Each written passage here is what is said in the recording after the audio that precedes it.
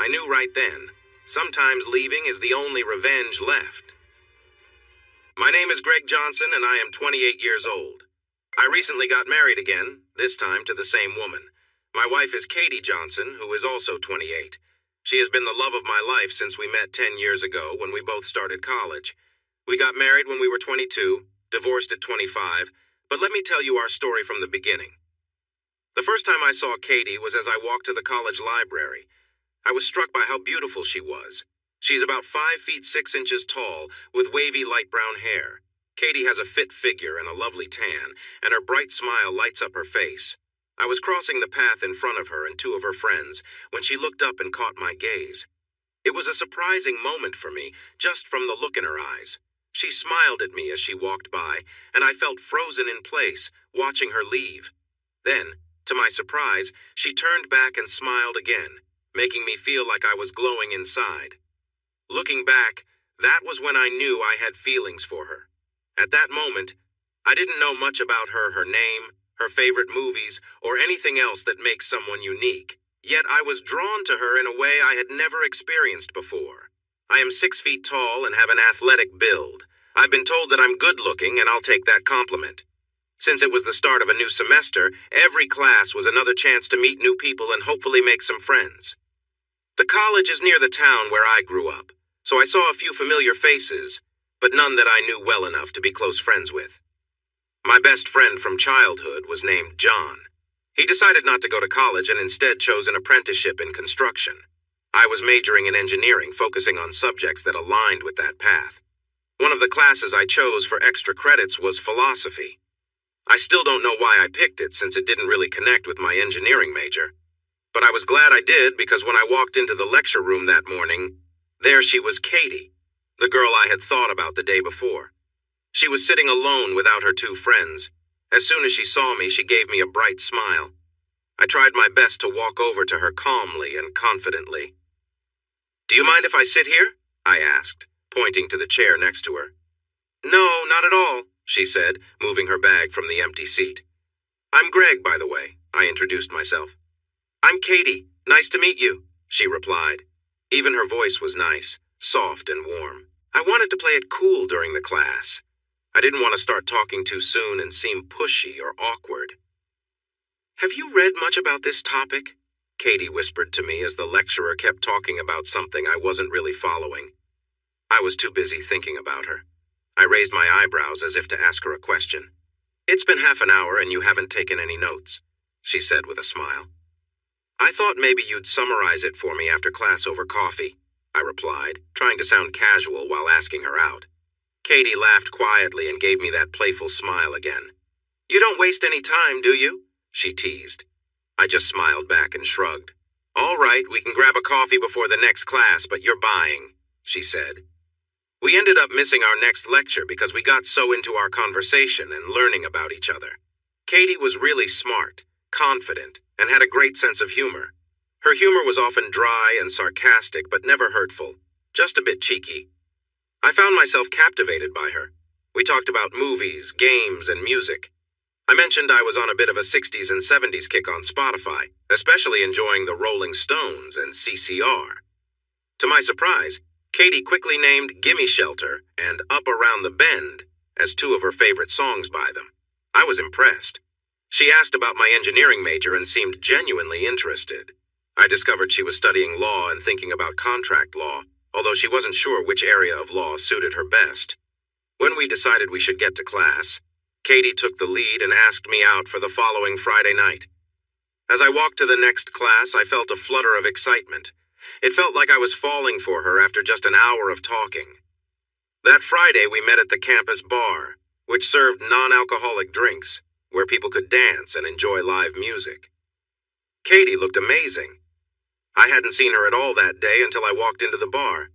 She came over, took my arm, and led me back to her table. Katie introduced me to two of her friends, Jane and Sky, who I recognized from earlier in the week. I learned that the three of them had just met at college that week. I enjoyed talking with them and saw Katie relaxed and happy with her friends. Her laughter and playful teasing made me smile. I found myself sneaking glances at her when I thought no one was looking, just to see her smile or hear her laugh. Several times, Katie caught my eye and would return my gaze with a knowing look and a sweet smile. After we left the bar and were walking back to the dorms, Katie reached for my hand, and we held hands until we reached her dorm building. We stood there facing each other, still holding hands.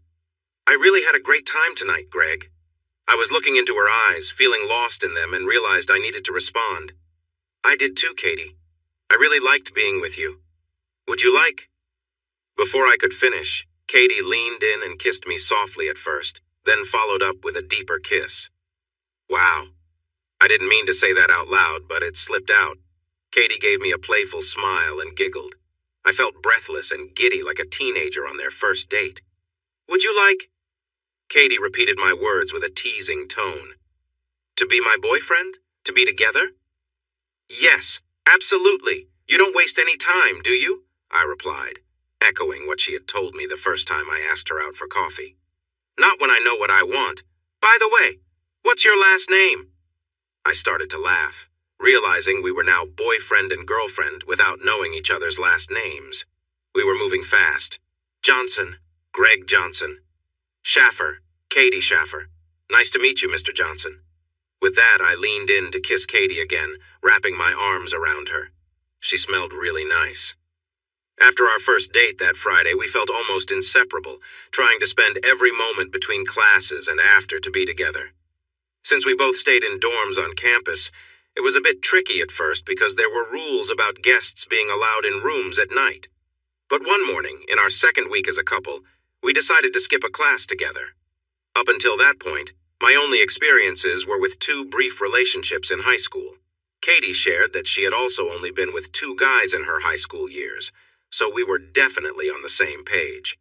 We met outside her dorm and went into her room together. The room was set up the same way as my old dorm room, 2 single beds, 2 desks, 2 cupboards, and 2 wardrobes. Katie shared her room with a girl she hardly ever saw, and her friends Jane and Sky were right next door. Katie turned to me with a grin. We don't have a lot of time. Shall we get started? She asked. I followed her to her side of the room and we stood facing each other. She leaned in and hugged me tightly, our kiss filled with a sudden energy. It felt more intense than before, as if we both couldn't wait another second. After a while, she took my hand and we looked at each other, our faces lit with excitement and joy. Greg and Katie shared a quiet moment in her room, both of them caught up in the warmth and joy of being close. They looked into each other's eyes, feeling the depth of their connection. Katie smiled, her eyes shining with excitement, and motioned for Greg to sit beside her on the bed. They held hands, laughing softly, each feeling the happiness of being together. Time felt like it slowed as they talked, shared their dreams, and learned more about each other. Greg felt a deep sense of calm and closeness, a quiet happiness as he rested next to her, both feeling grateful for this simple, joyful moment. Katie surprised me by playfully nipping at my lower lip while looking deep into my eyes. Just as I felt an overwhelming rush of emotions, she released my lip and kissed me with a powerful passion that I've never felt before. It was as if her kiss was trying to capture that moment we shared. As I began to relax, her kisses became softer and more tender. She slowly loosened her grip around me, and we lay together for a few minutes, enjoying the warmth and comfort of each other. Then she glanced at the clock. "Oh, no! We'll be late for the next lecture if we don't hurry," she exclaimed. "Honestly, right now I can't think about anything else. I won't be able to focus for the rest of the day," I replied. "Really? What's on your mind, then?" "You. This moment. It felt incredible. That was the best experience I've ever had." "I'm glad our first time together was so special for you, Mr. Johnson. Thank you, Katie Schaffer. This truly was something special." As we continued through college, our relationship grew in both intensity and frequency. For the first 2 years, we had to be careful, sneaking in moments of affection whenever we could. Sometimes we found ourselves in public, surrounded by others. In our 3rd year, we moved off campus to share apartments in town. Katie lived with her friends Jane and Sky, while I lived with my friends Billy and Mark. This change allowed us to enjoy more private and meaningful time together, spending long afternoons talking and sharing our closeness, only taking breaks for drinks or to use the bathroom. Early in our 4th and final year at college, at just 21 years old, We got engaged. We couldn't imagine a future without each other. I planned a special proposal, taking Katie to Margaret's, the finest restaurant around. I reserved a cozy table in the back, and while she was looking at the menu, I surprised her by getting down on one knee with the engagement ring. Katie was so moved that she began to cry happy tears and said, "Yes," expressing her deep love for me. By then, I had fallen deeply in love with Katie, too. It felt like we were two halves of the same whole. Our relationship was anything but dull. I always found our talks fun and exciting. Katie's laughter and playful sense of humor were wonderful, but the small, silly things we shared meant the most to me. We had little moments that belonged to just us. One of my favorites was when Katie would sneak up behind me, cover my eyes, and say, "Guess who?" I would give silly guesses, and each time she guessed wrong, Katie would give my head a playful kiss. I would finally ask, "Mrs. Johnson?" Then she would uncover my eyes, smile big, and say, "Correct, Mr. Johnson," before planting a sweet kiss on my lips. Just after finishing college, we got married. We were both 22 and excited to find our own apartment once we started our jobs. For a while, we lived at Katie's mom's house. Katie was her mom's only child since her dad had passed away when she was a baby. We took the bedroom on the opposite side of the house so we could enjoy our time together without worrying. Soon after, we got jobs Katie as a paralegal, and I began as an engineering trainee at the same construction company where my best friend John worked. I mostly worked in the office, not on site with John, who was now a qualified tradesman. Our paychecks weren't much, but we knew we had to start somewhere. A few months later, we got our first apartment. It had 2 bedrooms and was close to Katie's mom's house. This time was special. It was our own space where we could do what we wanted. I loved watching Katie fall asleep on my chest while we watched TV, or waking up to find her wandering around the apartment in search of a clean coffee cup. We had our private times for sure, but what I really cherished were the chats, the laughter, and the playfulness between us. We tried to go out for dinner together a couple of times a week, usually to a nice diner since finer restaurants were still out of our budget. Saturdays became our movie nights, complete with popcorn and sodas at the cinema, while Fridays were spent having fun with our friends. Neither of us drank too much when we went out, so we enjoyed life, even if we were often low on money. Sunday nights were our time to relax on the couch and watch a movie after a home-cooked meal. Afterward, we had our quiet time together, focused more on love than just physical pleasure. On Friday nights, we took turns hanging out with each other's friends. Katie's friends liked to go to clubs, while mine preferred sports bars and old-fashioned pubs. When we went out with Katie's college friends, it usually included Jane and Sky, plus an occasional girlfriend or boyfriend. Simone and Rachel, Katie's best friends from high school, were also often there. When I spent time with my friends, I enjoyed some beers with my best friend John. Other friends like Mark and Billy from college joined us, along with Steve, who was also a work friend of John's. Katie and I had a great relationship, and we were close every day, often meeting several times on weekends. We enjoyed all sorts of affection, and we took our time together. Our moments were passionate, and things always seemed to build up right before the end. I could always please Katie, whether with my hands or my mouth. She often experienced great pleasure, but I wished she could also feel complete satisfaction during our moments together. I tried hard to help her reach that fulfillment, exploring different ways and taking a little longer, but it didn't quite happen as I hoped. We experimented with many different positions, trying to enhance her experiences. I even bought her a special toy, but she could reach her peak that way, rather than during our intimate times together. Katie assured me that she was happy, as she enjoyed her moments of joy during our closeness. Yet, I felt a push to help her find that deep satisfaction during our intimate times. After some time, I learned to let go of that pressure and just enjoy the time we had together without worrying too much about her achieving it. Another concern we faced over the next few months involved her friends on our Friday nights. I often got the sense that Katie's high school friends, Simone and Rachel, weren't too fond of me. Maybe they missed the close bond they had in high school, or perhaps it was just that they didn't like me. Even so, when we were at the club together, it felt like I was invisible. Simone and Rachel didn't include me in their conversations, even when I tried to join in. I talked to Katie about this when we got home. I told her that Simone and Rachel seemed stuck up, or at the very least, rude. However, Katie always brushed it off, saying she didn't think it was that bad. Sky and Jane, Katie's college friends, were fun to hang out with, both at school and on Friday nights. But by the time we were in our second year of marriage, they also started to pay less attention to me when we went out. As a solution, we decided to spend our Friday nights out with friends on our own. This meant I would meet her friends 3 Fridays out of 4, and we would go out together on the 4th one, taking turns with my friends and hers.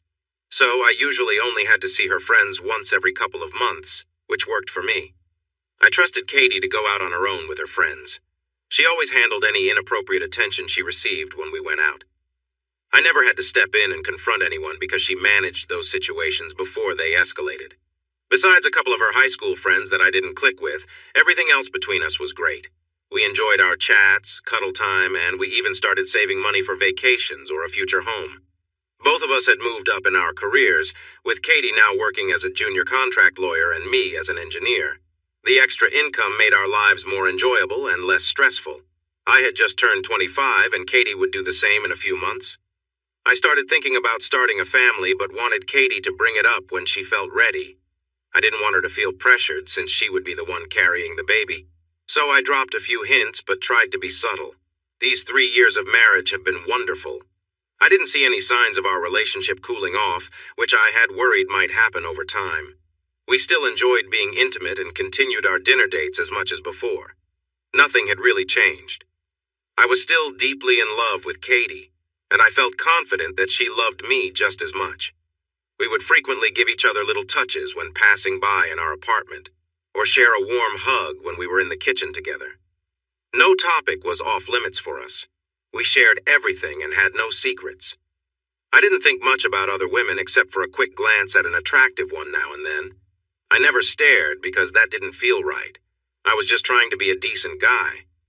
Sometimes I noticed Katie looking at a good-looking guy too, but like me, it was just a small part of being human. If someone asked me if I was happy, I would say yes without hesitation. I loved my wife, our family, friends, and job. The only thing I wished were better was our money situation since we were still renting. At least we were saving more now. This Friday night was like any other. I met Steve outside an old Irish pub just before 8 p.m. where we were planning to hang out. He was outside having a smoke. "Hi, Steve. Are the others here yet?" "Hey, Greg. Mark and Billy are inside already. John will be here soon. He's picking up his girlfriend on the way." "What girlfriend? I didn't know he was seeing anyone." John had dated many women over the years, but always seemed to prefer being single. Most of the time, his relationships didn't last long, and I thought he was always searching for someone new. He'd never brought a girl to our Friday meetups, so maybe this one was different. "Her name is Shawnee. I haven't met her yet, but it seems serious," Steve said as if he shared my thoughts. "Where were you last Friday? Out with Katie, I guess?" "Yep, just another night of watching the bags while the girls danced. Need a beer?" "Yeah, a pint would be great." I left Steve and went inside. I spotted Mark and Billy and held up my fingers to signal for beers. Billy raised 2 fingers back to me. I returned to the table with 4 pints just in time for John and his new girlfriend to walk in. We stood up to greet them as they approached. "Hey guys, this is Shawnee. Shawnee, this is Steve, my work buddy. Greg, my lifelong best friend. And these are Billy and Mark. Watch out for Mark. He tells the worst jokes. Hi everyone. Nice to finally meet you all. What are you drinking? It's my turn to buy." 2 beers are perfect, Greg." While I was at the bar, I realized that I recognized Shawnee from somewhere. I glanced back at her, hoping to jog my memory. Her face looked familiar, and just then, she looked up at me, smiled, and nodded, as if she remembered me too. But I still couldn't figure out from where. I returned to the table with the drinks and we started chatting. Shawnee was being asked a lot of questions by the 4 of us. We wanted to know how she met John, what job she had, where she went to school, and if she had any friends. Mark asked if she had friends because it seemed like he had trouble getting dates. Although nothing Shawnee said sparked a memory for me, I felt sure we had met before after talking for about an hour. Our chat changed to football since there was a game on the large screen in the bar. I thought it was a nice night, and I decided not to ask Shawnee where we had met before because I didn't want things to become uncomfortable. John then looked at our drinks. "What are we having? More beer?" We all nodded, and Shawnee offered to help him bring them back. John said it wasn't necessary because he needed to use the restroom first. This pub wasn't ideal, with only 2 stalls and a lot of people. "Give me your card, and I'll get the drinks while you go," I said, and he agreed. I went to the bar and waited for the bartender to notice me. Shani walked up next to me. "Are you still trying to remember where you know me from?" she asked. "Am I that obvious?" I chuckled, feeling a bit ungraceful. "I'm a little surprised, though. We have met at least 3 times that I remember." "Really? I recognize your face, but not the name. Shani isn't a very common name." "I don't think we were ever really introduced. The girls I was with didn't like talking to you, but I did sit at the same table as you." That clicked. Shani must have been with Katie and her friends on those Friday nights at the clubs. "Oh, I remember now. You were part of Katie's group. They were all doing their best to ignore me, weren't they?" "Yes, I'm best friends with Sky. We went to high school together. I don't think Sky wanted to ignore you. She was just trying to keep the peace with Simone and Rachel. Rachel can be difficult. She really didn't want you there. Simone also seemed to follow her lead. Why would Katie's high school friends feel that way about me? Katie thinks I'm overthinking it." At this moment, Shani looked away, focusing on the wall. I guessed she was unsure how to reply. She glanced towards the table in the men's restroom, probably checking if John was coming back. "You and John are best friends, right?" she asked. "Yep. So if things go well with me and John, I'll be seeing a lot more of you? We're like brothers, so yes. You really like John, don't you?" "I do. We've only been together for 3 weeks, but it's been wonderful. He's a special guy." "He truly is," I added. "My last boyfriend and I dated for 2 years. We even lived together for the last 6 months of our relationship. I was curious about where this was heading, but I stayed quiet and let her talk. He was unfaithful most of the time we were together." Okay, this was getting a bit strange. I didn't know Shani well yet, and now she was sharing stories about her ex. I didn't realize until I found him at home one weekday, in our bed with another girl. After we split, someone I thought was my friend came to talk to me. She confessed she knew he was cheating because she was dating one of his friends. My ex would be with them and talking to other girls whenever I wasn't around. She kept quiet because she didn't want to upset her boyfriend. I think she came to me to feel better about not speaking up earlier. That might help her, but it didn't help me at all. I was still confused about how this related to Katie's friends ignoring me, which started this whole conversation. I had learned to be patient when someone needed to share something important. Shani looked around again for John. It seemed he was taking a really long break. Maybe the line was slow tonight. What hurt the most was knowing that people I called friends knew I was being cheated on but chose not to say anything. They just stayed silent while I felt foolish. It was like the last straw. Not only was my boyfriend unfaithful, but none of my friends cared enough to tell me. I sighed. This was clearly a difficult topic for her. I didn't know where it was leading, but I knew it mattered to her. I promised myself that if I were ever in the same position as my friends were, I would tell my friend the truth and not let them be misled. That sounds like the right choice, I added. And that's exactly my problem. I find myself in that position now. Shani looked away, almost as if she didn't want to talk to me anymore. Just then, the bartender arrived and I ordered a round of beers. "Can I ask how this connects to Katie's high school friends ignoring me?" "They don't want you around because there's already another person in their group from high school that you probably haven't met yet, who joins them on Fridays." The surprise on my face encouraged Shani to keep explaining. "I think they hoped that if you felt unwelcome, you would stop going out with Katie, and their friend from high school could keep hanging out with them. Sky and Jane probably ignored you because it felt uncomfortable for them later when you were there." "I still don't understand. Why can't their high school friend come around when I'm there? Why did they want to make me leave? No, I still didn't get it." Shani looked down at the bar, trying to avoid looking at me. The bartender came back with our drinks. "Shani, let's go back to the table and finish this." I started to grab some glasses when Shani spoke up. "No, I can't say this in front of John or the others." "All right, what's going on here? What is she not telling me?" "Since we will probably see each other a lot, and I hope we can be friends, I don't want to start off by hiding things from you. There are some serious secrets, Greg. Their other high school friend is named Jake. He used to date Katie." Okay, this just got real. What's going on here? So he will be around when I am not. Why is that? Shawnee looked away again, looking serious. I'm sorry, Greg. It would be easier for me to stay quiet. Then Shawnee looked me in the eye. Jake and Katie are still together. That was the moment everything changed for me. Still together? What does that mean? Just tell me clearly, Shawnee. I won't be upset, I promise. Just tell me. Jake goes to the club every Friday when you're not there. They act like a couple when they are there, dancing, being close. Then they always leave early.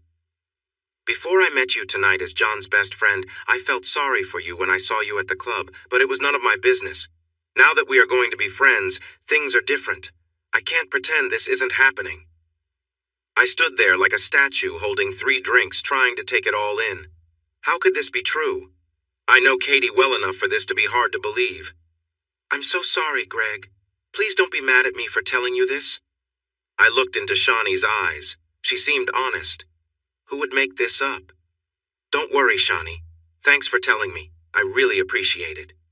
She reached out and gave me a gentle pat on the back. How long have they been together?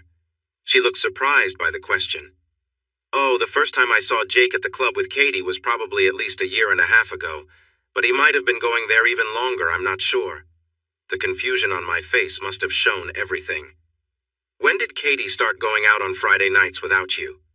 Wow, I think we started going out separately about 1 year after we got married, and yes, it was because her friends were acting difficult. Probably about 2 years ago. I think you have your answer, Shawnee said. How could Katie do this to me? How could she do this to us? Wow. Those words were more like statements than questions. Should I go get John? No, let's go back to the table. I sat down with our beers, trying to act like my whole life hadn't just taken a big turn. I really wanted to go to the club where Katie was, probably with someone I didn't know and had never heard her mentioned before.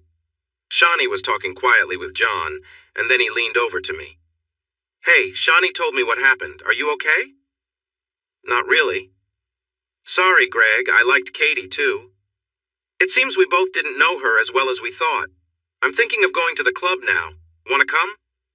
John's expression changed as he looked into my eyes. No, you're staying right here with me until you can think this through more. You're not going home yet, no way. He was right. Even if I wanted to find them, I hadn't even asked Katie which club she was going to tonight. If I called, she would probably tell that guy to leave and act like nothing was happening. I felt so foolish. Just an hour ago, I believed Katie loved me more than anything. She should have been an actress. She really had me convinced. I sat there with my beer, half listening to the conversations around the table. It had been half an hour since Shawnee told me about Katie, and I was starting to calm down. I didn't want to hurt anyone anymore. I just wanted to understand why. Why would Katie do this? One of the first things I wondered was what I might have done wrong. Why didn't she love me anymore? We hadn't argued in so long. We talked all the time, we cuddled, we kissed, and told each other we loved one another. It just didn't make sense. We seemed good together. We had a nice time together just last night. She wanted to fool around again this morning while I was getting ready for work. It felt so lively. If she doesn't love me, then why all this? I couldn't wrap my head around it. John nudged my foot under the table, and I looked up at him. How are you? What's going on in your head? I hope it's not something too bad. I'm okay, just thinking. I'm glad I didn't go home. It's better to be here with you guys. Good, because it's your turn to buy drinks. Make sure we don't go thirsty. I was about to say I got the last round when I remembered that John had paid for it. I nodded and headed to the bar. By the time I placed my order, Shawnee had joined me again. Are you doing okay, Greg? She looked genuinely concerned. I'm as good as I can be, I guess. At that moment, I wished I could disappear and wake up from this awful situation. Can I ask you something? Did Katie or your friends ever say why she was with Jake every Friday? Why was she still with me if she wanted to be with him? No, they never talked about that in front of me, at least. They always said that Jake and Katie seemed really good together, like they were meant to be. You mentioned before that when they're at the club together, they always kiss and dance. What do you mean by they always leave early? Where do they go? Well, I don't know for sure, but Sky told me a few weeks ago that Jake gets a hotel room in the city every Friday when he meets up with Katie. He lives about 2 hours away, so he always stays in a hotel. They leave for his hotel at 10 p.m. each Friday. It's pretty much the same every time. The last time, Sky looked at her watch and joked that it was time to go, and then Katie and Jake got off the dance floor to say their goodbyes. They all laughed about the routine after Katie left. That's when I asked Sky where they were going. Thanks. At least I know what happens. Now I just need to understand why. Can you do me a favor, Greg? Sure. When you talk to Katie about this, you're going to confront her, right? Yeah, probably in the morning.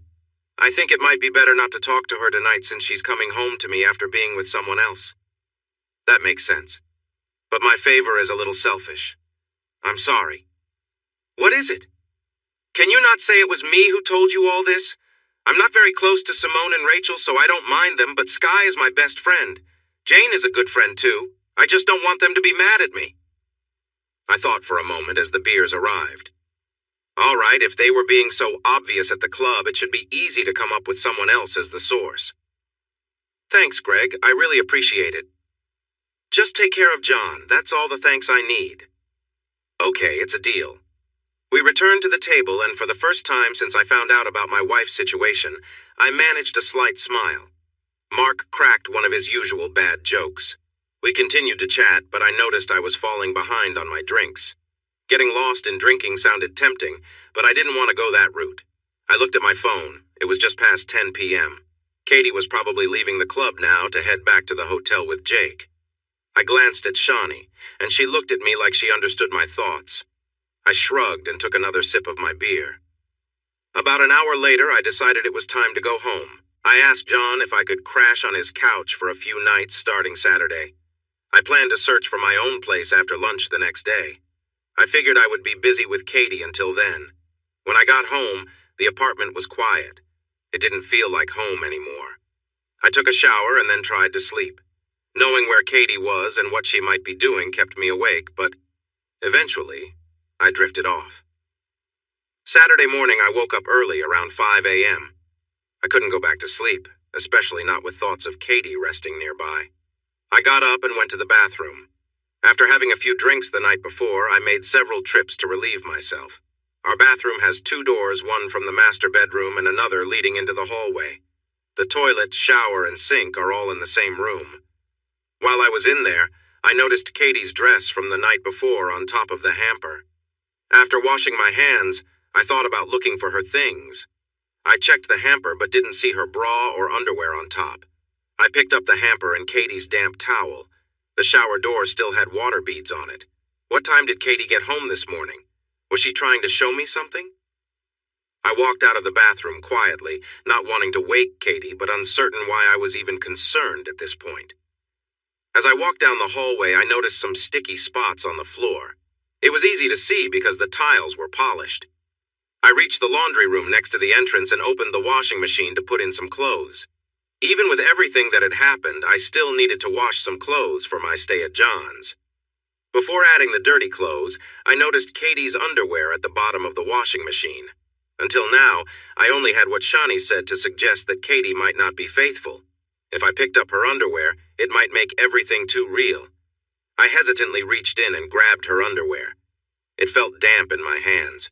I instinctively turned it over to check, and it was clear what had made it wet. I didn't need to examine it any further. I noticed a strange smell on some of Katie's clothes as I loaded them into the washer. I paused, a bit confused, but threw them in and started the machine. Whatever it was, I decided it could wait. I'd just ask her about it when she woke up. With my coffee in hand, I sat quietly, going over everything that had happened. I paced around the living room, trying to figure out how I would bring this up to Katie without causing an argument. It was nearly 11 in the morning, and Katie still hadn't woken up. Last night had been hard to process, but today felt even heavier, like a decision was hanging in the air that I couldn't avoid. I finally stepped outside to get some fresh air. The sun was bright, the sky clear. It was one of those perfect days, even though it felt like everything was falling apart inside. After a while, I heard the apartment door open and Katie poked her head out. "What are you doing out here? Want some coffee?" she asked. "Yeah, that'd be nice. I'll be in soon." She nodded, leaving the door open behind her. I took a deep breath, bracing myself for a difficult conversation. I needed to stay calm, to understand what had happened without anger clouding things. No accusations, just a need for the truth. I went back inside. Katie was in the kitchen with her back to me, wearing her usual comfortable shorts and a loose t-shirt. She placed a cup of coffee in front of me and sat across the table, looking directly into my eyes, just like we do every morning.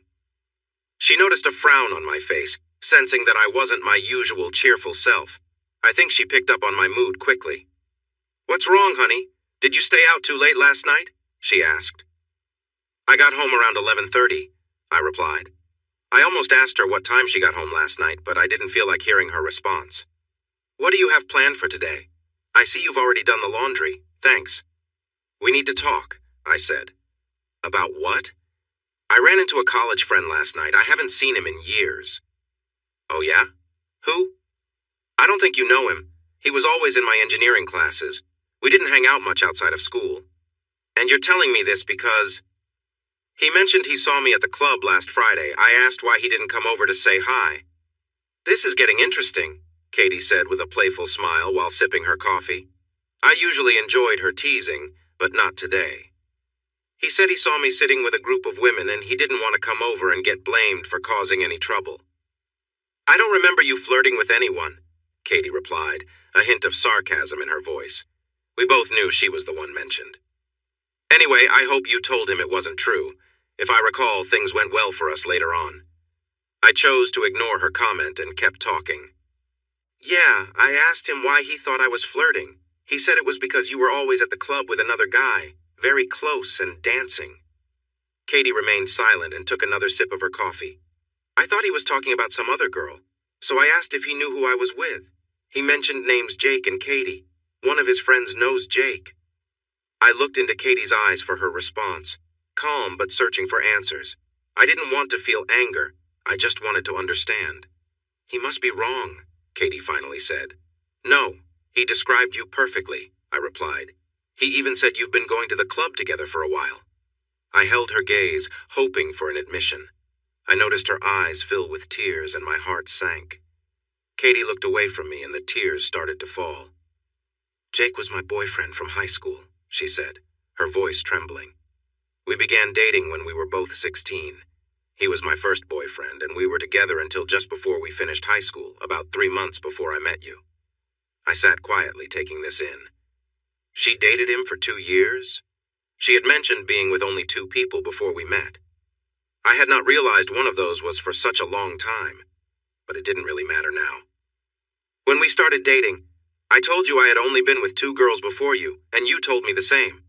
Were you being honest then?" "Yes, I had only been with Jake until we broke up near the end of our senior year. He was unfaithful, and I tried to get back at him by being with his best friend. Did that help you feel better?" "No, it didn't. He talked a lot about how good he was, but it was nothing like I expected. It didn't make me feel better at all." "So, trying to get back at him with someone else didn't work?" "Not really. It just didn't give me the comfort I thought it would." "How did you feel when you found out Jake was cheating on you?" Katie looked at me, possibly surprised I was asking. Why would I care? "Why do you want to know? I just wanted to explain how I know Jake. Please, just tell me." "All right." I felt really bad. He was my first boyfriend, and I had never felt that way for anyone else at that time. I wasn't in love with him, not like I am with you now, but I was really taken with him. Just felt bad? Not angry or betrayed like your world fell apart? Now Katie seemed to understand why I was asking. She had been the one who was unfaithful, and now I was in her position. She looked away, realizing where our conversation might lead, that there might not be an us after this. "When did you start seeing Jake again? Did you never really stop?" Katie's eyes turned to mine, filled with worry. "No, I wasn't seeing him when we met, or during college, or before we got married." "So when?" She looked away again, seemingly unsure of what to say. I braced myself for more half-truths. "Katie, I need you to be honest. Not what you think I want to hear or what might protect me. I'm already hurting more than you can imagine." Tears started to roll down her face as she met my gaze. "He showed up at the club about a year after we got married. I had no idea he would be there. I hadn't heard from him since we broke up." "Was I there that night?" No, I think it was the first time we went out without each other. So your ex-boyfriend just happens to show up the first time your husband isn't around. Really? Rachel planned it when she found out you wouldn't be joining us. Katie and Simone stayed friends with Jake while I was away at college. I didn't know they had made plans together. Clearly, I was overthinking their actions toward me, right? I said. I'm so sorry, Greg. If I could take it all back, I would do it in a second. I'm truly sorry, she said. Right now, I don't want your apologies. I want to know the truth about how and why this happened. Katie was trying hard to stop crying so she could talk. I don't know what to say. That first night he showed up, everything moved so quickly. One moment we were chatting at our table, and the next, we were kissing. Then he asked me to go back to his hotel room. Katie began crying even more, worse than I had ever seen before. I instinctively wanted to comfort her, hold her tight, and reassure her that everything would be okay. But nothing was okay. I may not have been crying, but I felt like I was falling apart inside. I still didn't understand why.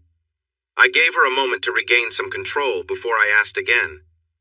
So, how long after you first saw him at the club did you go to his hotel room? Maybe an hour or so? Did you spend the night with him? Yes. Katie broke down again and buried her face in her hands, as if she wanted to disappear from the world, especially from me. At that moment, it would have been easy to walk away since she had already confessed her unfaithfulness. Did you spend the night with him every time you went to the club without me since that night? I asked. She just nodded, still hiding her face. Why? I never received an answer. Katie got up and came over to me, wrapping her arms around me. I didn't push her away. I let her hug me, but I couldn't hug her back. I was still in shock, feeling like my world had just crumbled. I'm so sorry, Greg. I love you so much. You have to believe me. I could hardly hear her through her tears. This was more than just feeling guilty. I sensed she knew our relationship was over, and she couldn't accept it. When she said she loved me, I believed that in her own way she was being honest. But her actions told a different story. We sat there for about 5 minutes, her arms around me, not wanting to let go. After a while, we separated, and she lay down on the couch in a curled-up position, still quietly sobbing. I went to the dryer and then to the bedroom, packing some of my clothes into an overnight bag. I walked back to the lounge area where Katie was lying. I'm going to stay at John's tonight. I will be back tomorrow to get the rest of my things, I told her. This opened the floodgates of emotion for Katie again as she wrapped her arms around me once more. Don't go, please. I'm begging you, Greg. I've never asked you for anything before. Please don't leave me. I care about you, Greg. Katie looked up at me, her eyes red and tears streaming down her cheeks. Goodbye, Katie. I stepped out the door, closing it softly behind me. I didn't sleep well on John's couch Saturday night. It was difficult to shake off the thoughts of the past day. It was now 7 a.m., and I think I only got about 3 hours of sleep. Morning, Greg. How are you feeling? John walked through the living room and into the kitchen.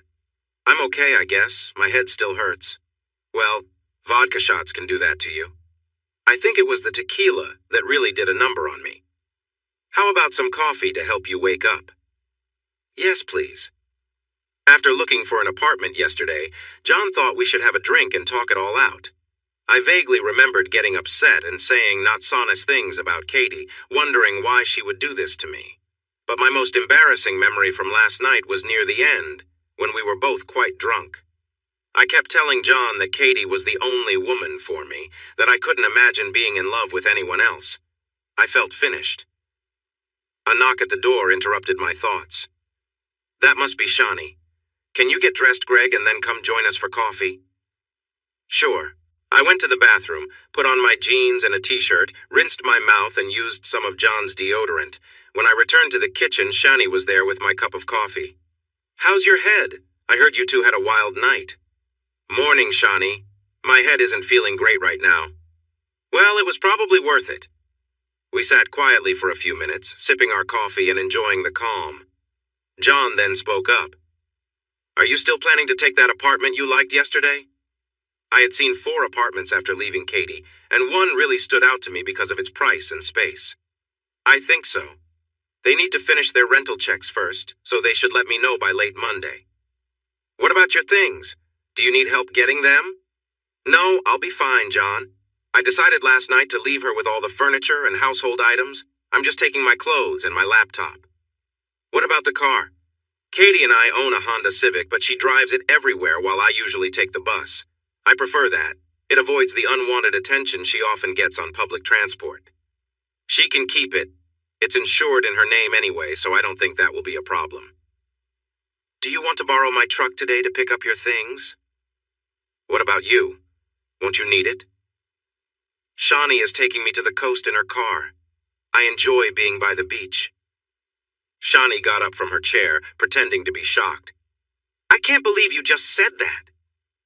John and Shawnee then started to playfully wrestle, which turned into some friendly hugs and kisses. I finished my coffee and decided to leave the couple to go take a much-needed shower. When I got back to my apartment, I saw Simone's car parked outside. Great. If she or Rachel are here and start lecturing me, I might lose my temper. As I walked up the stairs to our front door, I could hear voices inside. I paused for a moment to listen before entering. Katie sounded like she was talking loudly, almost shouting. She also sounded like she had been crying, as her voice was weary. None of this would have happened if you two had just let me and Greg be. You drove him away and then invited Jake. Why would you do that to me? My life is ruined because you wanted to spend time with Jake instead of Greg. Rachel couldn't hold back and responded. Hold on, Katie. Let's get this straight. You were the one complaining about Greg and talking about how much you missed Jake. You were the one saying he couldn't please you the way Jake did. We are your friends, so we helped you with what you wanted. Then Simone spoke up, sounding more upset than usual. And why are you blaming us? The first night you saw Jake at the club, it took just a few minutes before you were all over him. You went back to his hotel that same night. We didn't make you do that, Katie. You chose to be with Jake and leave Greg behind. That's on you, not us. Rachel jumped in to support Simone. And it's been like that every Friday since. You even planned it so the only Fridays you spend with Jake are when it's your time of the month.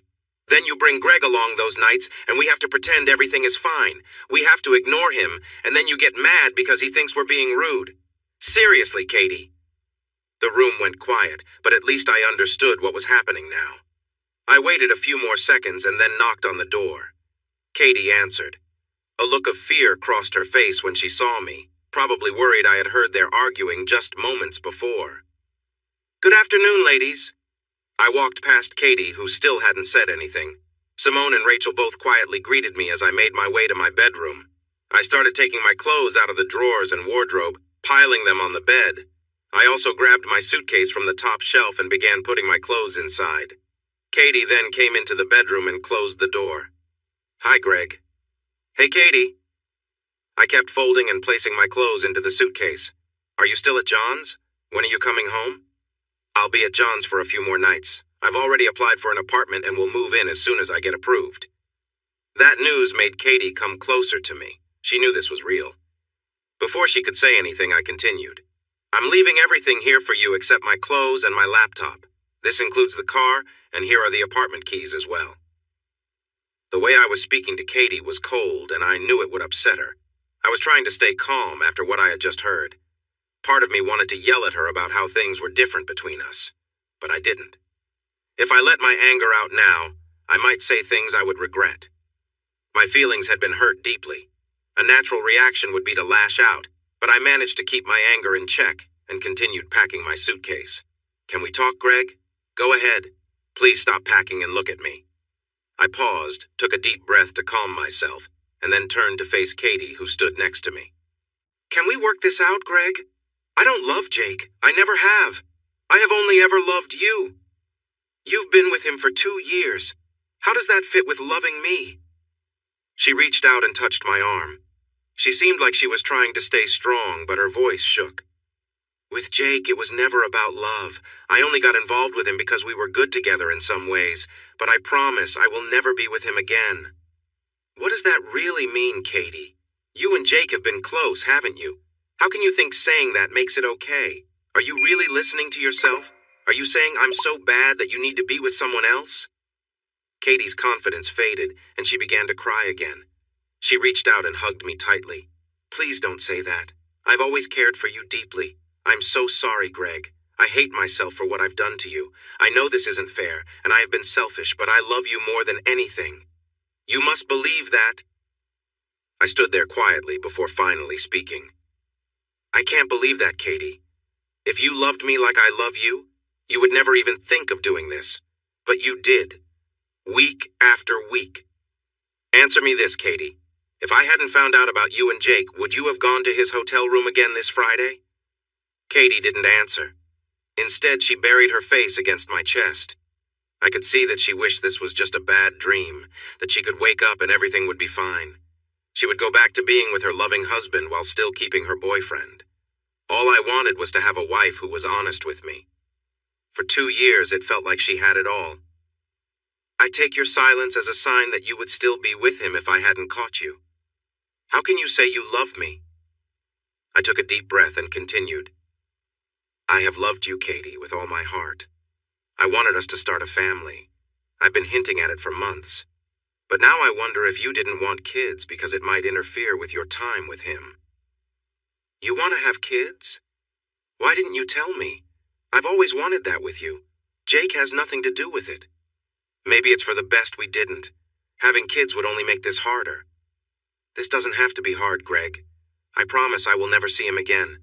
We can still have our children together. Please, I'll do anything. If you need to be with other women to feel better, I'll accept that. Just don't leave me." "Tell me why, Katie. Why were you with him for 2 years? You still haven't explained. Just saying you had a good connection doesn't make sense. Why would you risk our marriage for someone you claim not to love?" She looked into my eyes and wiped her tears. I wasn't sure if she could share the reasons I had heard earlier. Did she have the courage to say those things out loud, knowing how much it would hurt me? Part of me wanted her to say it so that I could feel okay about leaving her behind. "I can't explain it, Greg. We just have this connection that feels hard to break. It's been like this since high school. I'm not sure what more to say." "You're right, Katie. There's nothing else to say." With that, I returned to packing my suitcase while Katie sat quietly on the edge of the bed. She wasn't crying anymore. She just stared at the floor, looking lost. I think she realized there was nothing she could say to fix things. I walked into the bathroom to gather my toiletries from the cabinet and place them into my suitcase along with my laptop before zipping it up. I glanced at Katie again. She was still sitting there, focused on the ground. I reached out my hand. When she looked up, she took my hand, and I gently pulled her to her feet, standing in front of me. Then I gave her a hug, the first real sign of care since Friday night. But she understood that this was my way of saying goodbye. I leaned down and kissed her softly on the lips, speaking quietly. "Goodbye, Katie Johnson. A part of me will always care for you. I love you, Greg. I always will." I picked up my suitcase and left the apartment, leaving behind the person I loved most. As I walked into my own apartment, I fell onto the couch. What a terrible birthday. I had just celebrated my 28th birthday with a nice dinner with Janice, hoping it would end happily in her apartment. Instead, I found myself here alone, my 6-month relationship over, unsure of where my life was going. To be honest, it all comes back to my ex-wife, Katie. Even now, she was still affecting my thoughts. Let me explain. After my split with Katie, I moved into the apartment I was in now. I filed for divorce and tried to move on with my life. The divorce was finalized a year later, and since our parting, I hadn't seen or spoken to her. For the first year and a half, I had no interest in dating or anything romantic. I buried myself in work and enjoyed spending time with friends and family. I relied on other forms of entertainment to fill the gap, perhaps a bit too much at times. It was John who pushed me to start dating again, even suggesting I visit places to meet people. I tried it out on several occasions, but just casual encounters didn't help. What I really missed was genuine connection, which those places wouldn't provide. Shawnee, who is still with John and getting married soon, asked if I would consider a blind date with one of her colleagues named Vicky. She described Vicky as 23 years old, with blonde hair and an athletic build. With a little encouragement from John, I agreed to go out. Vicky and I went on a double date with John and Shawnee, who were engaged by then. It was nice. This was the first time since Katie that I enjoyed being with and felt attracted to another woman, aside from the lovely ladies at the other place. That date turned into another one, but this time without our chaperones. In about 3 weeks and after 5 dates, we were officially a couple. I found that being with Vicky was generally enjoyable and I was getting the closeness I had been missing. What really made a difference for me was that Vicky would experience pleasure during our time together. It wasn't anything wild, but she would consistently reach that moment at least once each time. To say this boosted my confidence would be an understatement. After struggling to connect with Katie in that way and learning she found it with someone else, I had blamed myself for not being able to give her that experience. Now I understood it wasn't about my worth. It was just that Katie needed something different from me. For the first time in a year and a half, I was starting to feel good about myself again. We continued dating for a few more months, but then we hit a bump in the road. Vicky wanted to move in with me and she was dropping more hints, becoming less subtle each time. You might think that would be great, a vibrant young woman wanting to spend more time with you, especially in an intimate way. Easy choice, right? The problem was, I didn't love Vicky. I liked her a lot, but I knew what it meant to be in love, and I didn't feel that with her. I realized that having Vicky move in would make it harder when the time came to part ways. Up until then, we had been enjoying our time together, but after 4 months, I still wasn't in love with her, and I doubted I ever would be. I decided it wouldn't be fair to lead her on in a relationship that wouldn't grow. She deserved better. So, I had to end my second serious relationship. And though it wasn't easy, I felt less emotionally tied this time. About a month later, John and Shani got married. I was the best man and had to give a speech about how lucky John was to have Shani in his life and how fortunate Shani was to have him, with all his quirks. Mark, Billy, and Steve were there too. The 5 of us had recently celebrated at the bachelor party, laughing and enjoying ourselves. Sky was in Shani's bridal party, and Jane also attended the wedding. This was the first time I had seen any of Katie's friends since we separated, except for Shani, of course. Sky and Jane came over to my table during the wedding, wanting to chat. "Hi, Greg. Great to see you again." "Hi, Sky. You look beautiful in your bridesmaid dress." "You too, Jane." "Thanks. I want to start by saying I'm sorry for how we acted back then," Jane added. "I know it might not matter now, but we weren't happy with how we treated you. We just went along with it to avoid trouble, but it didn't feel right. That's all in the past now. There's no point in bringing it up again. Let's just enjoy Shani's big day." "Thanks, Greg." As Sky and Jane started to walk away, Sky stopped and returned to me. "Can I ask you something, Greg? It's about Katie." I hesitated, wondering if I wanted to go there. "Okay. What is it?" "Have you spoken to her at all in the last 2 years since you split?" "No." Sky seemed unsure if she should continue. "Have you talked to her mom, Beth, since then?" "No, I haven't. Is everything okay with Beth?" I hoped nothing was wrong with her. She had always been very special to me, almost like a second mom. But I felt it wouldn't be right to keep in touch after leaving Katie. "Oh, Beth is fine. I just wanted to know if you had talked to her." "No." "What's this about, Sky?" She looked uncomfortable, her expression showing that this was a sensitive topic. "Sorry, it's okay. Just forget I mentioned it." I nodded, and she turned to catch up with Jane on the dance floor. Great. Now this would weigh on my mind for the rest of the evening. After I finished my glass of champagne, I decided it was time to dance with the bride. I stood up and went around the table to hold out my hand to Shani, bowing slightly. "Would the beautiful bride please honor me with a dance?" John laughed and leaned toward Shani. "Better watch him, they say he can be quite charming." Shani took my hand and stood up, replying, "Maybe I like a little charm now and then." John joked as we walked to the dance floor. "Just keep it friendly out there. She's still my bride." I smiled back at him and stepped onto the dance floor, taking Shani into a warm embrace. While John was like a brother to me, Shani was becoming like a sister, much more than just my best friend's new wife. Shani was someone I could talk to about things that most guys wouldn't share with their friends. Even though I was close to John, it felt easier to discuss relationships with Shani. After my breakup with Katie, my confidence was really low. I couldn't tell John why Katie had cheated on me, but I could talk to Shani. I avoided giving all the details at first, but she helped me slowly feel better. "You look great, Shani. Today has been wonderful," I said. "Thanks, Greg. It has been everything I could have hoped for.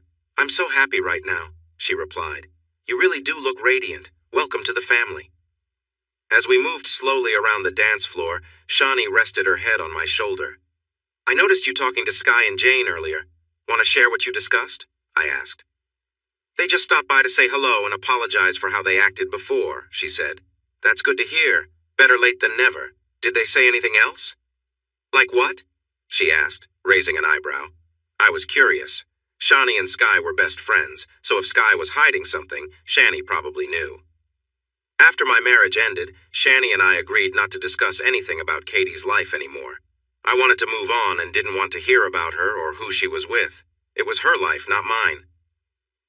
We agreed on this, remember, Greg? Do you want me to break it or should we just leave it alone? She reminded me. I took a moment to think. It sounded like there was news about Katie, since both Sky and Shani wanted to bring it up. But it could be anything. Maybe she was moving on. Maybe she was engaged. No, I don't need to know what's happening with her. Let's stick to our agreement, I said. Okay. Then I wondered if Shawnee had been talking about my life with Katie. Was Katie hearing about what I was up to? I hope you haven't been telling Katie about my life, Shawnee, I said. No, of course not. The agreement works both ways, she assured me. What about Sky and Jane? Could they be telling Katie about my life? I don't know. I talk about you with them sometimes, but why does it matter if Katie hears about it? She asked. You're right. It really doesn't matter. Forget I asked, I said. Honestly, I have hardly seen Katie since you two broke up, and I haven't had a private talk with her since then either, she explained. That's fair. Let's focus on something else. How much should I let John drink? Are you planning to have your first night together tonight? Absolutely. Can I trust you to help him get to the bedroom in a good state? That depends, I replied. Do you just want something quick, or are you looking for more? I definitely want more. I hope he can keep it going, too. I laughed. John was lucky to have Shawnee. All right, I'll get him on the water right after our dance. I went 6 months without dating after I broke up with Vicky. It wasn't that I didn't want to be in another relationship. Between work and spending time with friends and family, I just wasn't meeting anyone who caught my interest. Thank goodness for movies. Going to clubs wasn't something I wanted to do to meet women. They felt like noisy places with lots of people. Sure, they might be fun for a quick night out, but not a great spot to find someone to have dinner with later. I stayed away from online dating, too. The whole idea seemed odd to me, like picking out a coffee maker. I had been in a serious relationship from a young age, so I hadn't adjusted to finding someone the old-fashioned way, whatever that meant now. For one of my construction projects, I had to meet with a client's consultant to talk about changes we were making. While I waited in the meeting room, Janice walked in. Janice was 29, almost 2 years older than me, and she looked fantastic. She was tall, graceful, and had striking features that could have made her a model. Her dark brown eyes matched her long, nearly black hair, and her fair skin was almost porcelain-like. She greeted me, and we started our meeting. Janice was very smart, observant, and a bit intimidating. As we went over the changes, I was impressed by how knowledgeable she was. She had a way of drawing information out of me that made me worry I might not seem very capable. Janice seemed to sense my concerns. She knew when I was unsure about something and would guide the conversation, helping me find the answers. 2 hours later, we were still only halfway through our list of changes when Janice suggested we take a break for lunch. I offered to take her to a nice cafe near our office, and she said yes. Although it wasn't a formal date, our lunch turned into dinner a few nights later, and then another one after that. I wasn't quite sure if they were just extended work lunches or if they counted as real dates. It's tough to get close to someone you work with because your main connection is the job. As our dinners progressed, Janice seemed to sense that there was more than just work on my mind. By the time we reached our third dinner together, she spoke up. "Greg, can I ask you something more personal?" "Of course," I replied, intrigued. "My work with the client is finishing up this week, so we won't have to meet for project discussions anymore. Am I right in thinking that you might have hoped these dinners could mean something more?" It was a pivotal moment. I didn't want to overthink it, so I decided to be honest. "I've enjoyed these dinners a lot, and maybe if we're not colleagues anymore, we could have a dinner next week just for us. No work talk," she smiled. "And what would you hope for from a dinner just for us?" I paused, choosing my words carefully. "Maybe a second date." "And after that?" she asked, clearly amused. A third date? She leaned in slightly. Greg, how many dates will it take for you to ask me if I'd like to spend more time with you? She had a playful yet challenging look. I could tell she wasn't one to beat around the bush. As many as it takes, I answered with a grin. She held my gaze for a moment, then replied, 1. It took me a second to catch her meaning. Just one date. So does tonight count? I asked, feeling a bit bolder. Only if you ask me, she replied with a knowing smile. Gathering my courage, I took a sip of wine. Janice, would you like to spend more time with me tonight? I thought you'd never ask, she said, smiling warmly. We finished our meal, shared a laugh, and left the restaurant together. I took her hand, and we walked into the night, sharing quiet laughter and conversation. At my apartment, we embraced, our laughter fading into a quiet moment. I wrapped my arms around her, feeling a deeper connection growing between us. We shared a warm embrace, each enjoying the closeness as the night continued. As Janice and I shared a quiet moment together, she let out a soft sigh, clearly at ease. I gently held her, feeling a strong connection between us as our hands intertwined, each enjoying the warmth and closeness. She smiled up at me, her expression relaxed, and whispered that she was happy, which made me feel the same. We lay there quietly, our breathing slowing as we enjoyed the moment. I couldn't help but reflect on how natural this felt, how easily we connected without a word. I thought back on past relationships and how different they were. Each experience had been unique, but this felt like a reminder that true connection doesn't need to be forced. Just sharing a comfortable silence and feeling understood was enough. In that quiet moment, I found myself grateful for the simplicity of being close to someone who valued the same warmth and comfort. With Janice, our time together was often relaxed and enjoyable. After spending time together, we would lie in bed chatting or sit in the lounge with a glass of wine. As a few weeks went by and I stopped working with Janice, our relationship began to change. We started talking about our interests, places we wanted to visit, and our dreams for the future instead of work. I saw a new side of Janice. The serious, focused person I had known faded away, revealing a tender and caring version of her. She was still smart and quick-witted, but now she used her talents to make our time together enjoyable and loving instead of just focusing on work goals. Janice had a way of getting me to share my feelings and thoughts. At times, it felt like being in a relationship with someone who really understood me. There were still some feelings about Katie that I kept hidden deep inside. No matter how much Janice tried, I wasn't ready to talk about that. By the time we had been dating for 3 months, we each had some clothes, toothbrushes, and a few personal things at each other's homes. It was just easier that way. I chose not to talk about living together, and Janice hadn't brought it up either. The next few months passed, and I enjoyed my time with Janice. My friends John and Shani also got along well with her, but the vibe felt different than with Katie or Vicky. Even though Janice was only a couple of years older, she seemed much more mature. The week before my 28th birthday, Janice and I had a lovely evening together. She rested her head on my chest and said, "Greg, I have something special planned for your birthday next week. I hope you haven't arranged anything with John." "No, I'm all yours. What do you have in mind? A nice dinner by the beach? A cozy getaway in the mountains? Maybe a fun stay in a fancy hotel? I might need to rethink my plans if you have such high expectations." "I'll be happy with whatever you plan." "Good. I can promise there will be some romance afterward, just not at the beach or a mountaintop. Is that okay with you?" "So it's not the fancy hotel then?" "No, but maybe we can try that someday if you're lucky."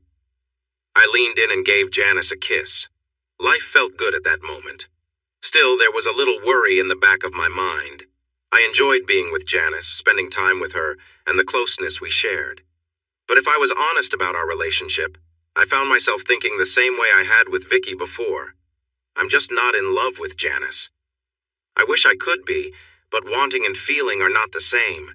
So why am I willing to stay with Janice when I felt I had to end things with Vicky? Is it because Vicky wanted to move in together, which made me take action? I've also thought that maybe Janice feels my reluctance to take that step and hasn't pushed it because of that. Or maybe Janice likes our relationship the way it is and doesn't want to change things either. Honestly, I think I'm just being selfish. I'd rather stay with Janice than be alone. How long she'll be okay with that is another question. A part of me feels bad for not being as honest with her as she deserves. A few nights later, I went to Janice's house for dinner. She had made a nice meal. My day at work had been long and frustrating. It was only 8 p.m., but I was tired. The delicious smell from the kitchen helped wake me up a little. Janice served the food, and we poured some wine to enjoy with our meal. She noticed I seemed distracted and that I wasn't saying much. "So, had a tough day at work?" she asked. "Yes, just a few issues. It felt like one of those days that sets everything back." "Do you want to talk about it?" "No, I've thought about it enough. Talking won't change anything." She fell quiet after my reply. I knew I needed to talk about something else. "Are we still on for my birthday tomorrow? Can you tell me what you have planned?" I asked. "Yes, it's all ready. You just need to pick me up at 7:30. Please dress nicely and don't be late." "Okay, I will make sure to do that." I figured she must have a reservation at a nice restaurant that requires dressing up. It should be a great evening. "You know my birthday is coming too, Greg. I'll be turning 30, she said. "That's a big deal. I should start planning for you now. There are a few things I'd like for my 30th. "And what would those be?" I asked. Janice took a sip of her wine, making me wait for her response. "I'm not sure we're ready for that talk just yet." "Better not wait too long. You'll be 30 before you know it," I replied. Her look then was not very warm. Oops, I may have brushed off something that is important to Janice. "Look, Janice, whenever you feel ready to talk, I'm here. Just let me know. It's not me who isn't ready to talk about what I want." "Are you saying I'm the one who isn't ready?" "Yes." "Okay, what about your 30th birthday gift? Is it that I am not ready for?" Janice took another sip of her wine. She was hesitating, or maybe she was just anxious. It seemed she was worried about how I would react. What was it that made her feel this way? "Commitment." I kept my eyes on Janice, trying to understand what she just said. This was a big deal for me, and she knew it. "What kind of commitment are you looking for on your birthday?" "There are a few options. I'm hoping you might consider giving me at least one of them." I could see the confusion on my face, trying to figure out what kind of commitment she wanted that I could offer by her birthday. "Greg, the reason I want some commitment is because I'm turning 30. I have plans for my life, and I need a sign from you that you want to be part of it." "What plans do you have, Janice? I can't commit if I don't know what they are." "Oh, come on, Greg. My plans are the same as any woman's. I want to live with the man I love. I want to get married, and I want to have kids. We've been together for 6 months now. Just pick one." I felt stuck. She had challenged me, and now I felt exposed. She was pushing me to be honest, something I had been avoiding. "Can I at least think about it?" "Of course, but I want you to be honest with me, Greg. I don't want you to commit out of obligation. It should be because you love me and want to be with me." "All right. Just give me a few days, okay?" Janice nodded quietly. It was clear she had been holding this in for some time. She had likely hoped I would have shown more commitment by now. What frustrated me was that I hadn't committed to Janice already. She is everything I want in a partner: kind, smart, strong, and funny. So why wasn't I ready to say I loved her? What was holding me back? We sat in silence, finishing our meal. Afterward, I began to clear the dishes. Janice remained deep in thought, unhappy about needing to decide. I walked behind her and gently massaged her neck and shoulders. Her body felt tense. This situation was obviously causing her stress. After a while, I leaned forward and kissed her cheek. "Would you like me to stay tonight?" "Yes." I took her hand and led her to the bedroom. The next day at the office, I was surprised to see John there. He was attending one of the company's HR training sessions, so I texted him to see if we could have lunch together. We met at the burger place next door and sat down with our burgers and big sodas. "Happy birthday, old man. Who are you calling old? You're 2 months older than me." "Yeah, but I look younger and that's what matters." "Whatever, how's the course going?" "You know, typical HR stuff. How's married life treating you?" "Good, but my wife is keeping me busy. I thought people were supposed to slow down after getting married." "That must be a lot to handle, huh?" "How's Janice?" John could see me deflate a little with that question. "Just say it, Greg." "All right, she kind of gave me an ultimatum last night." John just looked at me while taking a bite of his burger. Once he finished chewing, he asked, "What are you going to do?" "I don't know. We are having a nice dinner tonight for my birthday. I was hoping to talk to her about it then." "What does she want?" She wants us to live together, then probably marriage and kids. And you don't want to move in with Janice because... I don't understand your issue, Greg. Because I'm not in love with Janice. Really? You could have fooled me. I mean, I like her a lot. I care for her and I enjoy spending time with her. What do you consider love, then? I took a big sip of my soda, thinking about how to answer. I guess what I had with Katie. I wanted to feel like that again. John sighed and shook his head, then took another bite of his burger. You know I love Shani a lot, right? She means everything to me. Yeah, of course, John.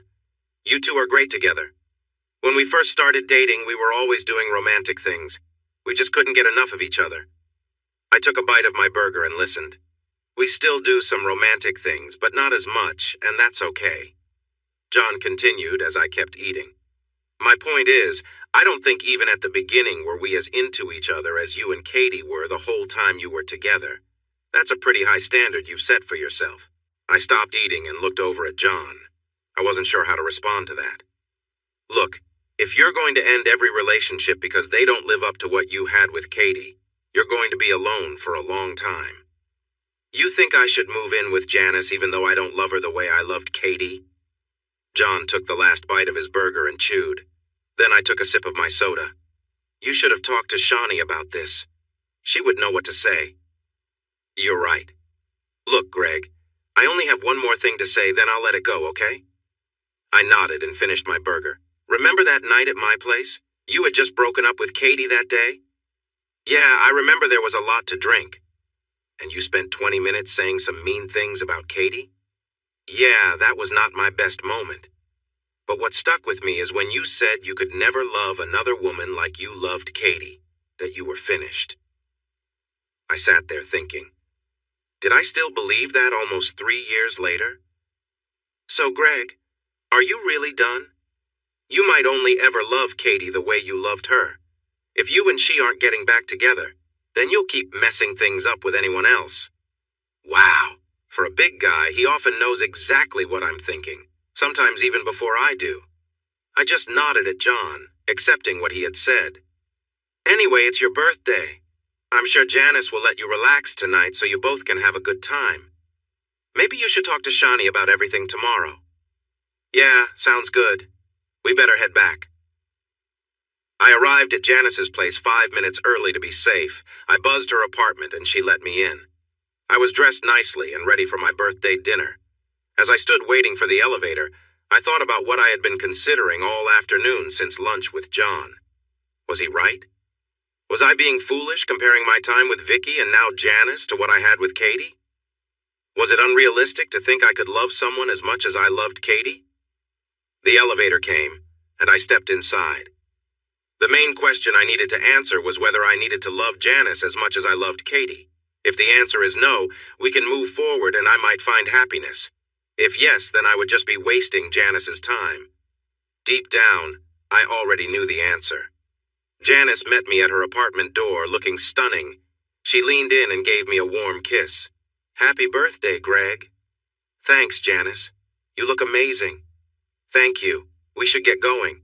We have a reservation at a really nice restaurant at 8 p.m. We went downstairs and got a cab. Janice told the driver where to go. Which restaurant, or is it a surprise? We'll be there in a few minutes. It's a lovely place called Margaret's. Oh no, that was the same restaurant where I proposed to Katie. It was where we always went for birthdays and anniversaries. This could ruin my whole evening. We arrived and got seated. At least the table wasn't the same one in the back corner that I always shared with Katie. That would have been too much. We started with a bottle of champagne and talked about our day. I told Janice about my lunch with John and she shared details about her new project. After that, we ordered our meals and kept chatting. It was nice. Janice is easy to talk to about anything. Still, I was thinking about when to bring up our relationship and what we really needed to discuss. When our meals came, we began eating. As I went through my meal, I realized I needed to talk to Janice about how I felt. After finishing, we ordered 2 glasses of wine. So far, it had been a pleasant birthday. Your birthday isn't over yet, Greg. I still have a surprise for you back at the apartment. I smiled at Janice, knowing she had something special planned. Can we talk about what we discussed last night? We don't have to bring that up tonight. Tonight is just for you. I know, and I'm really enjoying it. Thank you. The food here is great. I've never been here before, but I think we need to come back. Yes, they always have good meals. Have you come here before? Well, yes. That's part of why I wanted to talk about us. Janice looked at me, curious about what my past had to do with our relationship. See that table in the corner? I pointed to a table that meant something special to me. Janice looked over to see a couple eating. That was the table where I proposed to my ex-wife, Katie. Janice's eyes widened in surprise. Every year we came here for our birthdays, Valentine's Day, and anniversaries and sat at that table. I'm sorry, Greg. I didn't know. It's okay, Janice. I'm not upset about it. We can leave if you want and talk more at my apartment. No, I've been thinking about this since our conversation last night, and I can't keep avoiding it. Janice looked away, probably worried about what I might say next. I like being with you, Janice. You make me feel special and loved. She glanced back at me, sensing that there was more to come. I understand wanting a commitment, wanting to share our lives.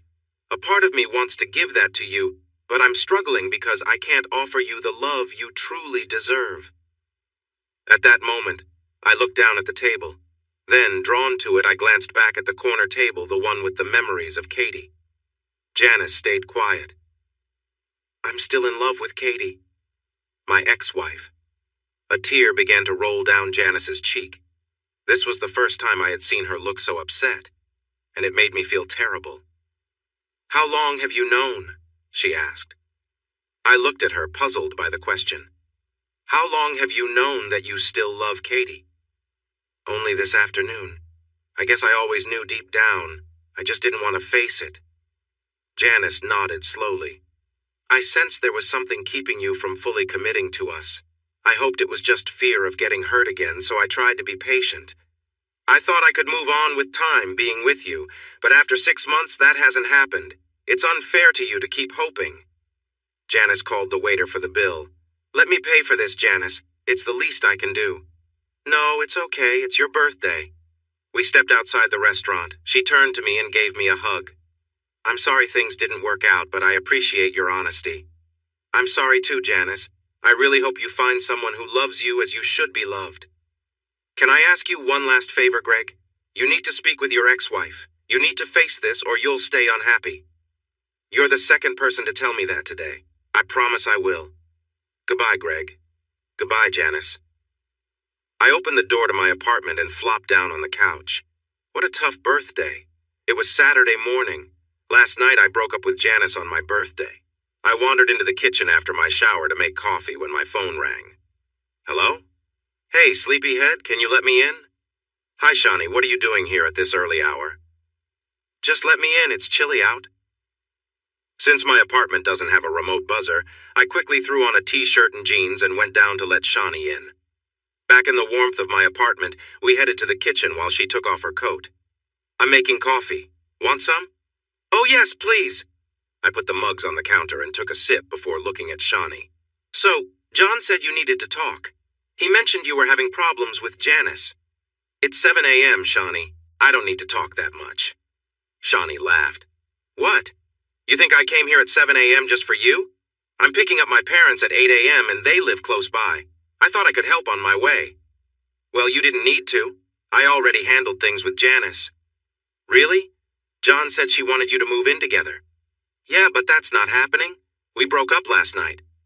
Oh, I'm sorry to hear that, especially on your birthday. Happy birthday, by the way. Yeah, thanks. I had to tell her the truth. I told her I'm in love with my best friend's wife. I winked at Shawnee. Shawnee laughed at me. You're joking. At least you haven't lost your sense of humor. I shook my head and chuckled to myself. I hope you were kind to her. She seems really nice. As kind as I can be while admitting I'm in love with someone else? Come on, Greg, I'm serious. So am I, except I meant Katie. Shawnee's face showed surprise. I took a sip of my coffee while she processed what I said. Are you still in love with her? Yep. Shawnee looked deep in thought, almost like she was figuring out a puzzle. You never stopped loving Katie, did you? That's why you broke up with Vicky, right? Yeah, you got me there. So, what are you going to do about it? What do you mean? Well, It's been 3 years and you're still in love. Don't you think it's time to do something? I don't think I want to get back with Katie. For all I know, she could be happy with someone else now. That's not what I meant, and no, she isn't. Then what did you mean? Talking to someone about it? Katie and I were supposed to have counseling as part of the divorce, but I didn't want to. I just couldn't think about her then. I don't know if I want to see a therapist. They'll take my money and probably not help. You know my dad is a therapist, right? Oops. Sorry about that. Listen, I'll ask him if he knows a good person you can talk to. What about your dad? He's a marriage counselor and you're not married. True, but it's related to my marriage. Still, you're right. It'd be best if it's not your dad. Family gatherings might get a bit awkward if he knows my personal struggles. Shawnee ignored my joke. So, will you go if he gives you a name for someone? Okay, yes, just once. Shawnee was taking charge, which showed me she was in control of her relationship with John, too. Greg, about our deal to stop talking about Katie. What about it? It's kind of pointless now. You really need to talk about her, and it might help if you talk to Katie, too.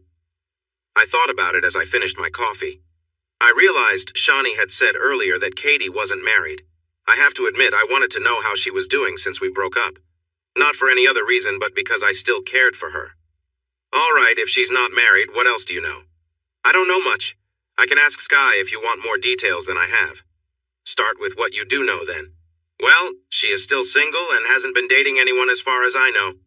She hasn't seen Jake since they broke up. She doesn't go out with her friends much anymore. When she does go out, she doesn't drink or dance, and she keeps to herself.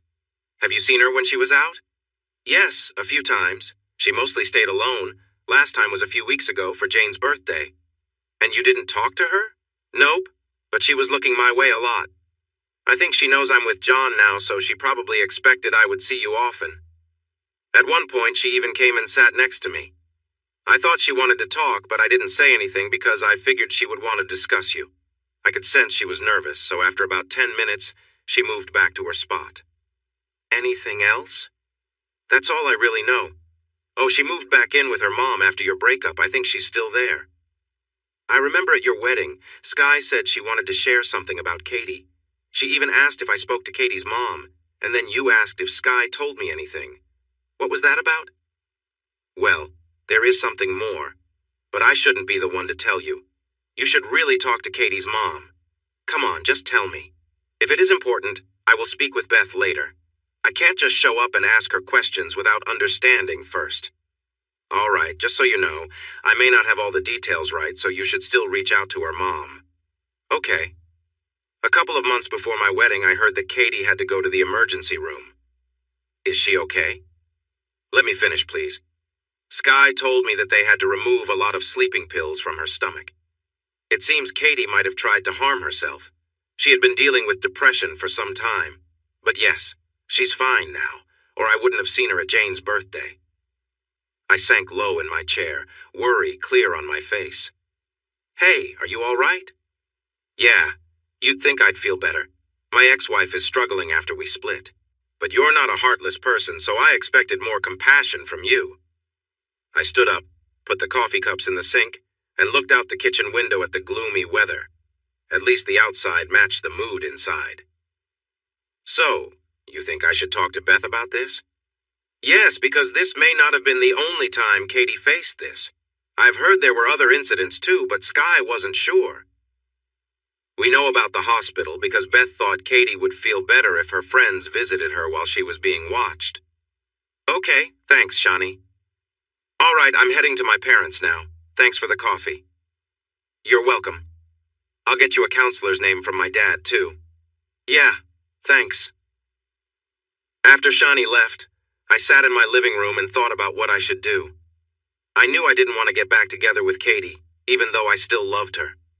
After 3 years, it still hurt when I thought about her. But I couldn't ignore her if there was a way we could move forward. It took me 1.5 years to get over my sadness after we broke up, but I didn't cause the breakup. I was angry and felt bad about myself because of what happened. I believed it was easier to get over anger than guilt. I decided not to wait any longer. If I was going to talk to Beth, I might as well do it now. I found her number on my phone, took a deep breath, and dialed. Hello, Greg. How are you? Hi, Beth. I'm good. It's been a while. Yes, almost 3 years. Are you still working for that construction company? Slater's, yes. It's been good. How about you? Are you still at the hospice? Yes, but I might end up a patient there someday if they keep working me this hard. It's nice to hear your voice, Beth. I've missed our talks. I've missed you too, Greg. But you're not calling just to chat. Do you want to speak with Katie? Not yet, Beth. I wanted to talk with you first. What can I help with, dear? I heard about what happened a year ago, with Katie going to the hospital. Yes, that was a very stressful time. Is Katie okay now, Beth? Beth paused for a moment, clearly deciding what to say about her daughter. Greg, are you free this morning? Can you come over around 10 a.m.? I'm not sure I'm ready to see Katie yet, Beth. No, she'll be going out soon. Sky is picking her up to take her to the markets. They will be gone until after lunch so we can talk. All right, I will be there at 10 a.m. Bye, Beth. Walking up to Katie's mom's house felt strange. I never thought I would be here again. Memories flooded back as I arrived at the place where we spent so much time. Beth greeted me at the door with a friendly hug and a kiss on the cheek. Hi, Greg. You look great as always and not a day older. Well, officially I turned a day older yesterday. Oh, that's right. Yesterday was your birthday. A belated happy birthday. Come in from the cold. I sat down in the cozy lounge where Beth had a warm fire crackling. She returned with 2 cups of coffee. So, where do we begin, Greg? I'm not sure. Maybe just tell me how she is doing. She's doing okay, but there are times when she feels down. I nodded, hoping Beth would explain more. When I say okay, I mean not like you might remember. I haven't seen the happy Katie since before your marriage. She had a hard time with the breakup. It took her a long while to want to be around others. Now, when she does, she is quite reserved. Sometimes she goes through days where she seems sad and doesn't want to interact at all. During those tough weeks, I try to keep her busy so she doesn't focus too much on her feelings. She also has some medicine for those times. What about her job? Is this affecting her work at the law firm? She had to reduce her hours. It was hard for her to manage the work while also taking medication. I leaned back in my chair, staring at the flames and thinking about how much this has impacted Katie's life. She used to be the happiest person, full of confidence. Now, 3 years later, she still struggles and has her career on hold. Are you okay, Greg? I looked at Beth and nodded, then took a sip of my coffee. Can you tell me what happened with the sleeping pills? Well, that was just one incident. There were 2 other times she tried something similar. Did she go to the hospital? No, the first time was about 2 years ago. She didn't take enough and ended up feeling unwell. After that, I had to keep a closer eye on her. 2 years ago? Around the time of the divorce? Yes, she did it the night she received the finalized divorce letter. Oh no, I'm sorry for my language, Beth. That's fine. I've heard much worse at the hospice. And she tried again? What happened? It was about 6 or 7 months later when she did need to go to the hospital. Do you know why? Greg, please don't feel responsible for any of this. You need to understand that her choices were not your fault. I get it. But why do you care about me? Katie found out that you were in a relationship and that affected her. Oh no, I was with Vicky. I ended it because I still love Katie, but now Katie is struggling because I was seeing someone else. What a mess. Oh no, I just told Beth I still love her daughter.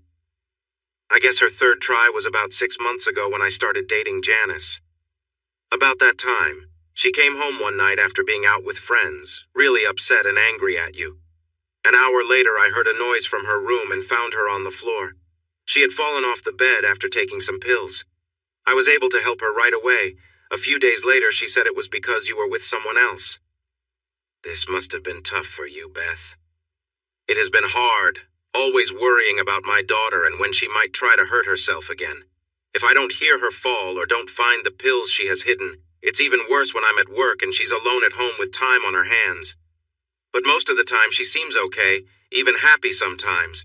It's just those moments when she feels down or something makes her sad. I always have to stay alert. It's exhausting. I'm sorry, Beth. You shouldn't have to go through all this. I'm her mom. That's just part of my job. We sat quietly for a few minutes, listening to the fire crackle. You mentioned earlier that you still love Katie. Is that true, Greg? Are you still in love with her? Yes, I never stopped loving her. I've tried to move on, really, but I don't know how. Are you still with your girlfriend? No. Funny enough, we broke up last night at my birthday dinner. Janice wanted me to make a commitment to live together, get married, and start a family. I'm sorry to hear that, Greg. The reason I couldn't commit was because I still love Katie. I didn't want to hurt Janice. She deserves better. Beth nodded in agreement. Then I shook my head and started laughing, which surprised Beth given the serious talk we were having. Janice wanted to do something special for my birthday, so she booked a fancy restaurant without telling me where. Meanwhile, I was thinking about how to tell her at dinner that I still love my ex-wife. The surprise restaurant was Margaret's. Even Beth laughed and covered her mouth, a little embarrassed. Oh my, you weren't joking about the irony. I'm sorry for both of you. Just then, the front door opened, and Katie walked in, freezing when she saw me sitting on the couch, wrapped in her warm winter coat, with a hoodie covering her hair. Seeing Katie's lovely face and eyes made my heart skip a beat. You're back early, Katie. I thought you wouldn't be home until after lunch. It started sleeting at the market, so Sky brought me home. Katie kept gazing into my eyes, standing still. Don't just stand there and get the floor wet. Hang up your coat and take off those wet boots. Katie obeyed her mom, then pulled her hair back and adjusted her top before joining us in the living room. 3 years had passed, yet Katie looked just as I remembered. She still took my breath away without even trying. I wasn't sure if I was ready for this. Being in the same room as Katie stirred up many emotions: anger, betrayal, rejection, along with love, longing, and a sense of wanting to protect her, all mixed together in a confusing way. Greg came over to talk, Katie. He just wanted to catch up and see how you were doing. Katie sat on the couch across from me. Her body language was different, lacking the confidence I used to know. She seemed shy and uncertain. Hi, Greg. It's nice to see you. Hi, Katie. You look great, just as I remember. So do you. You haven't changed a bit. Thanks, but I feel like I have. Happy belated birthday. Thanks, Katie. Just then, Beth stood up from her chair. I'm going to start preparing lunch. Greg, will you stay? I glanced at Katie and saw the hope in her eyes, encouraging me to agree. I could never say no to you, Beth. Good. I'll leave you two to catch up. I'm sure you have a lot to talk about. Once Beth left the room, I turned back to Katie, trying hard to hold back my feelings. Then I noticed she was still wearing her wedding ring. Our wedding ring. I didn't know how to react. Over the past 3 years, I had tried and failed to move on, and it was clear Katie hadn't either. I heard Shawnee and John got married. How is he doing? He's good. He hasn't changed much, except now Shawnee has him completely under control. I like Shawnee. She was the only one who wasn't difficult to deal with. I could see Katie pause, trying to stop herself from bringing up the past between us. Yeah, she's amazing. She feels like the sister I never had. Just this morning, she told me I should talk to you and Beth. Really? Shawnee said that? Yes, not all your friends are like Rachel and Simone. I'm not friends with them anymore. Just Sky and Jane now. I've seen Shani a few times when she's with them. Do you go out much? Do you still enjoy dancing? No, I've lost interest in that. Katie used to love dancing, spending almost all her time on the dance floor at clubs. It was sad to see that a big spark seemed to be missing from her, like her inner light had gone out. Your mom told me you're working part-time now. Do you have plans to go back to full-time? Hopefully one day, but I'm not sure if I'm ready yet. Are you still at Slater's? Yep, doing well. I'm not the lead engineer yet, but I'm working on it. I heard you're seeing someone. Is she nice? We broke up last night, and yes, she was nice. Katie looked at the fireplace, fidgeting in her seat. She seemed as uneasy with the conversation as I was.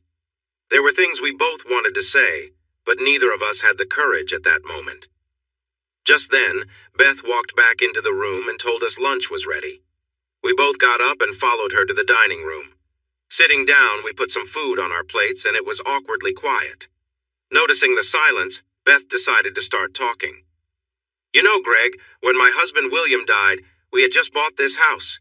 Katie was almost 2 at the time. We had good friends, good jobs, and we were planning to give Katie a brother or a sister. We were so happy. Then a sudden accident took him away. It felt like that accident took my joy with it. Both Katie and I listened quietly as Beth shared her story. I was heartbroken, and I'm not sure how I would have coped if not for little Katie. My friends wanted me to start dating again, but I used Katie and my work to avoid facing it. The first and only real relationship I had after Katie's dad passed was with a wonderful man named Thomas when Katie was about 8. Uncle Thomas? You were seeing Uncle Thomas? Katie, he wasn't really your uncle. We called him that to make things easier for you. I'm a bit surprised, Mom. What else have you kept from me? Shush, Katie, and let me finish. Yes, we called him Uncle so you wouldn't be upset. By then, Katie was already very confident, outgoing, and pretty. All the kids around would do whatever Katie wanted and happily followed her around, especially the little boys. They were like lost puppies whenever she paid them any attention. Stop, Mom! You make me sound like some bossy kid! Katie giggled and smiled, revealing the dimples I loved so much. Boys still act like lost puppies around you, Katie. I know I did. Katie looked at me and smiled. It was hard to stay mad with a smile that made me feel all warm inside. Anyway, back to my story. I dated Thomas for over 3 years. He wanted us to live together and become a family. In the end, I decided not to do it because I told myself I didn't want to change anything for Katie. We broke up shortly after. Mom, you should have told me. I'm sure I could have gotten used to having him around. He was always so nice to me. I know I should have. I was scared. It's the one thing in my life I regret. Sometimes you only get one chance at real happiness. If you're lucky like me, you get 2. Don't waste them. Do you hear me, you two? Katie stood up and walked over to her mom, and they shared a warm hug.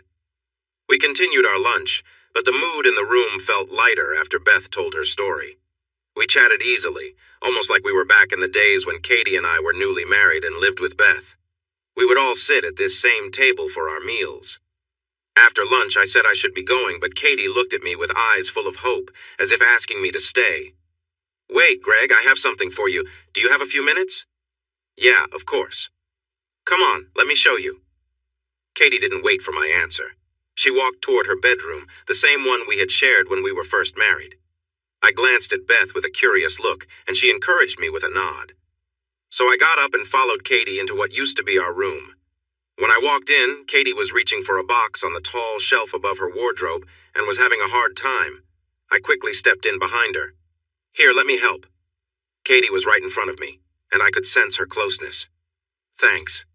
She moved aside so I could pull the box down. I placed the large box on the bed, and Katie began to open it. Greg, these are your things that were still in the apartment when I moved back here. I wanted to keep them safe for you, and it felt nice having something of yours with me. I leaned in to see what was inside the box. It held an assortment of clothes, trophies, keepsakes, DVDs, and some framed photos. Each item reminded me of my time with Katie. You kept all of this? Of course, I couldn't throw it away. I was hoping you would come back for it someday. I looked into Katie's shining gray eyes, and my resolve to keep my distance was fading fast. It seemed like Katie felt it too. She gently reached out to touch my hand, and that moment changed everything. I stepped closer to her, and we shared a long, warm kiss. Her hands found my face as we kissed, and it felt like time stood still. It lasted for what seemed like forever. All the stress, feelings, and wishes we had all came together in that one kiss. When we finally pulled away, we stood close, hugging each other with our heads resting on each other's shoulders. After a moment, I stepped back. Katie, we need to talk about some things. She didn't say anything but nodded. Can I put the box back now? Don't you want your things? I do, but I can get them later, okay? That's fine. After putting the box back, I invited Katie to sit on the bed beside me to talk. First, about what just happened. I need to take things slowly. I'm not sure where this is heading or if it will work at all. I just don't know. Katie took my hand and squeezed it gently. Can I ask you something, Greg? Sure. Do you still care about me? Do I still care about you? Yes, I do. I wanted to stop, but I couldn't. I haven't stopped caring for you, Katie, not for a single day. Katie smiled warmly at me. Then I will take it slow, too. I'll give you all the time you need. I'll do anything you ask. With that, she leaned against me. Katie, you are one of the smartest people I know, so it's hard for me to understand the way you've been feeling. You are really worrying your mom, Katie. Surely you realize what you would have done to her if things had gone differently. Katie leaned forward, putting her head in her hands. It's hard to talk about. I've thought about these times so much. I think the only thing that kept me going through my sadness was the hope that maybe you still loved me, that you would somehow come back. So when you got the final divorce letter, I felt all my hope was gone. Without the chance of you coming back, I lost hope for myself too. I let my guilt and sadness take over. Did you feel that way during the other times as well? Yes. When I heard you were dating someone else, it felt like I was losing you even more. I knew you would find someone eventually, but facing that was really hard for me. Okay. Can you promise me something right now? No matter what happens between us from now on, that you will never try to hurt yourself again? I would love to say yes, but it's not something I planned or thought through. What if we take away the reasons for it then? You said you felt guilt, self-hatred, and sadness about losing me. I'd give you a degree in psychology because I tried talking to 2 doctors about this and it didn't go well. Yes, but you weren't with me when I was going through that, were you? Katie sat up and looked at me. No, you weren't. Are you really ready to hear about all the mistakes I made? I don't know, Katie, but I want to try. Katie rested her head on my shoulder again. I could hear her begin to cry. I really messed this up, Greg. I messed this up so much. Hey, let's stop that.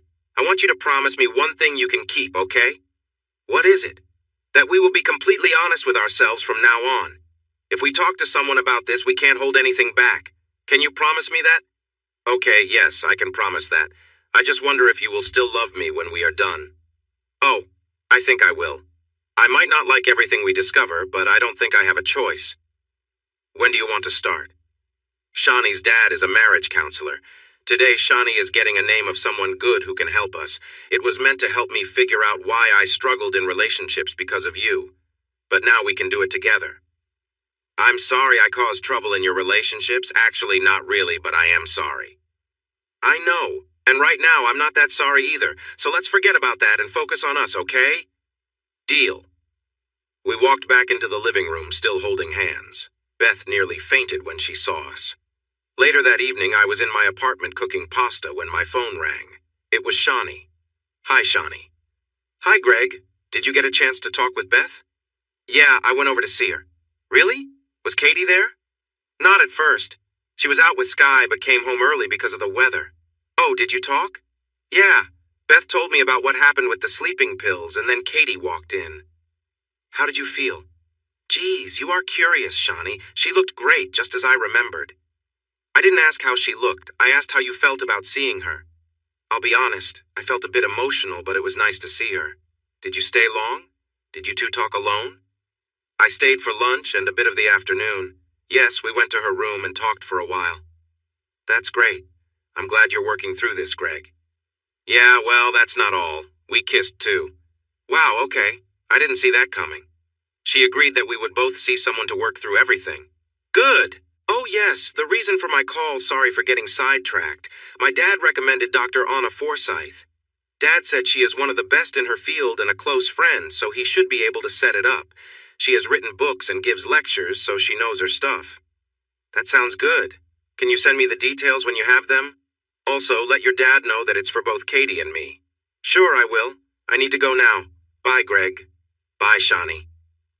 Katie and I walked into the lobby of Dr. Forsyth's office. We checked in at the reception and took a seat. Soon, a woman who looked to be around 60 years old came out of her office and called our names. Mr. and Mrs. Johnson. We stood up, and she led us into her office where we sat down. Hi, Katie and Greg. I'm Dr. Anna Forsyth, but you can just call me Anna. Hi, Anna. Nice to meet you. Just to clarify, we're not actually married. We're divorced. I thought it was best to clear that up right away. Anna then looked at her notes. I see. You mentioned Katie Schaefer when you called, but her insurance shows her name as Katie Johnson. Is that correct, Katie? Yes, I never changed my name back. I was surprised, so Katie was still Katie Johnson.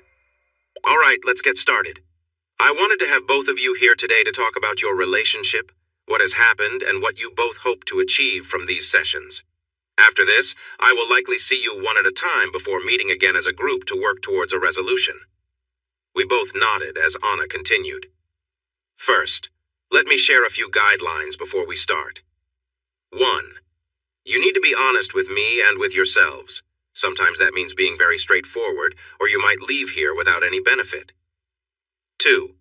No insults or name-calling, and while you can voice your concerns, keep it respectful.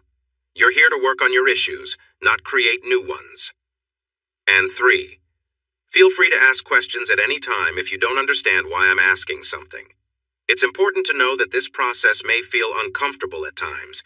If you grasp why I ask certain things, you might find it easier to confront those feelings. Are we all set?" Again, we both nodded. "All right, you were married and then divorced. Greg, can you give me a brief summary of when you met, when you got married, what happened, and when you divorced? Katie, please jump in if you want to add or correct anything." "We met during our first week at college. We were both 18 years old when we met. A few days later, we started dating and stayed together through college. We got engaged early in our 4th year and married soon after graduation. We were 22 at that time. Can I ask if either of you had serious relationships before college?" the interviewer asked. "Katie?" "Yes, I had one serious relationship in high school," Katie responded. "How long did that last?" "We started dating when we were 16 and broke up just before graduation, so about 2 years. Greg, what about you?" "I didn't have any serious relationships before Katie." "So Katie was your first serious relationship?" "Yes, that's right." "After you graduated, what did you both study?" the interviewer asked. "Engineering," Greg said. "Law," Katie added. "Interesting. Are you working in your fields now?"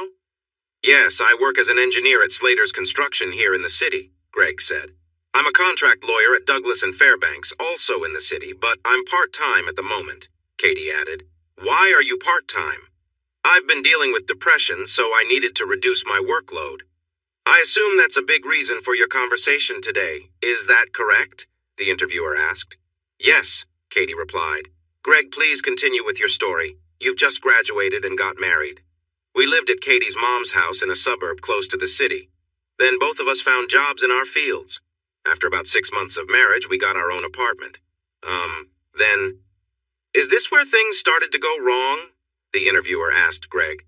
"Yes, about a year after we got married is when the issues began." Was this a one-time situation or was it ongoing? "It was ongoing," Greg admitted. "Was it an affair?" the interviewer inquired. Greg wasn't sure how to answer, so he looked at Katie. "That's hard to explain," Katie said. "Was it you, Katie, who had connections outside the marriage?" the interviewer asked. "Yes." "You mentioned it was hard to explain. Why is that?" "Well, he was my ex-boyfriend from high school. We had some history, but the interactions were more than friendship," Katie explained. Dr. Forsyth leaned back in her chair, processing the information. "This does sound complicated. You don't have to answer if you're uncomfortable," she said. "Okay. Did these interactions continue until Greg found out?" the interviewer asked Katie. "Yes," she confirmed. "Did he confront you? Did that lead to your separation and divorce?" "Yes, that's correct." "When was your divorce finalized?" "About a year after Greg and I separated, which was 2 years ago." "You mentioned struggling with depression, Katie. Did this start because of the end of your marriage and what happened?" the interviewer asked. "Yes, it did. I have been finding it hard to handle everything, I guess." "Have you talked to a professional before about your feelings?" "Yes, I have seen 2 different counselors." "Can you share their names with me later so I can contact them for you?" "Sure." "Thanks, Katie." Dr. Forsyth wrote some notes for a minute before looking at us again. "Now let's talk about what you want to achieve from these sessions. Greg, what do you hope for?" "I wish for Katie to not feel sad anymore and to be her happy self again." "That's kind, Greg. But that's something Katie might want. I want you to think about what you want. You should be a little selfish here." This felt challenging. What did I truly want? I looked down at the floor as I spoke. I want to know if Katie and I can have a future together. If I can forgive her for what happened, to understand her reasons, if we can still be happy and in love. "Thank you, Greg. That was not easy, I'm sure.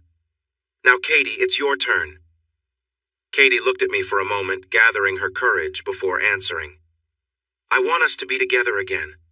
I want to make sure I never do anything to hurt him again, and to stop feeling bad about myself. Thank you, Katie. You both have taken a big step today. This is the first of many. Well done.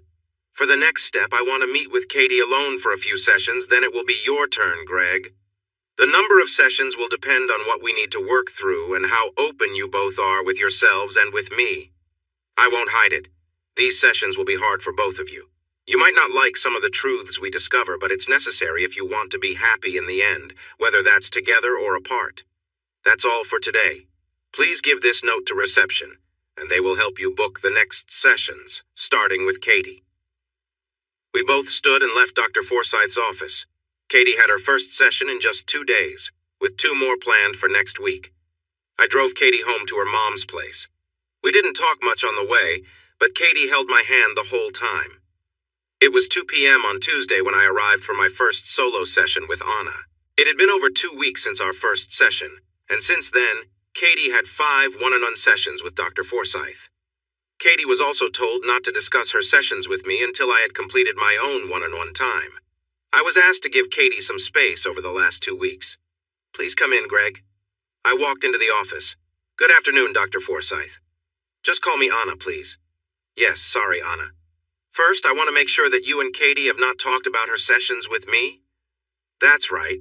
We don't live together, so we've kept our distance lately. Good. I wanted you both to avoid discussing this because it's easier for you to think and feel without having to explain yourself to someone affected by it. These sessions are for you to sort through your thoughts and feelings, helping you move forward, with or without each other. Okay, let's begin. Anna looked over her notes, and I wondered if they were from our first session or from her time with Katie. First, I want to say that the sessions with Katie have been very helpful. Some things she has shared might help us get through our sessions more quickly. And just to be clear, Greg, these sessions focus on what you want and need, not Katie. We'll address what you both want together in the joint sessions later. Is that okay? Yes, I understand. Can you tell me how you felt about Katie during your time in college? Did you love her from the beginning, or did it grow later? Yes, I loved Katie from the start. I was really taken with her as soon as I saw her. She was the most beautiful girl I had ever seen, and when we started talking, I just felt a strong connection. I never questioned that feeling. Tell me about your first time being close with Katie. I understand that happened about a week or 2 after your first date. Yes, that's right. It was amazing. I didn't know it could be that wonderful. Did you have similar experiences before Katie? Yes, I briefly dated 2 different girls in my last year of high school. And were you close with them? How many times, roughly? Twice with each girl. Okay, did you realize that you had less experience than Katie when you started your relationship? No. Katie mentioned she had only been with 2 people too. She wasn't dishonest, but she also didn't go into detail. That's normal. No one has to share if they don't want to. So, during that first time, did you notice that Katie seemed to know more than you? Yes, I kind of had a sense of that. She was the one leading everything, telling me what she wanted. It seemed like she was completely in charge of what we did. How did that experience compare to your past ones? It was completely different. That was definitely the best time I've ever had. I told Katie that too, if I remember right. The best you ever had! That's what Katie said you told her. Yeah, it was. Did she mention it was the best for her as well? No, I don't think so. I think she just said she was happy for me, but I could be wrong. That was 10 years ago now. During those college years before you left campus, how often did you two spend time together? Was it easy to find places to be alone? We probably spent time together almost every day. The only times we didn't were when we couldn't find a place. We had to be sneaky a lot. We often found ourselves in public places since we had few options. Did the risk of being seen make it more exciting for you? For me, not really. The stress and rushing were more than the excitement. Don't get me wrong, I felt excitement. But Katie seemed to enjoy the thrill a lot more. Did Katie find those spots to take you? Yes. Would you have preferred a quiet room instead? Yes, that would have made things easier. Dr. Forsythe looked down at her notes and made a few updates. Okay, you moved off campus in your 3rd year, right? Yes, I shared an apartment with 2 friends and Katie did the same with hers. Did that arrangement work better for spending time with Katie compared to the risky places? Yes, those 2 years were great. We could take our time and be together almost whenever we wanted. After moving into the apartment, did you have any risky encounters? No, not that I remember. Did Katie ever ask to sneak off somewhere again? Maybe a few times at the beginning, but we had her room or mine to use, so I told her there was no need to take that risk. Did you ever think that Katie might enjoy the thrill and you didn't want to provide that for her? I paused and thought about that question. Honestly, I don't think I considered it that much. I was around 20 or 21 and didn't really understand Katie's feelings then. I wish I had known. If I had, I would have tried to give her what she wanted. Don't be too hard on yourself. Understanding a woman's feelings can be tough, even after many years of being together. Just ask my first husband. Anna smiled at me. This was the first time I saw her relaxed and a bit more personal. I nodded and smiled back. To share a bit of my past, Greg, I was also cheated on in my first marriage. We could never fix things, but I was lucky to meet my wonderful husband. We have been together for over 30 years and have 3 great kids. So, Greg, sometimes when a marriage has problems, it might not always be best to save it. I'm not saying that's the case for you and Katie, but keep that in mind. Don't just focus on getting back together. First, ask yourself if you should. I agreed as Dr. Forsyth took a few notes before continuing. I want to move ahead to about a year after you got married when Katie started seeing her ex-boyfriend again. You didn't know about these meetings at the time, but did you notice any change in Katie around then? How she acted on the days she met him or the day after? No, I've thought a lot about this since I found out. I couldn't think of anything that hinted it might happen. She seemed the same to me every day.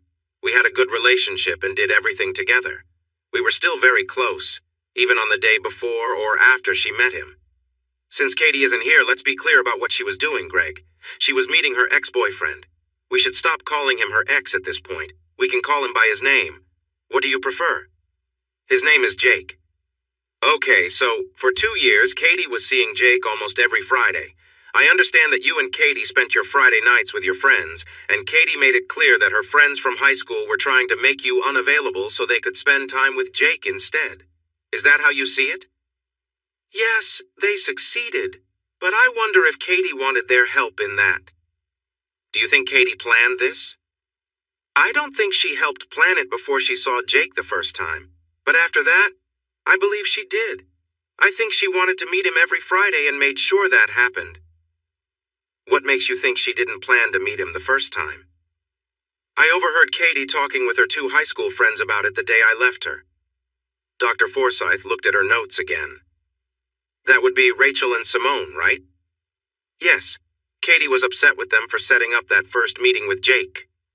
She was upset with them, blaming them for her marriage problems, saying it was their fault for bringing Jake to the club that night. How did you hear this conversation? I was at our apartment door, just there to pick up the rest of my things. I could hear them talking inside, or more like yelling. Was this the next day, Saturday? No, I went back to the apartment on Friday night after a friend told me about Katie and Jake. I stayed there that night and woke up with Katie beside me. I confronted her that morning, then spent that night at a friend's place. Sunday morning, I came back to collect my stuff. I saw her friend's car outside, and when I reached the door, I could hear them arguing inside. I listened for a bit before going in. So, Katie blamed them for bringing Jake to the club. Did you overhear anything else before you stepped in? Yeah, quite a bit. All right, just so you know, Katie has explained her side about why her friends arranged for her to meet Jake and what she told them before it happened. Did their conversation help explain any of this for you? Yes, in a pretty straightforward way. Oh? How so? Well, Rachel and Simone didn't appreciate being blamed for what Katie chose to do, and they made that clear to her. All right. Do you remember what they said to her? Yes, I remember it all too well. It used to replay in my head when I was first dealing with everything. Would you mind sharing? I'd like to understand if it aligns with what Katie said her reasons were. I looked down, taking a breath. It was tough to say aloud, a hit to my pride. Remember, Greg, Dr. Forsyth said gently, I warned you this could be uncomfortable. I looked up at her reassuring face, encouraging me to go on. For one thing, they told Katie that they didn't force her into anything. They said it was her choice, not theirs. Dr. Forsyth nodded, letting me continue at my own pace. They told her she had always made her own choices, and even went as far as to remind her of times when she had made sure our nights out wouldn't interfere with any plans she had with Jake. Dr. Forsyth listened intently, her notes in hand, offering a silent space for me to share what I needed to. After a few moments of silence, she spoke softly.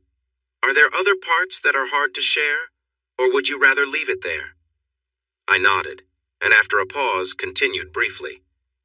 Essentially, they told her she had wanted this and that she was the one who made certain choices for herself. Dr. Forsyth gave a gentle nod, understanding the weight of the words. They said Katie had told them everything, and then they set up a meeting for her and Jake because of it. I know that was tough for you, Greg, but things are about to get much more difficult. Now we are at the core of the issues you need to face to move on. Isn't this something Katie should deal with too? Yes, she's been through her sessions, but Katie has her own set of challenges that you won't have to face. Like what? The guilt she must feel? Yes, among other things. Okay, are you ready? This will be hard for you, but it's important to answer honestly and thoughtfully. Take your time with each question. Dr. Forsyth looked down at her notes. First, Katie said you could not please her as well as Jake could. Do you think that is true? I assume so. Why else would she have bothered with all this? How did that make you feel, knowing another man could please the woman you love better? I felt hurt and betrayed. It seemed like she valued our relationship so little that it came down to who was better with her. It was painful to think she would risk what we had for someone else. Dr. Forsyth wrote some notes and then looked back at me. I should tell you that this took a lot of time to work through with Katie. However, there seems to be a misunderstanding between what you think Katie felt and what she actually felt. Both you and Katie have told me before that you enjoyed being intimate often. I use the word enjoyed, Greg, because do you really believe Katie would choose to be with you so much if she didn't enjoy it? I never understood why we were intimate so much if she wanted someone else. I thought maybe her guilt played a role, but we were intimate just as often before she met him. I honestly don't know. To ease your mind, Katie did enjoy being with you very much. We will discuss why Katie wanted to be with Jake and why she shared that with her friends. I took a deep breath. This was getting harder. The next question is whether you could provide her with the same joy that he could. Were you able to help Katie experience joy in that way? Not during intercourse. That bothered me for a long time. We worked hard to help her, but she couldn't reach that joy that way. How did you feel knowing she could feel that joy with Jake, something you couldn't give her? For a long time, I felt like I wasn't good enough, that it was my fault. I struggled with my self-confidence for a long time. What changed that? When I started a new relationship, I was able to make her very happy. It felt like a huge relief. It wasn't that I couldn't make Katie happy. She just needed something different from me. You have thought about this a lot, haven't you? Unfortunately, yes. All right, Greg, you are doing well. One more question. Katie mentioned that you were not as well endowed as her previous partner. How did that make you feel being compared to him? I felt inadequate and smaller in spirit. It hurt to know that Katie thought I wasn't enough for her. Did Katie use the word small to describe you, or is that how you feel she sees you? I think it's how she sees me. I heard from her friends that she wasn't happy with how I measured up. Not happy with it, or just that it was smaller. Why would she talk about it if she was happy with it? I will address that in a moment. Let's move on. Okay, how did you feel when Katie shared her thoughts about you with her friends? Did that hurt because it was someone you loved and trusted? Yes, I felt like she was making fun of me. It was painful to realize she didn't respect me enough to keep those thoughts private. It hurt to know she was so disappointed that she talked about it with others. Great job, Greg. Take a moment to collect your thoughts. Dr. Forsyth took notes for a few minutes before speaking again. Greg, in my sessions with Katie, we focused a lot on helping her be honest with herself about why she was with someone else. This will help explain why she expressed her frustrations to her friends.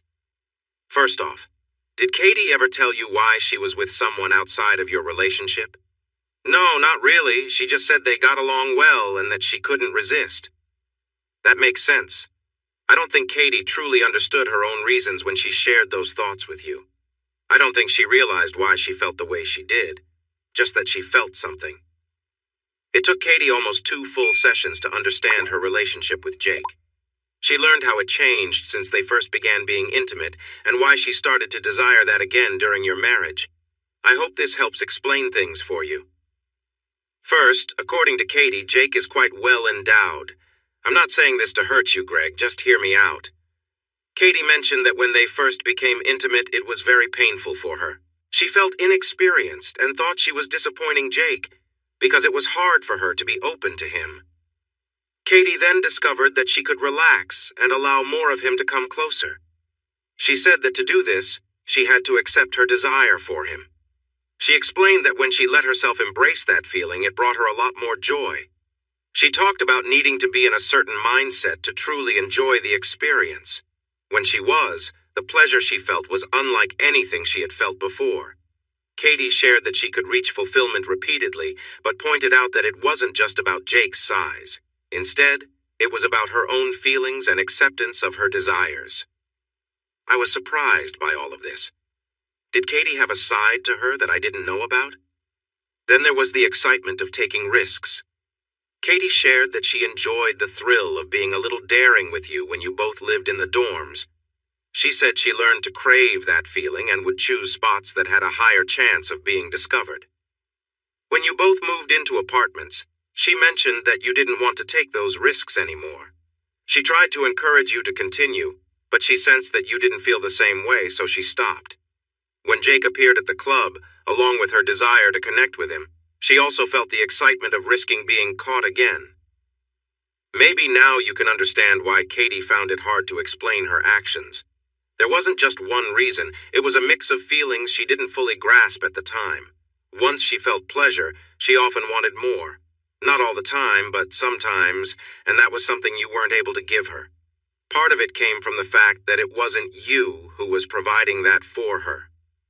I want to remind you again, Katie insisted that this didn't mean she enjoyed being with you any less. She mentioned that being with you was wonderful because it was with the person she loved. She desired being with you much more than she did with Jake. But the fact that she sometimes wanted to be with Jake and couldn't control that is a big part of her sadness. She felt bad every time she did it, and even more so, she hated herself for wanting it. She felt weak for not being able to stop, especially knowing how much it hurt you.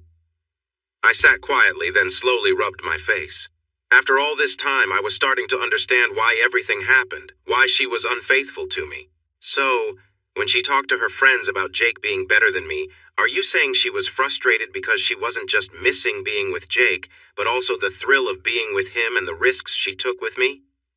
That is one way to put it, yes. You've expressed it quite well. Again, I looked out the window, thinking about how long it took to reach this understanding. If Katie had been able to explain this when we were together, maybe things could have turned out differently. Okay, Greg, we need to get back to working through your feelings about all this. Understanding the reasons behind it doesn't mean the feelings will go away. We still need to work through them, all right? I looked back at Dr. Forsyth and nodded, ready to continue. Greg, when describing how you felt about why Katie was unfaithful, you used words like hurt, betrayed, low self-confidence, feeling inadequate, and disappointed. Do you agree with those? And would you like to add any other words to describe your feelings about why Katie was unfaithful? No, nothing more. I could add many emotional words to explain my reactions when Katie was unfaithful, but I'm not sure that would help right now. Words like anger or resentment. Those feelings are perfectly normal. We all react emotionally when we're hurt. While those emotions can help us cope in the moment, simply reliving them won't help you move forward. Tell me, Greg, do you still feel the same way now, 3 years later? My confidence and self-esteem aren't low anymore. The 2 relationships I've had since then have really helped me feel better about myself. As for feeling inadequate, I guess that's different for everyone. I probably wouldn't feel that way compared to most men, but maybe to some who are different. Still, there's nothing I can do about that. And about feeling mocked or belittled by her friends. That doesn't bother me anymore.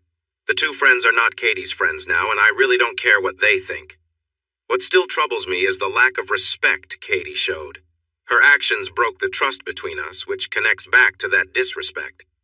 I also feel like she thought less of me, even if she never said that directly. Those are the main feelings I have. Good job, Greg. Today hasn't been easy for you, but we made some great progress. We focused on your breakup and your feelings, working to find out what matters to you. In the next session, we'll work on those two concerns to see if you can handle them alone or if you need Katie's help. I want to schedule another session for you later this week. Can you come again so soon? I think you'll just need one more. Yes, my work hours are flexible, so I can adjust my schedule. Please take this note to the reception and see what they can do for you. See you later this week, Greg. Thanks, Anna. That evening, I got home from work when Katie called. Hi, Greg. How did your first session with Anna go? It went okay, Katie, but I'm not sure we should talk about it just yet since I have another session on Thursday.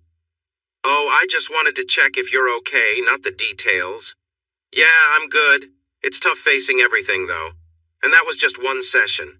I hope you're managing well after 5. Yeah, it's been hard, but I've learned some things about myself in those sessions. Is it different from the sessions you had with the 2 therapists before? Oh, yes, very different. They sort of ignored my relationship with you. They treated breakups as something to just get over. They focused on my sadness without understanding why I felt that way. They just gave me medication and sent me home. This time I'm working through the reasons for my sadness, one step at a time. And that has taken 5 sessions? That's a lot to cover. We could have done it in maybe 3 sessions, if I'm honest. I spent a lot of time avoiding the truth with Anna, not wanting to face things about myself or our relationship. It's been really hard, but I eventually got through it. That's good to hear.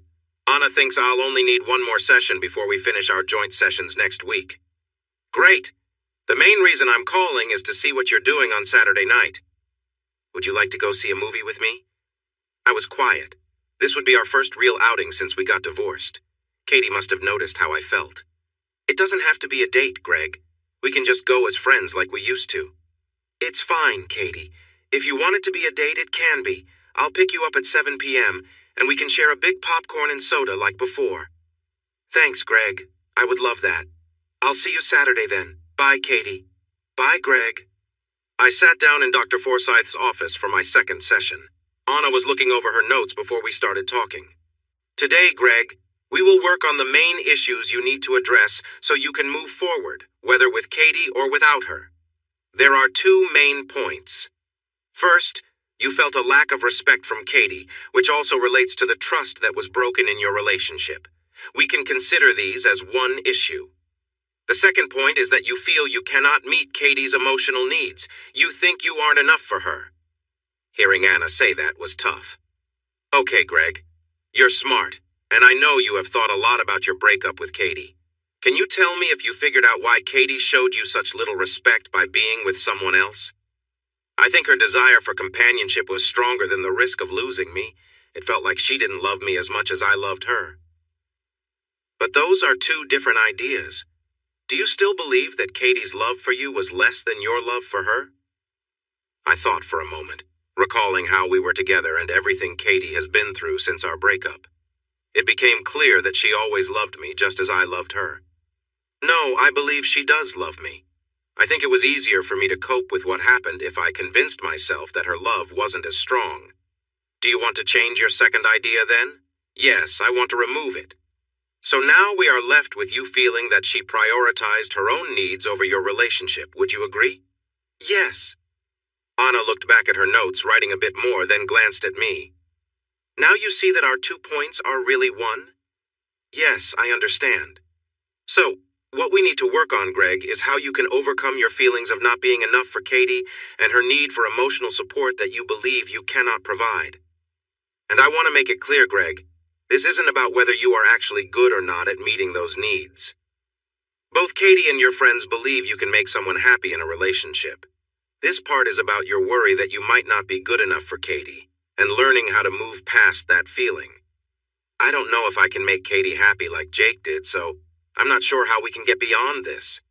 Does that mean you think you can't have a relationship with Katie if you can't make her happy in that way, like Jake did? This was something I hadn't considered until now. I looked out of Dr. Forsyth's office window, taking a moment to think before I answered. My pride tells me this could end our relationship. If we were together, I might feel like I'm not enough, and that could ruin what we have. Dr. Forsyth waited for me to continue. I'm sure Katie would promise not to look elsewhere, to put our relationship first, but I would still worry about her happiness. I feel selfish wanting her to be loyal while she might not be completely fulfilled. That's a thoughtful way to look at it, Greg. I know this is tough. Yes, it really is. So, the main obstacles to enjoying a relationship with Katie seem to be your worries about not being enough for her and feeling like you're denying her happiness. Is that how you see it? Yes, that sounds right. Remember in our first session I told you it's important to think about whether being with Katie is truly right for you, not just how to fix things. Yes, I remember. This is where you need to decide if you want to try to overcome these obstacles or if you should accept that a successful relationship with Katie might not be possible. I sat in silence for a few minutes, thinking about a choice that could affect my future. It felt like one of those turning points in life. If I do want to try to overcome these obstacles, what would that involve? First, both you and Katie would need to recognize these issues together and then decide on a way to address them. The first issue is your belief that Katie might not be happy with you. Remember, Katie enjoys being close to you, but we are discussing her past experiences with Jake. So you feel that Katie may not be fully content with just being with you and that she might be looking for something she had with Jake, Anna began. There are a few ways we can explore how to address this, and we'll find one that's right for both of you. She continued. Then, there's also the concern that if Katie doesn't feel fulfilled, it could affect your relationship. The goal would be to work together to prevent any disconnect. I interrupted, feeling a bit frustrated. Are you saying that I should be okay with Katie seeing Jake again? To repeat what she did before? Anna shook her head. Not at all. There are various approaches to consider that could fulfill both your needs without anyone else involved. And even if you were to explore an option involving someone else, it wouldn't be cheating because cheating involves secrecy and deception.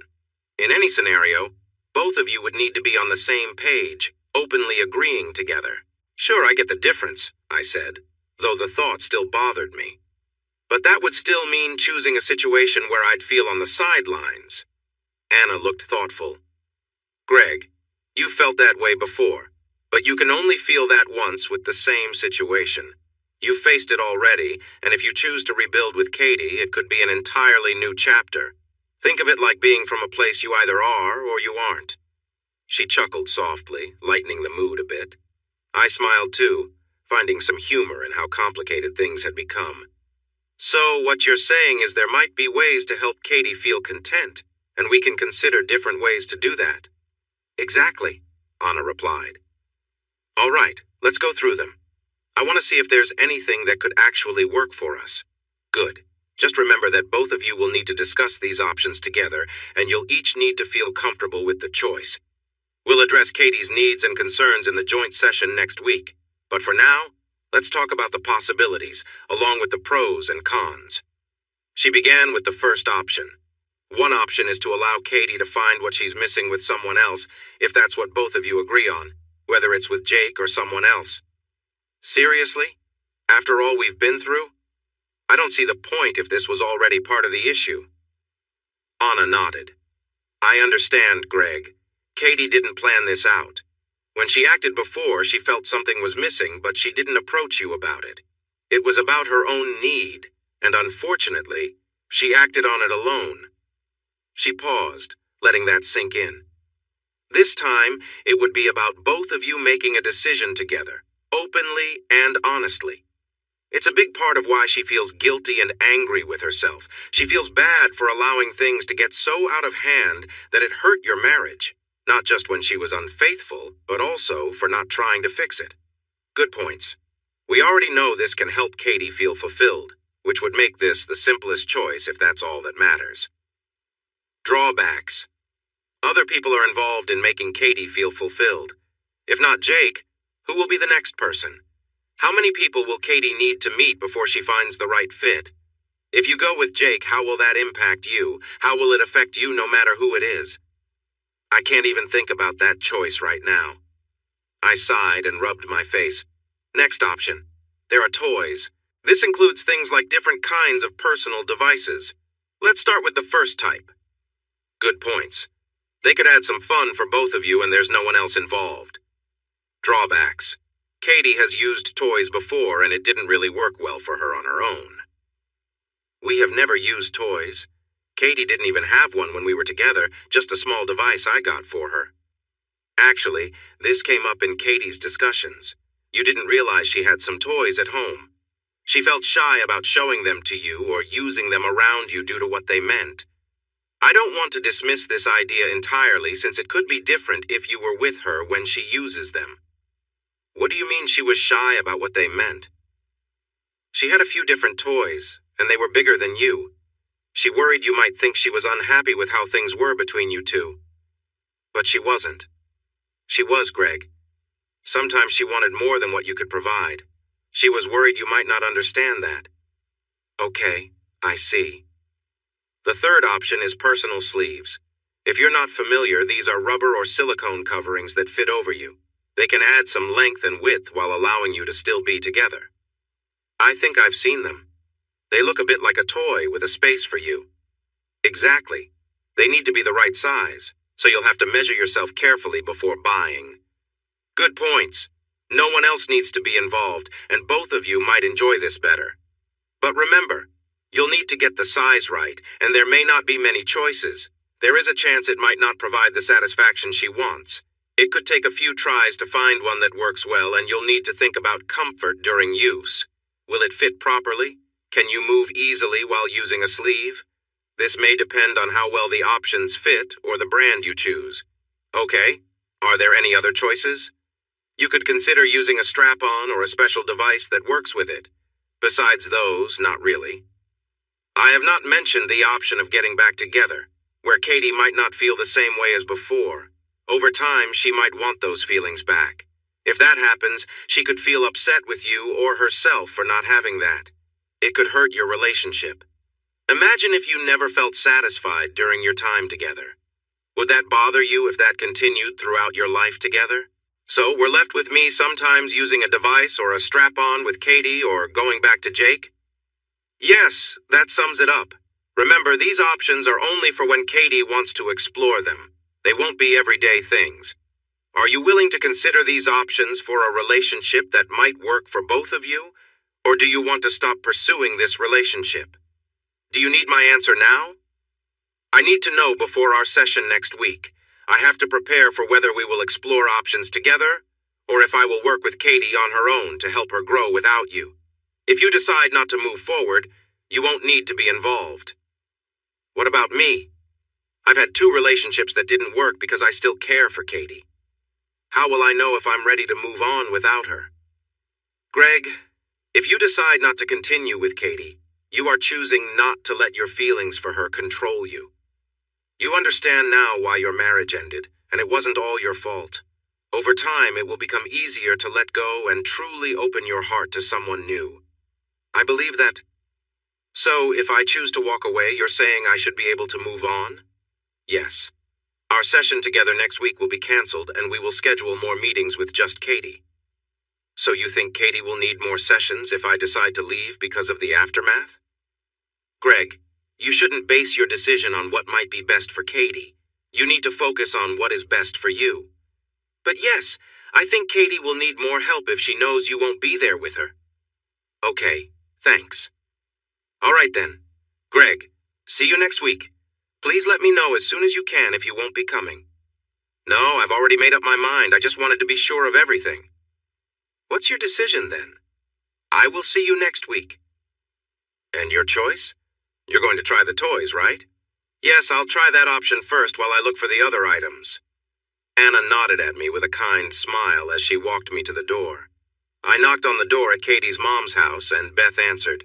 Katie, your date is here, Beth called out before smiling at me. Come in out of the cold, Greg. Thanks, Beth. How are you? Doing well. Work is keeping me busy as usual. Just then, Katie appeared. She always took my breath away. You'd think I'd get used to it. Hi, Greg, ready to go? Of course, my lady, your ride is waiting. Thank you, good sir. You both have a nice evening, and I expect you to bring my daughter home on time. I laughed as I followed Katie out and called back, Don't wait up, Mom! We arrived at the movies, got our tickets, popcorn, and soda, and headed inside. We always chose seats near the back, and tonight was no different. There was something special about doing this activity together, something we had enjoyed many times before. It felt like no time had passed between us, and most importantly, Katie seemed happy again. During the movie, I couldn't help but glance at Katie, seeing her engaged with the film or smiling. Sometimes she caught me looking and smiled back, making a playful face. Any doubts I had about wanting to make things work between us faded away. I felt certain I had made the right choice.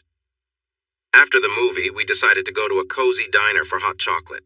We sat in a booth across from each other, and Katie reached out to hold my hands. Tonight has been great. I've really missed our Saturday nights at the movies together, Greg. Me too. I've missed you a lot. I laughed, and Katie playfully stuck her tongue out at me. No, I've missed our time together as well. I've missed our Sunday nights and dinners during the week. We just looked into each other's eyes and smiled, like a couple of teens in love. Listen, Katie, now that we've both talked with Dr. Forsyth, we can discuss what we talked about. If you want to talk about anything, just let me know. Not tonight. I'm happy just being here and talking later. I'm here if you want to talk or ask me something. Do you have anything, Greg? No, it's okay. Just one thing. Anna shared what you all went through and your reasons for what happened. I understand things better now. I'm not saying I'm happy about it, but I do get it. It took me a long time to understand, too. Dr. Forsyth helped me see it. I didn't want to face it. Katie, after Dr. Forsyth explained everything, I sat there looking out the window. I thought if you had talked to me back then, maybe I could have understood. Maybe we could have prevented all of this, and I wouldn't have missed out on 3 years of our time together. Katie moved beside me and hugged me. I promise I won't hold back from you again, Greg. I'll share everything, even the hard stuff. We both laughed. Then I leaned in to kiss her. Do you want to leave here, Katie Johnson? Where would we go? I know a place nearby. Katie stood up and took my hand, leading me out to my car. We entered Katie's bedroom and began to kiss.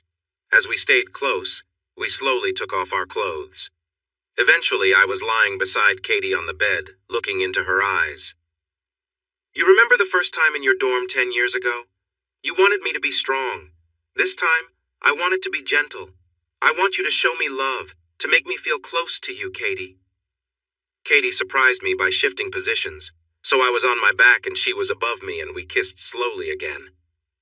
I'm going to love you so much, Greg.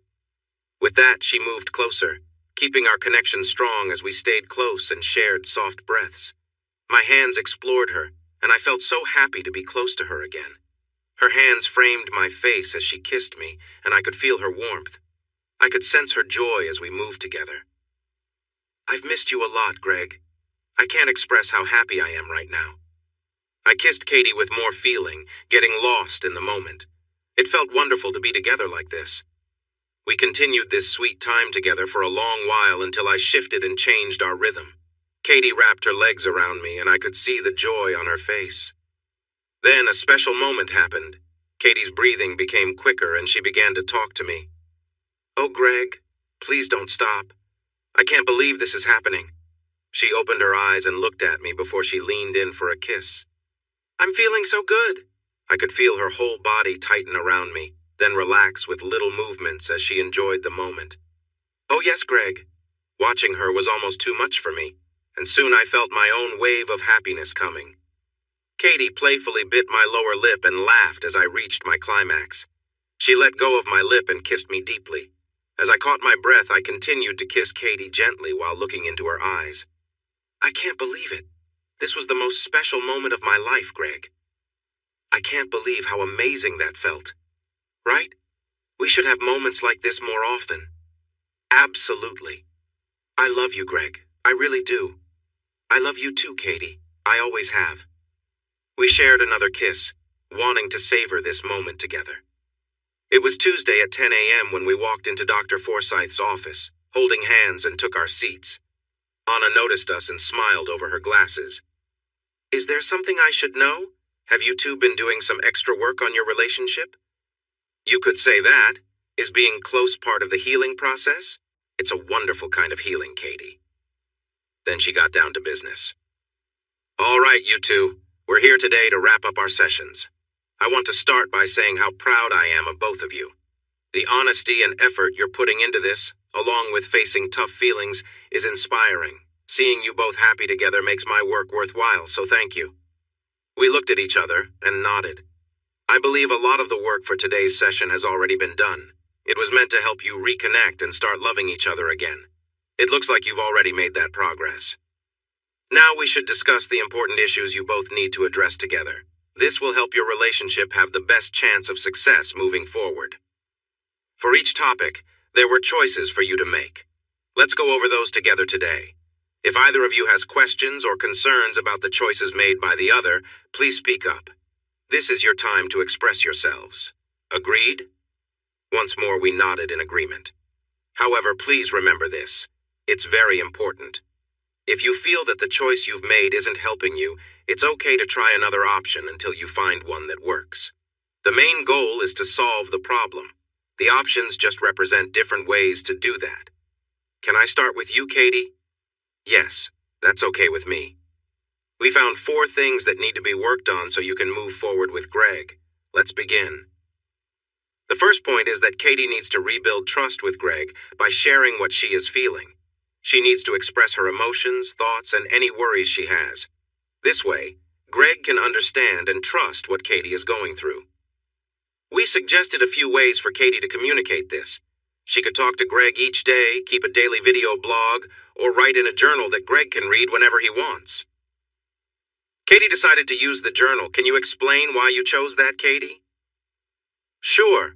I think I can express my feelings more clearly by writing them down. It helps me say exactly what I mean. While I might struggle to be as clear with the other choices, it also feels more personal. Greg, are you okay with that choice? Dr. Forsyth asked. Yes, but if the video blog was a bit more casual. Greg, come on! Katie playfully nudged Greg while laughing. Now, one thing Katie must do starting today is share her unlocked phone with you, Greg. You can check it anytime you want, and Katie will do this willingly. All right, let's move to Katie's second point. This is about showing respect for Greg and their relationship. Katie needs to put Greg's feelings and concerns first. There are no options for this point. Katie must always respect Greg's feelings and concerns, never dismissing them and looking for ways to ease any worries he has. Greg, if you ever feel that Katie isn't taking your feelings seriously or is ignoring them, you need to speak up. Remind her of her promise to respect your feelings and your relationship. The next point is about Katie's adventurous side. While she may have a tendency to seek excitement, this is more about finding healthy ways to enjoy herself. The goal here is to help Katie find safe and healthy ways to manage these urges. Anna continued, explaining, the options for Katie included finding a private way to challenge herself once a week. Katie could choose between different approaches, each meant to bring a sense of thrill while keeping things discreet.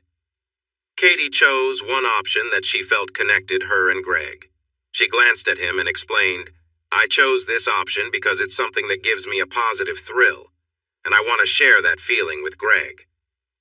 Anna nodded, then turned to Greg.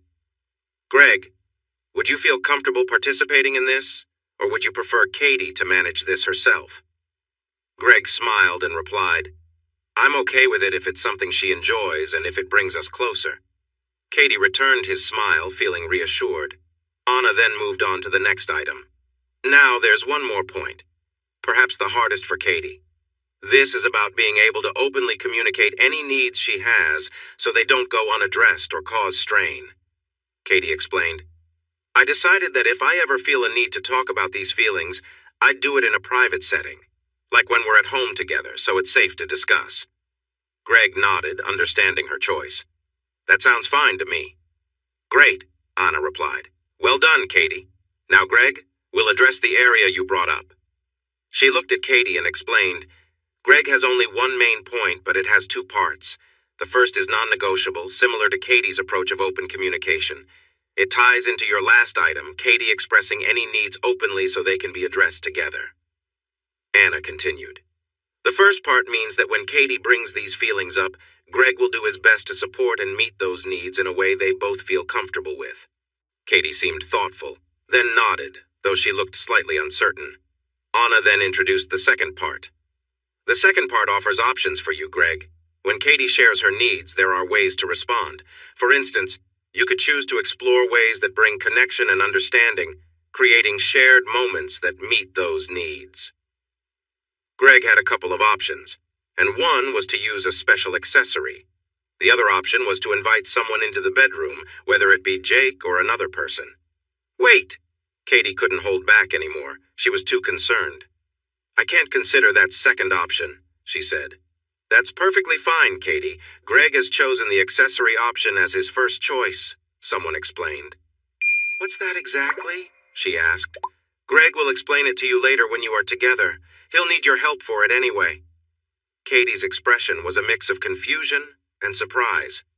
Greg, could you please explain your choice to Katie? Someone asked. Sure. It seemed easiest since Katie already has a variety of accessories ready to use, and I wasn't comfortable with the second option either, Greg said.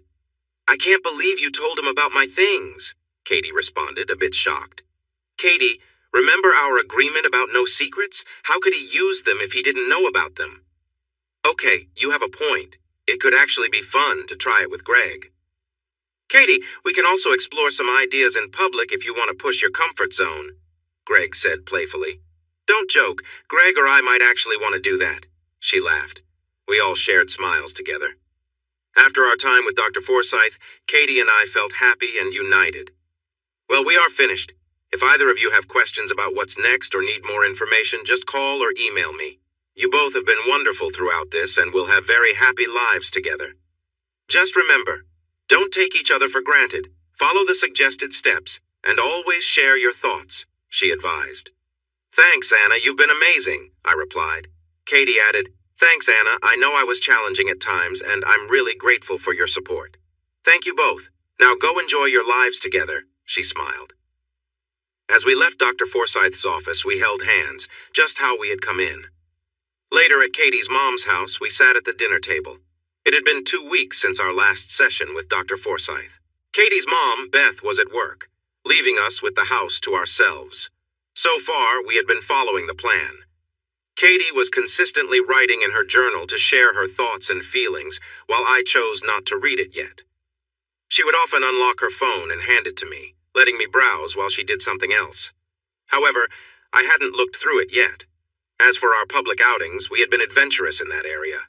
Just yesterday, we enjoyed lunch at the library gardens in the city. The library has a big garden that goes around the building. It has some bushes, plants, and flowers, with benches placed here and there for people to sit and read. Katie took me to the farthest part of the garden, where we found a quiet spot with a bench. I was about to ask her how her day was when she let out a playful giggle that caught my attention. Then, out of nowhere, she knelt down between my legs. The look of surprise on my face would have been funny to see. Katie was quick with her actions, and I could hardly believe what was happening. I glanced around nervously as she continued. My goodness, Katie, I can't believe you want to do this here. There are so many people around. Katie looked up at me, pausing for a moment. Shh, Greg, we're at the library. People are trying to read. I was stunned. Part of our agreement was that her surprise public acts would be unplanned. Not knowing when they would happen made it even more exciting. In what felt like no time at all, the moment ended. Katie smiled and wiped her lips before sitting back on the bench beside me, starting to eat her salad as if nothing unusual had happened. She noticed my shocked expression. What? Eat your lunch, Greg, or it will get cold.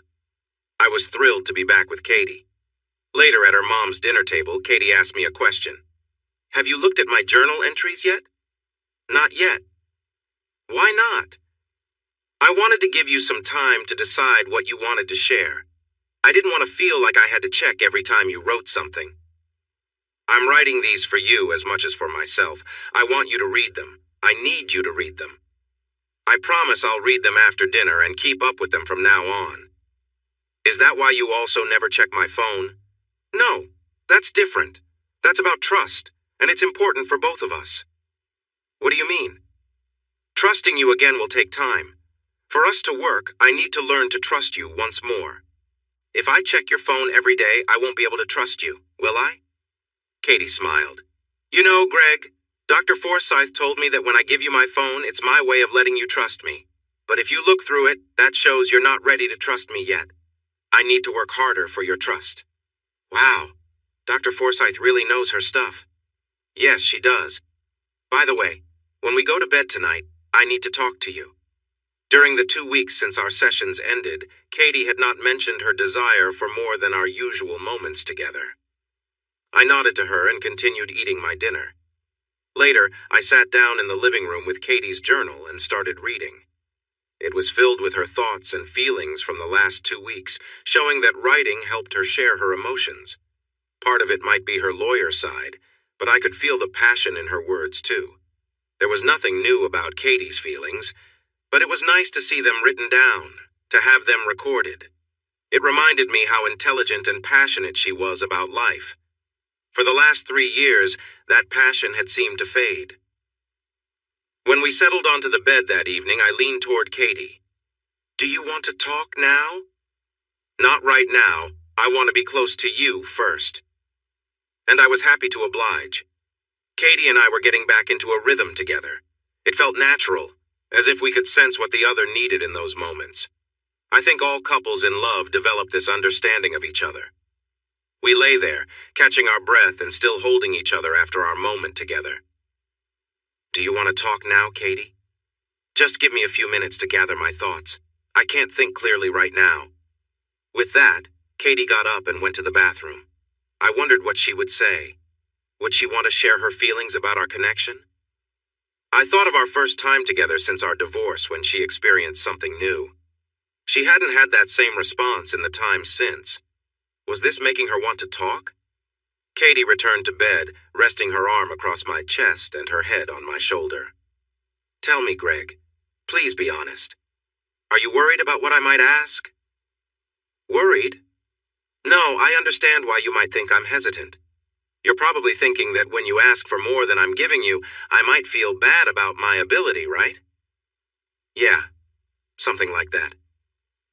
I realized before we started seeing Dr. Forsyth that it wasn't my ability you were missing. You needed something different from what I could give. You figured that out yourself? Hey, I'm an engineer, that's what I do. Tonight, I'm not going to ask you for more, Greg. I want to talk about it with you. Really talk, about why I wanted Jake. Okay. Should I be ready for anything? Maybe. This might not be easy, but if I can talk about who he is and what he meant to me, maybe that will help explain things. Then we can move on and be open with each other. I reached up and gently touched Katie's face, brushing some hair away from her eyes. All right, let me start back in high school when I was dating Jake. We really didn't talk much. He was handsome and tall with curly blonde hair, and I was a teenager in love for the first time. More like a crush looking back, but it was the closest feeling I had then. I kept gently stroking Katie's back as she continued. When we did talk, it was about boring things that didn't interest me. There wasn't much connection in our conversations. He was sweet and cared about me, but I really wanted him. All the girls did. He was charming and confident. Jake's father left before he was born, and he had 2 older brothers. Jamie was about 10 years older, and Cliff was around 8. The rumor was their dad left because he thought Jake wasn't his. He thought their mom had been unfaithful. Even his brothers teased him about being the bastard son and joked about where he got that trait from. Anyway, Jake's mom passed away from cancer when he was 13. I think he struggled to trust anyone, really, except maybe his brothers and a little bit me. He never seemed to want a close relationship. I think he was afraid of getting attached and losing someone again. He never let me know what he was thinking or feeling. That might be why our relationship was mostly physical. It's how we connected without getting too close. During the 5 years after high school, I heard he had a few short-term relationships, but nothing serious.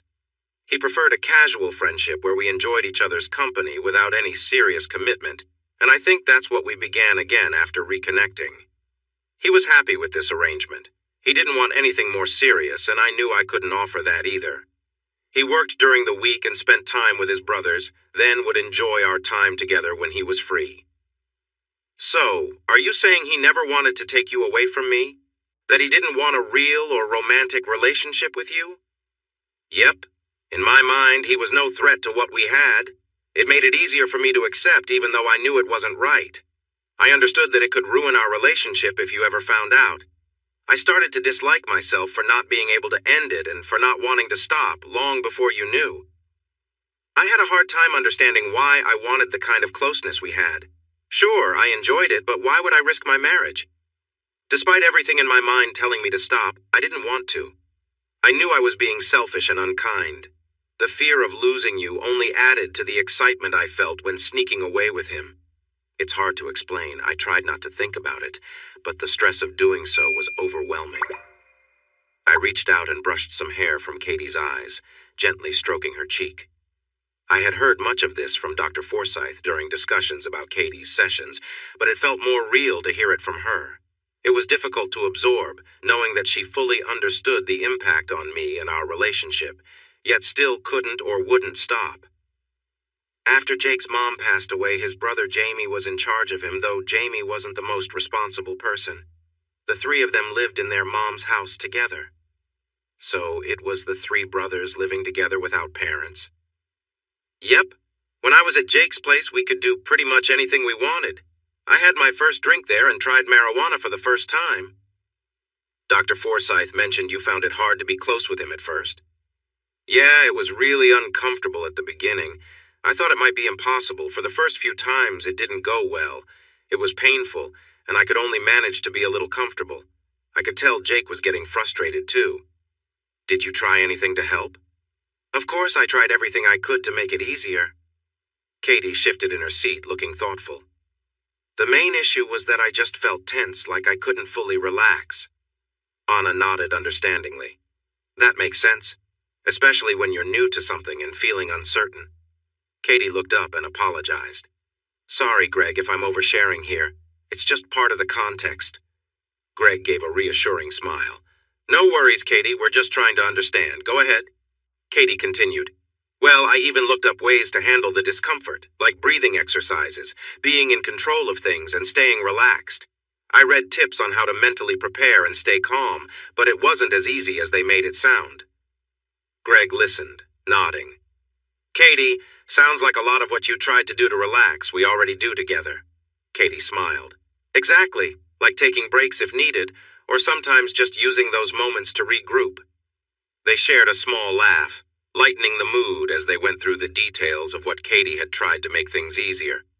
She talked about her efforts to use deep breaths and staying calm, though it hadn't always worked as planned. Honestly, Katie admitted, I thought it would be simple, just about breathing and relaxing, but it ended up being more about trusting the process and letting go of the stress around it all. Once I did that, things got a bit easier. Greg leaned back, understanding her experience better now. It sounds like patience was key, along with figuring out what worked for you mentally. Katie nodded, grateful for his understanding. Exactly. It took a lot of time, and honestly, just accepting things step by step made a huge difference for me. I don't want to upset you, Greg, when I talk about this, but if you want me to be honest, I will keep going. Keep going. They were the doctor's orders, remember? Yes, I remember. So the first time I was more comfortable, I felt overwhelmed in a good way. I was aware of every little sensation, and it felt like I was really accepting what was happening. It was an amazing moment for me. Then as Jake continued slowly, it felt so nice that I experienced joy again, like a weight had been lifted off me and all my built-up feelings were released. I think I felt that kind of joy at least 4 or 5 times before Jake finished, and that was my first real time being intimate. 4 or 5 times, that's impressive. You set a high standard. I know. Do you want me to talk more about it? Katie asked this while gently touching my arm and looked into my eyes. I nodded yes back to Katie. Well, being close after that became a bit easier and much more enjoyable. I learned to relax and prepare myself, and he was able to be more enthusiastic. So it became more fun? Are you saying you were able to feel even better after that? Yes. Most times we were together, it would be energetic and last for a long time. I know I felt a lot of joy, but I wasn't keeping track exactly. Just a lot. Wow, okay, that is a lot, and for more than an hour? No wonder you missed that kind of closeness. How did you think I got so fit? Did you think a body like mine just appears out of nowhere? So, should I have been grateful to him for helping you stay fit and toned? Katie laughed with me and gave me a quick kiss. Maybe. You kept me in good shape too, though. I'm proud of my efforts, but for over an hour, I'm not sure I could ever manage that. How often did you two spend time together like that? Without parents around, I'm guessing a lot? Yeah, quite a lot. It got to the point where my grades started to drop because I was often tired. So what is quite a lot? Are we talking once a day, every other day, 3 times a week? Katie looked down for a moment, deciding what to share. We're being honest here, right, Greg? Yes, we are. Okay, we spent time together 3 times a day, even more on weekends. Wow, for more than an hour each time? Yep, I told you my grades were suffering and I was always tired. I had no time to study, I got a bit carried away. A bit? I had no idea you were so busy before we even met. I'm not well acquainted with where you are right now, I said. I enjoyed being able to show you how to be intimate properly. You were completely mine and you still are. I sighed deeply. Yes, I am Katie Johnson. Do you want me to continue? Yes, why not? When we ended things, I immediately missed the closeness. It was something I felt really attached to. It made me angrier at him for being unfaithful, especially since I still wanted him a lot. So, you got involved with his best friend, right? The guy who wasn't as well endowed? Yes, I did, but I told you before he wasn't small. He was just not as big as what I was used to. How big was he if he wasn't small? Probably around 7 inches. He was okay in thickness. That sounds notably bigger than mine. Wait, you mentioned he was about half the size of Jake. Just how big is Jake? Do you really want to know? Are you sure about this? Do you actually know how big he is? Or is this like when people exaggerate about big fish they've caught? No, I measured him. Why? I was curious. Girls at school would often compare their boyfriends' sizes or those of guys they had been with. I wanted to see how Jake measured up. Do girls really discuss the size of guys they've been with, including their boyfriends? You better believe it. That's how most women find the guys they prefer. Those guys don't even have to try. Women just notice them. I started laughing. So while we regular guys are trying hard to charm the girls, they already have their eyes on others who stand out. Meanwhile, the guys who have it all just walk in, and the girls are drawn to them. Not entirely like that. We care about your personalities, while you guys often focus solely on our appearances. Did you have any idea what to expect when we first met? No. How could I? I didn't attend your school or know any girls there. When we were both exposed for the first time, were you surprised? No, you looked great. I loved how you looked. I was very pleased. I wasn't just talking about my looks. Were you satisfied overall after being with Jake? Yes, I was. Katie, please be honest. Katie took a deep breath and paused for a moment. Okay, I was hoping for a little more. Not because I didn't care for you or find it enjoyable, I did. I just wanted to like everything about you more than I liked anything about Jake. I wanted to forget him completely. And in that moment, standing in front of you, you knew you would miss Jake's presence because I was different. Greg, I wasn't thinking about Jake then, but yes, after we were intimate, I realized I would still miss him. I'm sorry, Greg. I feel awkward saying that to you. You don't sound awkward. You sound honest. How many wives out there think about their old boyfriends and wish their husbands could meet those needs too? They keep secrets, while their husbands are unaware that they desire someone else. So, it makes you happy that I told you this?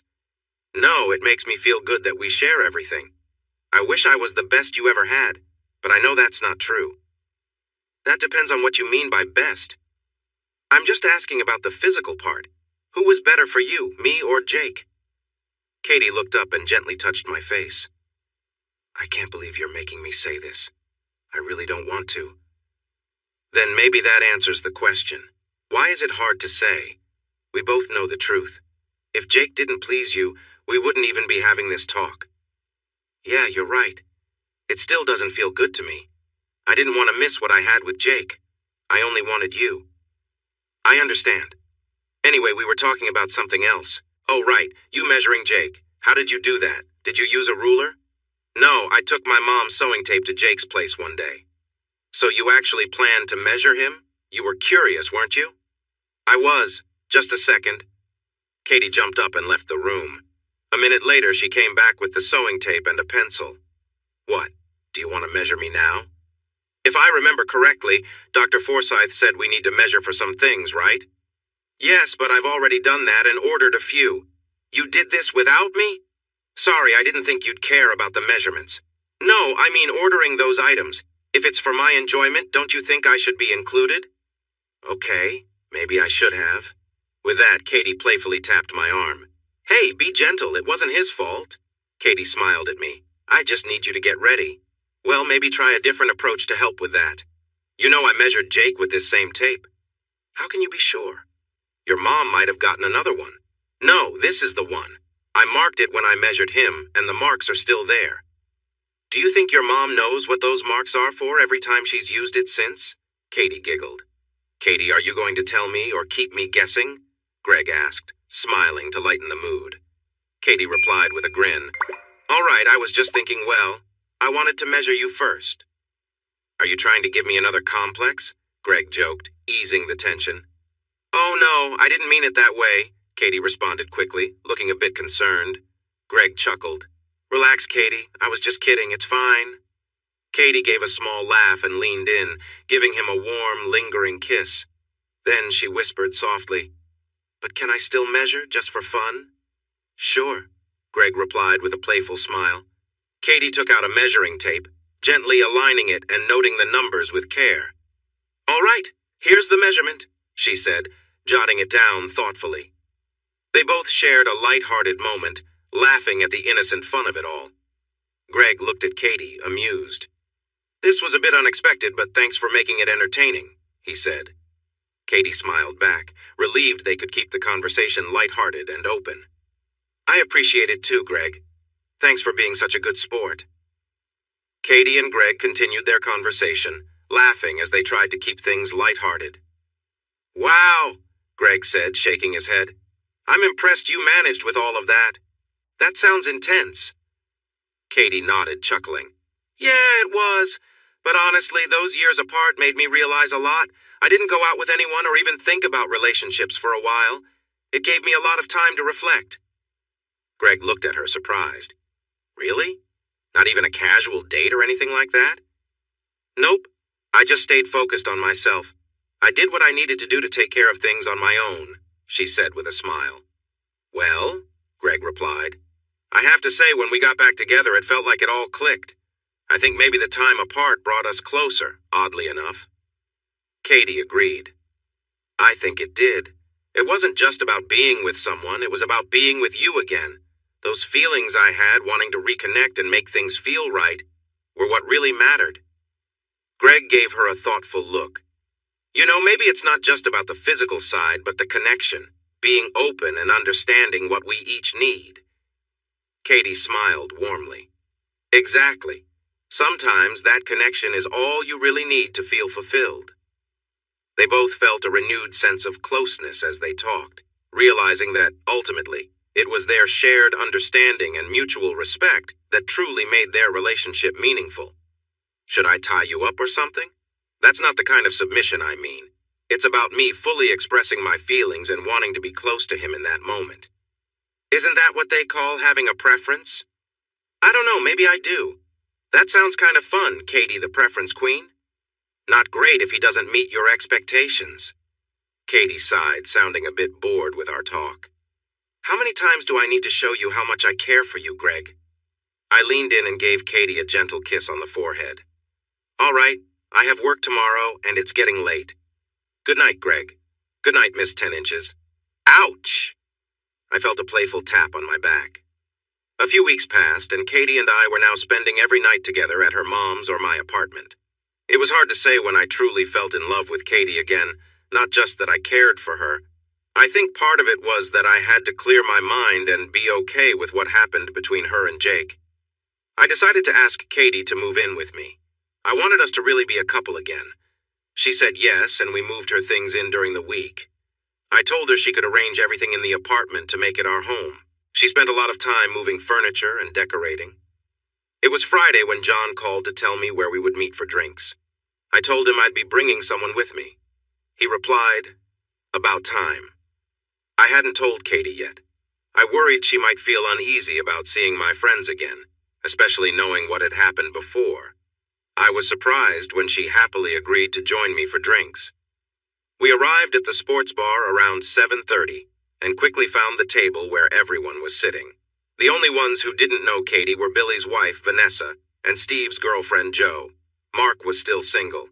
"Hi, everyone. You all know my girlfriend, Katie. Katie, this is Billy's wife, Vanessa, and Steve's girlfriend, Joe." After our introductions and getting drinks for Katie and me, the fun conversation began. Vanessa then kindly asked Katie a question. "So since you know everyone, did you used to date Greg?"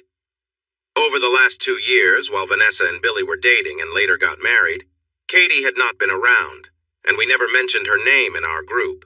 However, Vanessa and Joe understood that I had been married and divorced before. "Oh, we were married. We were together during college and for a few years after that. I'm sorry, I didn't know you were Greg's wife. They didn't say anything." Vanessa then shot a look at Billy for not mentioning that Katie had been my wife. "It's fine. No one likes to talk about their exes after a divorce. I'm sure I wasn't someone people wanted to discuss." Shani then joined the conversation with Vanessa and Joe. "You know my friends, Sky and Jane? They were Katie's best friends in college. It was difficult to talk about Katie with Greg around, so we just didn't mention her when we all got together. Oh, and by the way, Katie, when John told me you would be here tonight, I made a few calls. Sky and Jane should arrive soon." Katie smiled and glanced at Mark, the only single guy in our group. "Two lovely single girls, Mark, and you being the only single guy, what do you think of your chances? If they still look as good as they did in college, I'd be a lucky guy." We all laughed, and right on cue, Sky and Jane entered, although Sky was holding hands with someone new. Sky introduced her new boyfriend, Rick, and asked us all to be nice since it was only their 3rd date.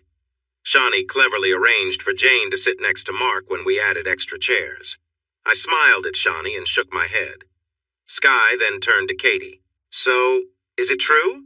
Have you two moved in together again?" "How did you know? I hadn't told anyone yet."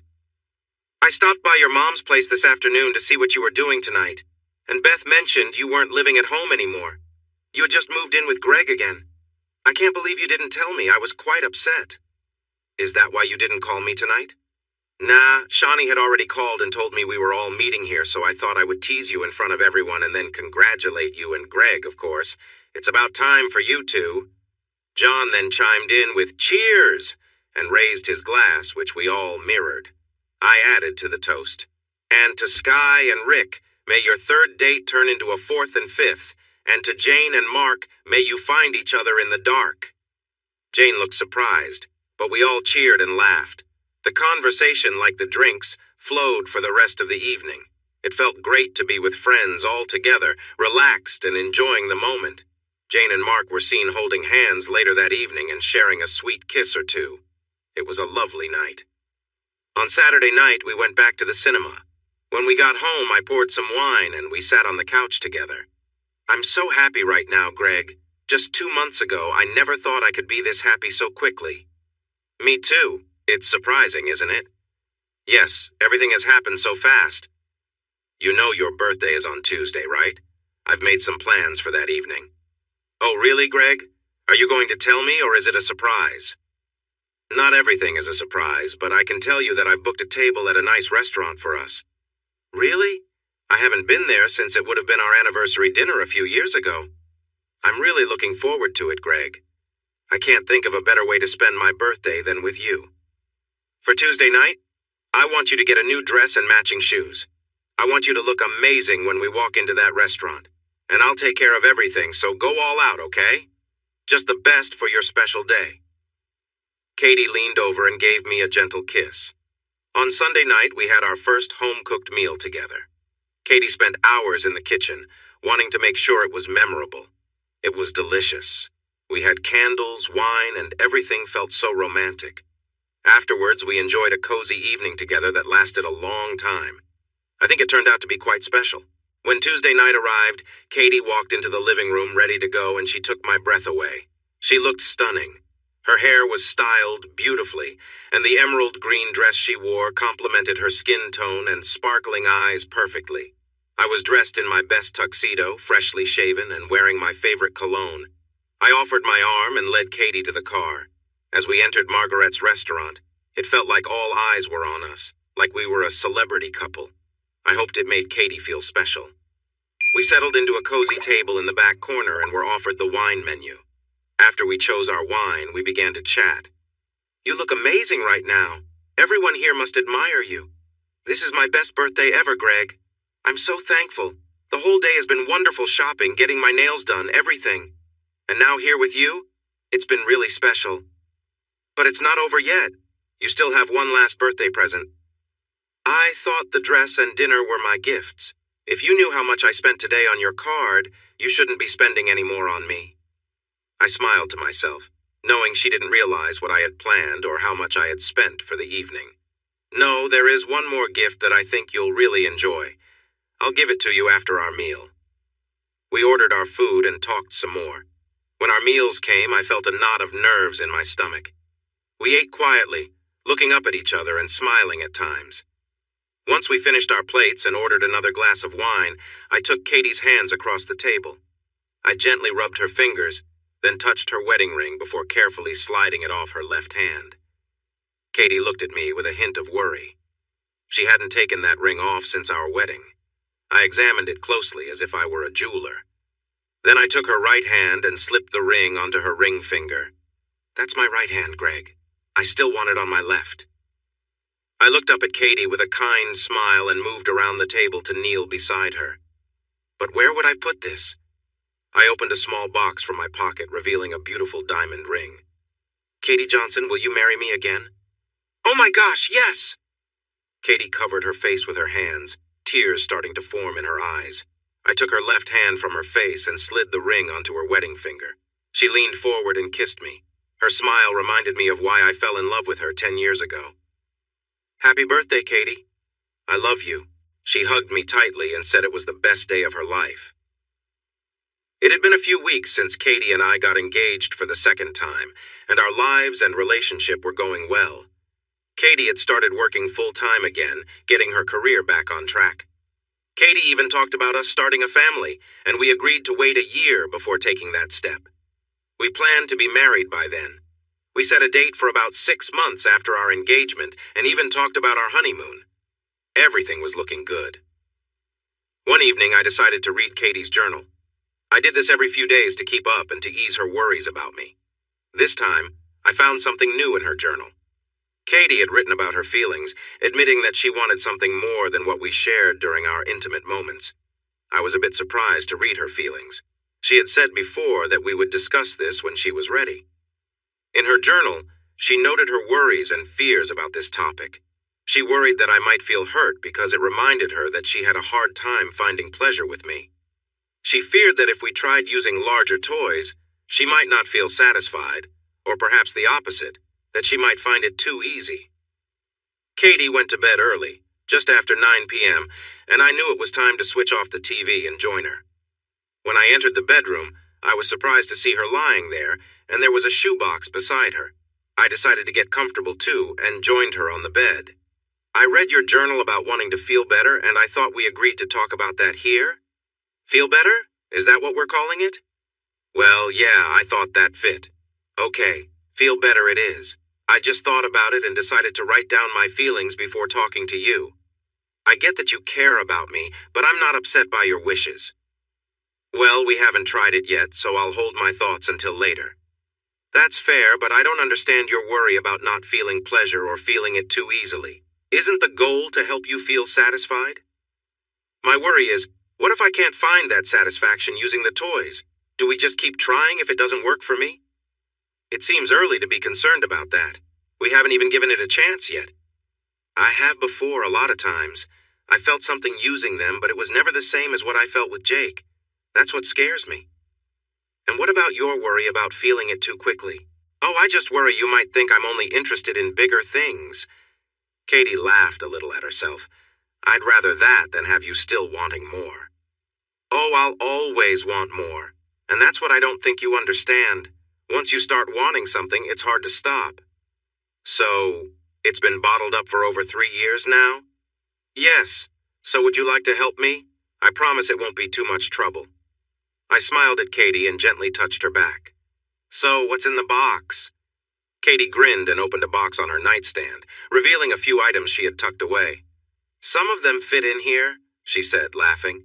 The others are too big for this box. Greg raised an eyebrow, surprised. Mind if I take a look? Of course not, Katie replied with a smile. You'll be the one using them, so go ahead. Greg opened the box and saw a few items of different sizes and shapes. They both shared a laugh, the playful atmosphere lightening any awkwardness. Greg picked one up, examining it with curiosity. So, which one do you want to try? Katie asked with a mischievous grin. Why choose just one? Greg joked, trying to keep things fun. Katie chuckled, her confidence keeping the mood relaxed. All right, you're in charge. Just tell me what to do. Greg reached for some lotion on her bedside table and gently took her hand, sharing a warm moment as they both laughed softly. As they chatted, they focused on keeping the atmosphere light, each enjoying the shared trust and connection. Katie leaned back, grateful for the openness between them, while Greg, feeling more at ease, was glad for the honest, playful way they could both explore new things together. Greg observed Katie with admiration as she confidently managed the challenge before her, surprised by her determination and strength. He was genuinely impressed by her focus and energy. As Katie continued, her breaths grew heavier, clearly caught up in the rhythm and the shared moment. Greg noticed her dedication and how she was fully immersed in what she was doing, moving with ease and focus. He encouraged her, letting her know he appreciated her enthusiasm and the effort she was putting into this experience. Katie's excitement built, her expressions becoming more intense as she focused. Greg offered supportive words, keeping the tone light and playful, and watching as she reached a sense of calm and relief, pausing to catch her breath and smile. When the moment eased, they shared a warm laugh together, grateful for the light-hearted fun and the trust they had shared in this open and relaxed experience. They felt closer, both appreciating the sense of understanding and connection that came from simply being themselves around each other. Katie leaned back with a tired smile, catching her breath. She took a sip of water, clearly pleased. Wow, that felt amazing, she said, her voice full of satisfaction. Greg smiled, amused by her enthusiasm. Ready for more, or do you need a break? He asked playfully. Katie nodded, still catching her breath, and took another sip of water. Greg chuckled, realizing the effort involved. Where are those other ones you mentioned? He asked, curious. She pointed to the closet. In a bag in the wardrobe. Greg found the bag and brought it back. As he tipped it out, a couple of larger items rolled onto the bed. He raised his eyebrows in surprise. Wow, these are big. Didn't know you had these back when we were married. Katie laughed.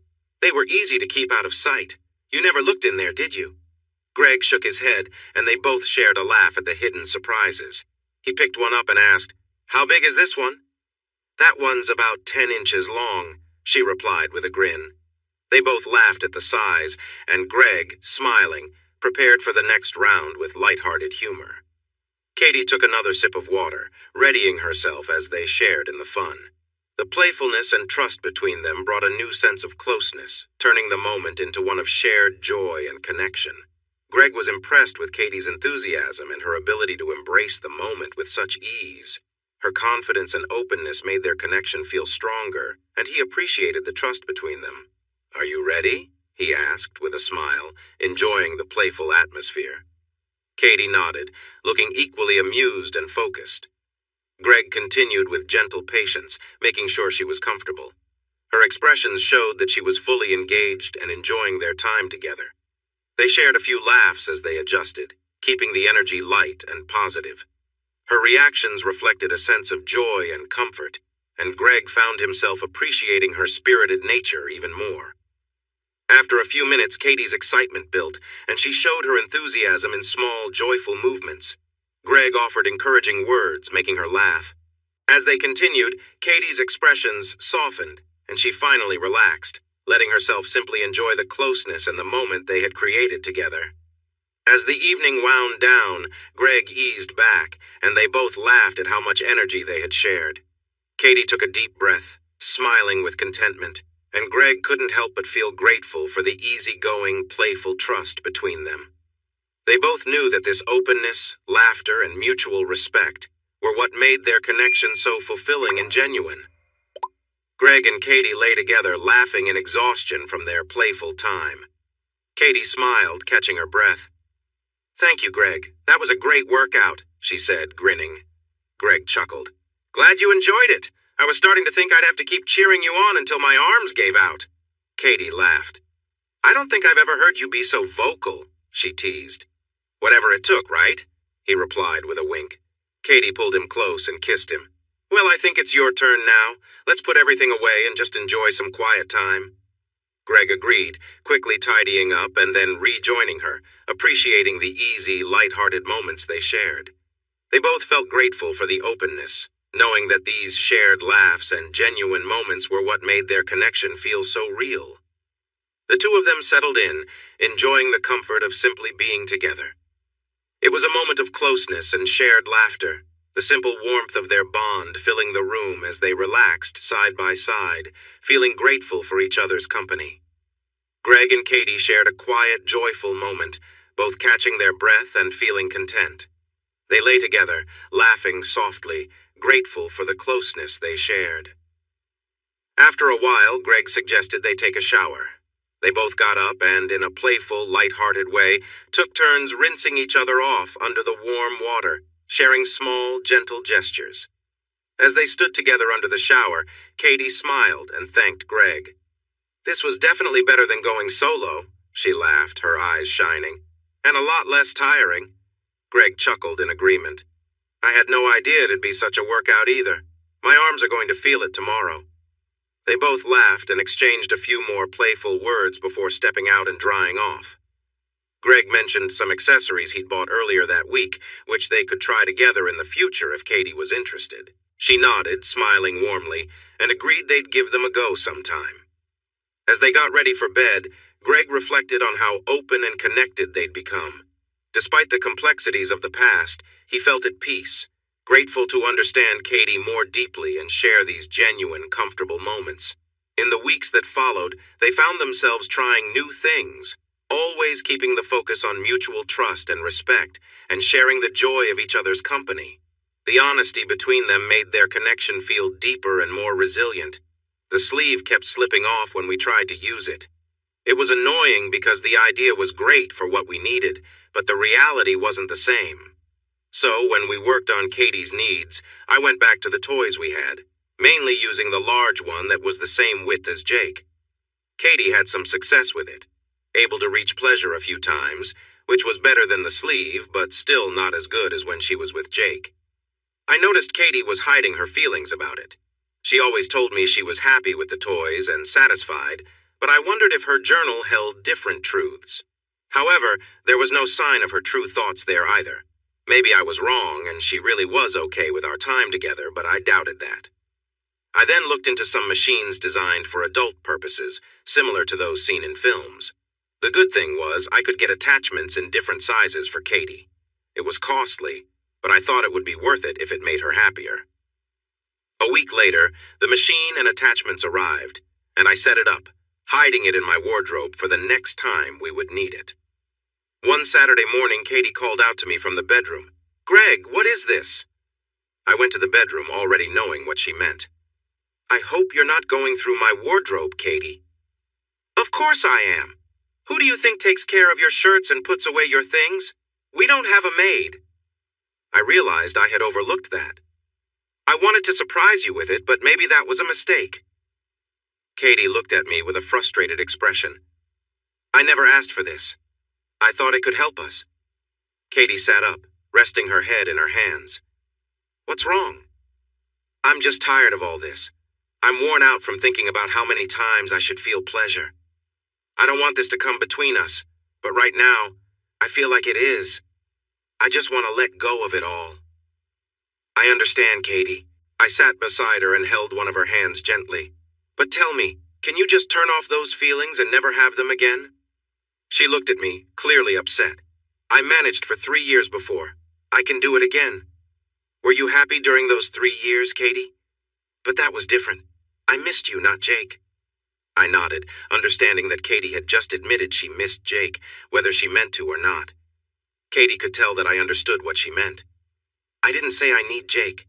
That's not what I meant. I know, Katie. You want us to be together and just enjoy being close without all this other stuff, I understand. But I thought we were being honest with ourselves about what you learned in your sessions. You said you needed this, and ignoring it could hurt our relationship. But why should my feelings affect our relationship so much? You worry that if I ignore it, it could harm us. But what if facing it also ruins things? Have you thought of that? What are you afraid of, Katie? Just tell me.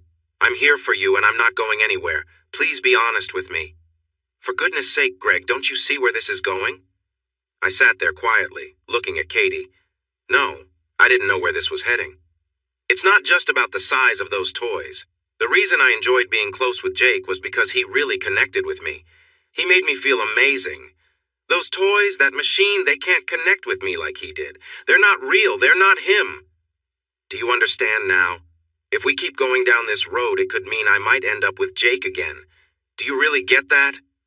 With that, Katie ran out of the room crying. I sat there for a few moments trying to gather my thoughts. What was I going to do? I didn't want Katie to be with Jake again, even though I knew she would always be mine. The truth was, I would feel jealous, and my pride would be hurt. Could I get past my jealousy and pride?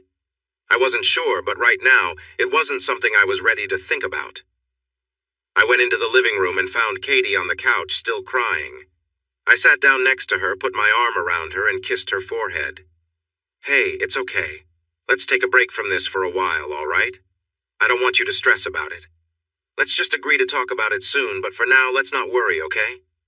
Katie leaned her head against my chest and nodded yes. With only a few months until our second wedding, Katie spent her free time focusing on the preparations, the reception, and the honeymoon. I knew part of it was to avoid the conversation we had put off, and I was okay with that. Our work lives were also busy, with Katie fully back into her job and trying to make up for lost time.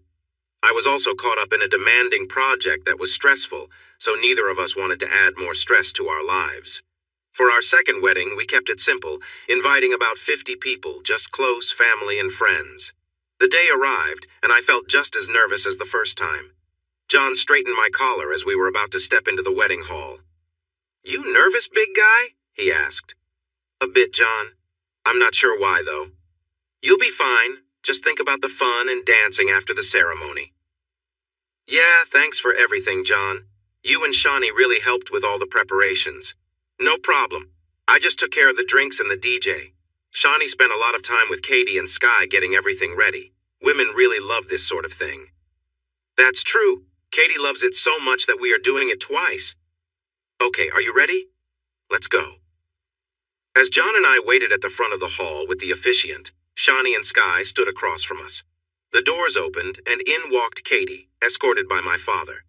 She looked amazing, and I felt so lucky that she was my partner. My father let go of her hand as she reached me and gave me a nod before taking his seat with my mother and Katie's mom, Beth. I couldn't take my eyes off Katie. She was glowing. After we exchanged our vows, it was time for the kiss that marked us as husband and wife.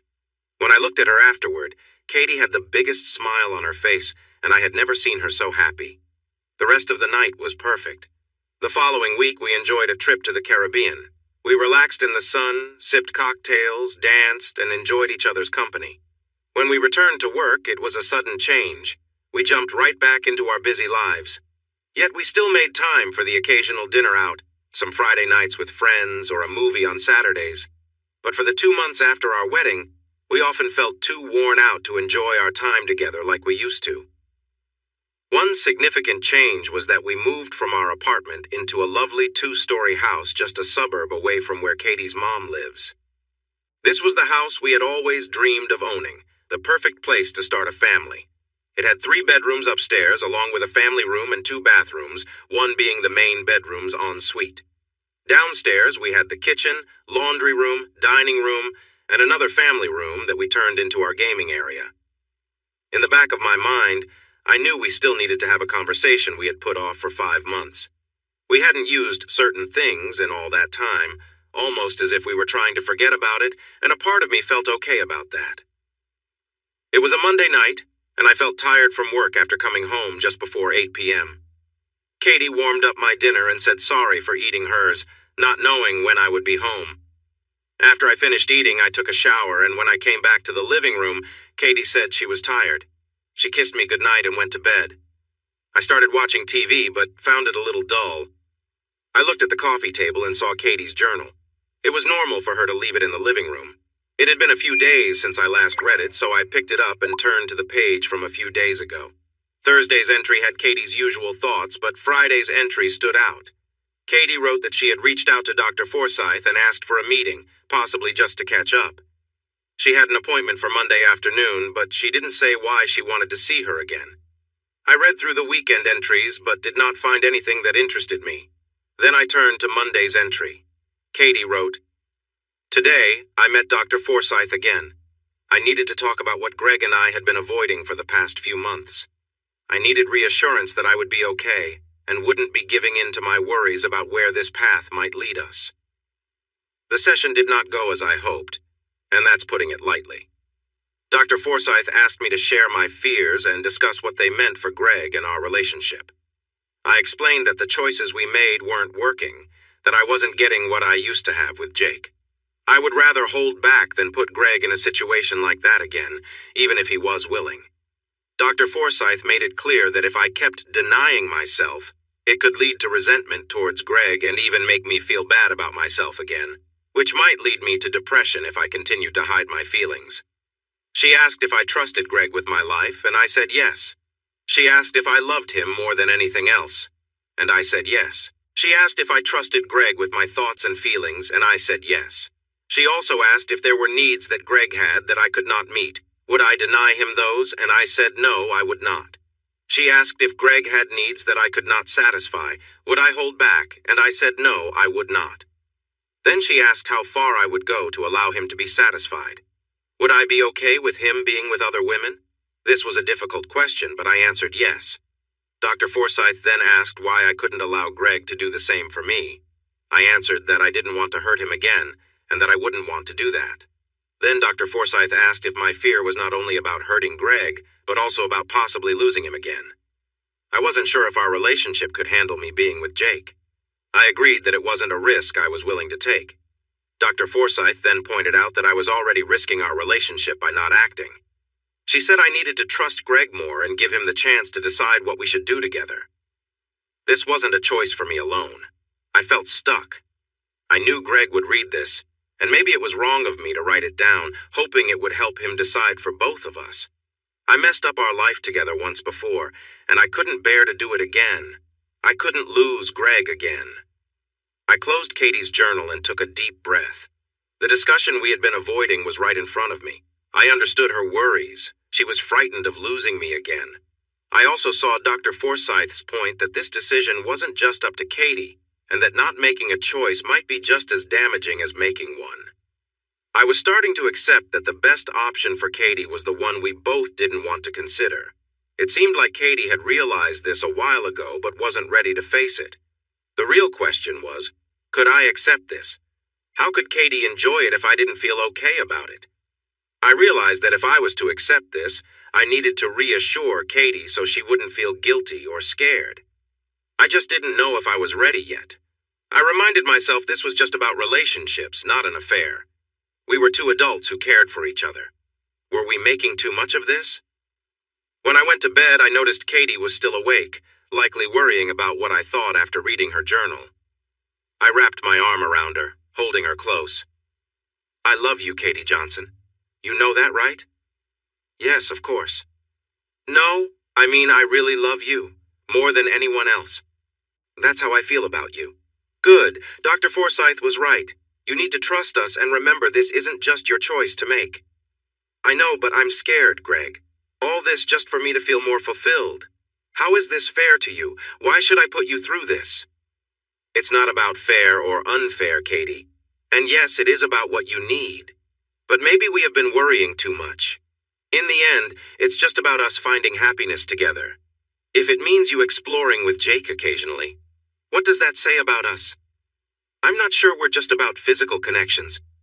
We're so much more than that." Katie looked at me, and even in the dim light, I could see her eyes glistening with tears.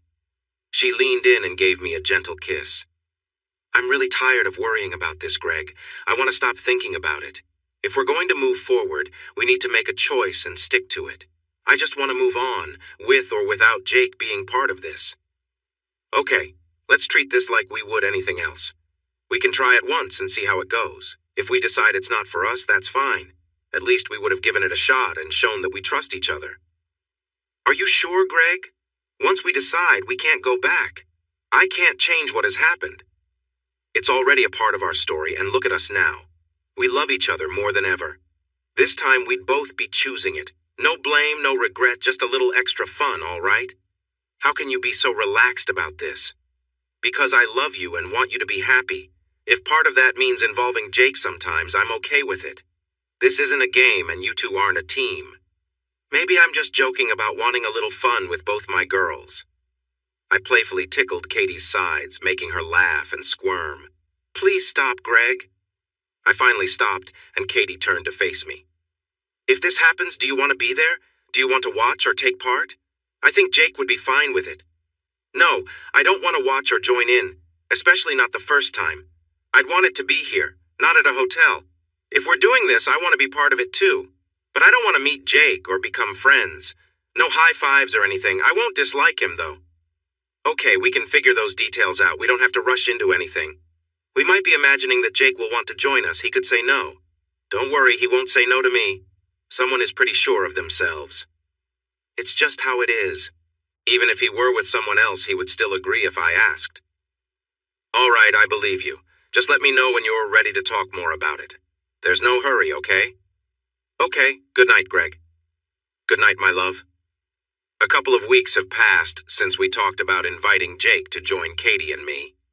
Neither of us has brought it up since then, likely because we both felt nervous about what would come next.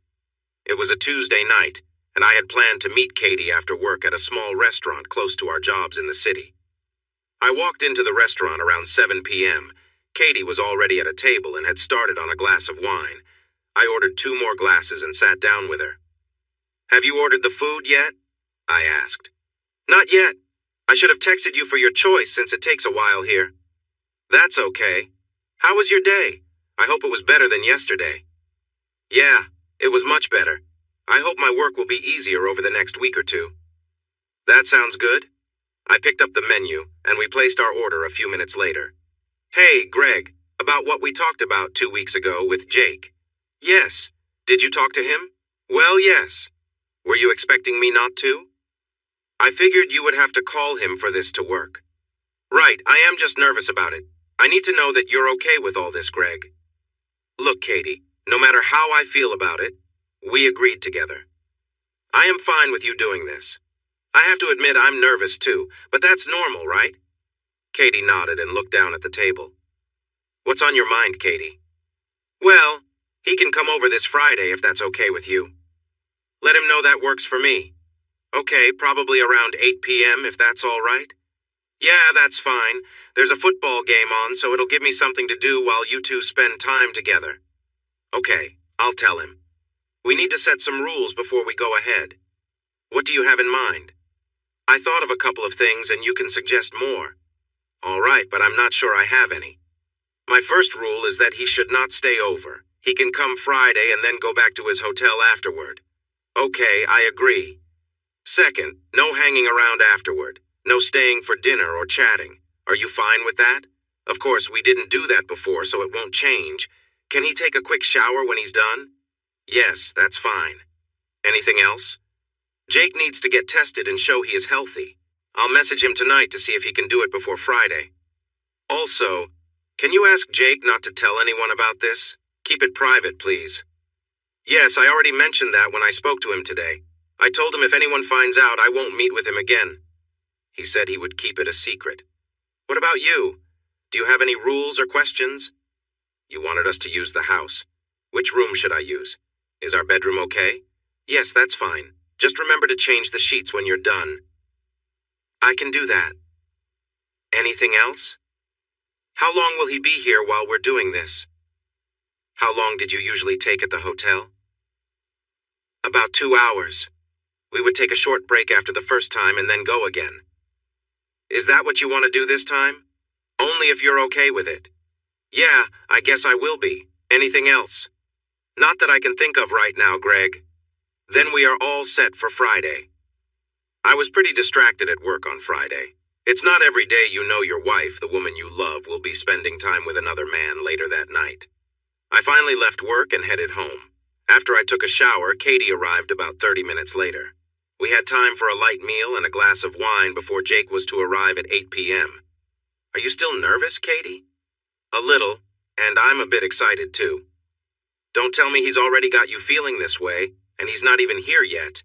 Oh, come on, Greg. Katie looked into my eyes with an intense gaze. Are you sure you're okay with this, Greg?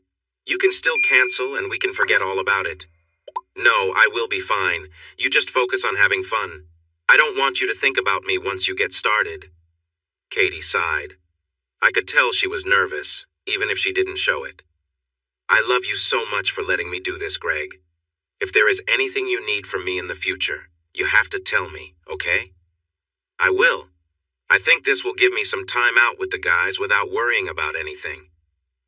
You know what I mean, Greg. I know what you're doing for me, and I want you to understand how much that means to me.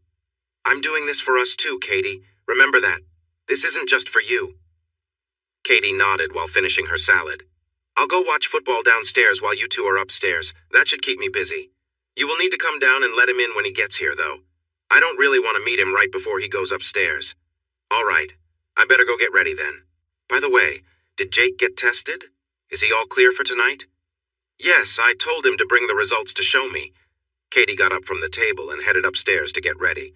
Come down and see me before he arrives, okay? Sure, no problem. I cleared the plates and loaded the dishwasher, then made my way to the gaming room. The house has a cozy second living room downstairs, set up with comfortable couches, a small fridge, a big screen TV, an Xbox, and surround sound speakers. When you walk in, there's an entrance area with stairs that go up to the second floor right in front of you. To the right, an open archway leads to the gaming room. If you turn left from the entrance, you'll find the dining room with the kitchen, laundry room, and bathroom located behind it. As you go up the stairs, the master bedroom, along with a walk-in closet and an attached bathroom, fills the whole right side of the upper floor. At the top of the stairs, there's a bathroom, and to the left, there are 2 bedrooms and an upstairs lounge. I turned on the big screen and began watching the pre-game show. I was glad the game would keep me busy and help me not think too much. I wanted to be here mainly to show Katie that I was okay with this situation, so she wouldn't feel guilty as if they were sneaking around. No secrets, I thought. It was almost 8 o'clock when Katie came down to see me. She was wearing a simple summer dress that looked nice without needing too much makeup. You look nice. Can I have a taste? I said. You can have whatever you like, Mr. Johnson. I gave Katie a warm hug and a sweet kiss. This is your last chance before he arrives, I reminded her. I'm good, Katie. Enjoy yourself. Act as if I'm not downstairs, all right? Okay, I'll see you in about 2 hours. I love you, Greg. Only you forever. I love you too, Katie. I playfully tapped her on the back as she walked away, just as the doorbell rang. I grabbed a beer from the fridge and settled back to watch TV. I could hear Katie talking with Jake at the entrance. Then the front door closed, and everything fell silent as Katie likely led him upstairs. I felt a mix of anxiety and anticipation about what was happening. I didn't know how I truly felt. Part of me was relieved because if this worked out well for us, maybe I wouldn't have to worry about meeting Katie's needs all the time. It felt like I was passing that responsibility to Jake. On the other hand, I worried about what if she enjoyed it too much. What if she started needing Jake more and more? I also thought about how Katie might act with Jake. Would she be different with him? Would she enjoy things more and want them more often? I was about to find out, I guess. The game had just started. It was only 20 minutes since Katie had taken Jake upstairs when I suddenly heard what sounded like yelling coming from above. Curiosity got the better of me, so I muted the TV. There it was, I could hear Katie quite clearly. She was making noises that were much louder than what I was used to. It was surprising and a bit unsettling. She calmed down after a while, but I could still hear sounds that suggested they were really enjoying themselves. I decided to unmute the TV and focused on the game again. About 5 minutes later, I heard Katie yelling again. Once more, I muted the TV. Yes, she was definitely expressing herself again. I could still hear the rhythmic sounds from above, and I wondered how they were maintaining that energy. Katie had mentioned they used to spend a long time together, but hearing it was different than just talking about it. I returned to watching the game, but yet again, about 5 minutes later, I heard Katie's loud noises again. Could this go on all night? Would she be reacting like this every few minutes? What was Jake doing to get such a response from her? At this point, my curiosity was really getting to me, and I thought about sneaking up the stairs to take a look. I hesitated, though, unsure why I couldn't bring myself to do it. This was my house, after all. If I wanted to, I could go stand in the doorway and see for myself. I decided to focus back on the game. About 10 minutes later, I heard the familiar sounds coming from Katie upstairs again. It seemed they had been going for a while now, and I had heard her express herself at least 4 times. I had to give them credit. They were putting in a lot of effort, and the energy was impressive. Another 10 minutes went by, and I heard Katie again raising her voice. What was happening up there? It crossed my mind to check again, but I decided not to. Instead, I grabbed another drink from the fridge and settled back to watch the game, which was now close to halftime. Greg tried to focus on anything else, flipping through channels on mute. During halftime, he noticed silence from upstairs, assuming they'd taken a break. He thought to himself, well, I made it through half the game without losing its small victories. As the silence lingered, he heard Katie laughing faintly, followed shortly by a soft, rhythmic sound from upstairs. Realizing they had resumed, he felt conflicted, unsure whether to turn the volume up or leave it muted. Part of him wanted to block out the sounds, but his curiosity got the best of him. Sitting alone in the quiet downstairs, Greg felt drawn toward the staircase, almost unconsciously finding himself near the entryway, where the sounds from upstairs grew clearer. Each step closer allowed him to hear her voice and laughter more distinctly, their energy filling the quiet house. As he climbed a few more steps, he could hear snippets of conversation and laughter, the liveliness radiating from the room above. Pausing midway, he looked up toward the bedroom door, feeling a mixture of surprise and resignation. The sounds of joy and familiarity resonated, filling the space around him, and he realized this moment would likely stay with him for a long time. He turned back down the stairs, taking in the strange feeling of being so near yet distant, processing it all as best as he could. It was a strange and overwhelming feeling to see Katie, the woman I loved, so connected to someone else. Conflicted was probably the best word to describe my emotions caught between disbelief and fascination. What really struck me was Katie's energy and intensity. She moved with a force and confidence I hadn't seen before, clearly immersed in the moment. Jake, her partner, seemed equally engaged, matching her pace with a focused determination. Their movements were powerful, almost like a performance, and the connection between them felt like something beyond just physical effort. It was captivating to see this different side of her, one she'd never shared with me. I stayed rooted in place, not out of attraction or excitement, but out of curiosity. I wasn't reacting in any physical way. I wasn't feeling aroused. It was more like watching skilled dancers or athletes who'd reached some peak of performance. Katie was giving her all, and it left me astonished at her strength and intensity. She seemed to be in her element, her focus and commitment palpable, like she was embracing a part of herself fully. As I watched, I noticed the way she seemed so alive, unreserved. It felt both humbling and surprising, seeing her express herself in a way I hadn't known. I realized she was exploring something new, finding a depth within herself. It was a powerful sight, one I hadn't expected, and I found myself deeply reflective, seeing her this way. I turned back downstairs, feeling a complex mixture of emotions, awareness, curiosity, and a profound sense of change within our relationship. Watching from the stairs, I felt like I was seeing a different world, one I had never known Katie was part of. Her energy and laughter filled the room, and it was clear that she was fully in her element, enjoying herself without holding back. I couldn't believe what I was witnessing, and in a way it was almost surreal, like watching a high-level performance. After a few moments, I decided it was time to head back downstairs and leave them to their moment. I returned to my seat, turned the TV volume back up, and tried to focus on the game, though I could still faintly hear sounds from upstairs. My mind drifted to when I first started dating Katie.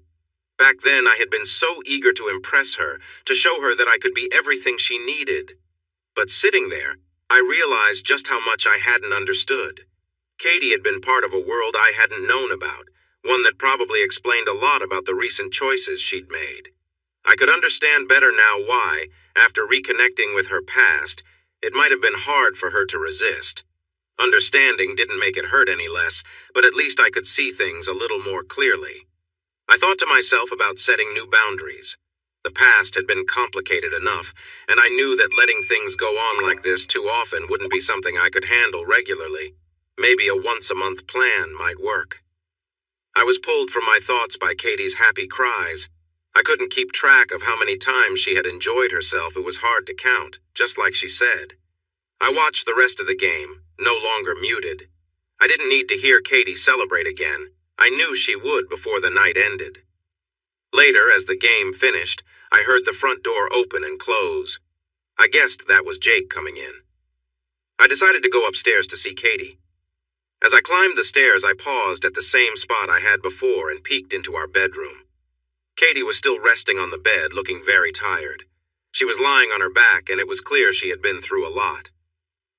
I stepped into the doorway of our bedroom. Katie appeared drained and covered in sweat, as if she had been caught in the rain.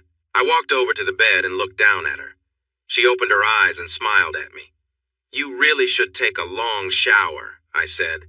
"I need a few minutes before I can get up, but I'll shower soon and make the bed." "How are you, Greg? Are we okay?" she asked. "We're okay, Katie. You might need some time to recover, though." This made her laugh and smile. "No, my poor self will need some rest." "Did you have a good time, Katie? It sounded like it from downstairs," I asked. "Yes, I did, thank you. Could you hear us from downstairs? You left the bedroom door open. I liked it that way. I wanted you to know what was happening. Well, it sounded like you enjoyed your evening." "You're not upset or anything?" she asked, looking a bit worried. "No, I'm fine. We can talk about it later if you want. Come on, let me help you get in the shower." I extended my hand to her. She took my hand and I led her to the bathroom and started the shower for her. As she stepped in, she turned to me. "Can you join me in a few minutes, Greg? I would love a hug," she said. "All right, let me go lock up and turn off everything downstairs, and I'll join you soon." After I finished downstairs, I went back upstairs and changed before getting into the shower with Katie. She was just finishing washing herself. I stood behind her, letting the water rinse off the soap. Even after a long night, she looked amazing. I'm sure I will always appreciate seeing Katie, even as we grow older. I hugged her from behind and took the soapy sponge to help wash her. "Hey, you can't just wash my favorite parts. If you're going to wash me, do the whole thing." So I cleaned her tummy, her thighs, her arms, her back, and down her legs. "There, you're all soapy now. Turn around to rinse off." She faced me, looking up with her bright gray eyes. Then she leaned in and hugged me tightly, resting her head on my shoulder. We stood there quietly for a few minutes. I then lifted her chin and kissed her gently. "How much did you hear, Greg? Every time you made a sound, you were pretty loud. Is that all? I could hear you and Jake moving around. Did you stay in the game room?" "Mostly, yes." She looked at me expectantly. "I might have stepped out for a moment to hear better." "When was that?" "Maybe after about an hour. You didn't come up the stairs, did you?" I started to think Katie had caught a glimpse and wanted me to tell her. I might have for a little while. "What did you see?" "You were on top with him." "How did it make you feel, seeing me with Jake?" "It was strange. I had mixed feelings. Like jealousy or hurt." "No, more like being a bit impressed, I guess. He has a big presence and you seemed happy with it. I also felt some respect." "I understand the first feeling. He is really impressive. But what do you mean by respect?" "Just by how well you were handling things. It reminded me of watching really skilled athletes." Katie laughed softly at that. "I'm not sure how to reply. That wasn't what I expected to hear from you." "What were you expecting? Just say it." "I was worried you might be upset or jealous." "No, I didn't feel angry or jealous at all." "Did you feel excited at all? Did you enjoy watching us?"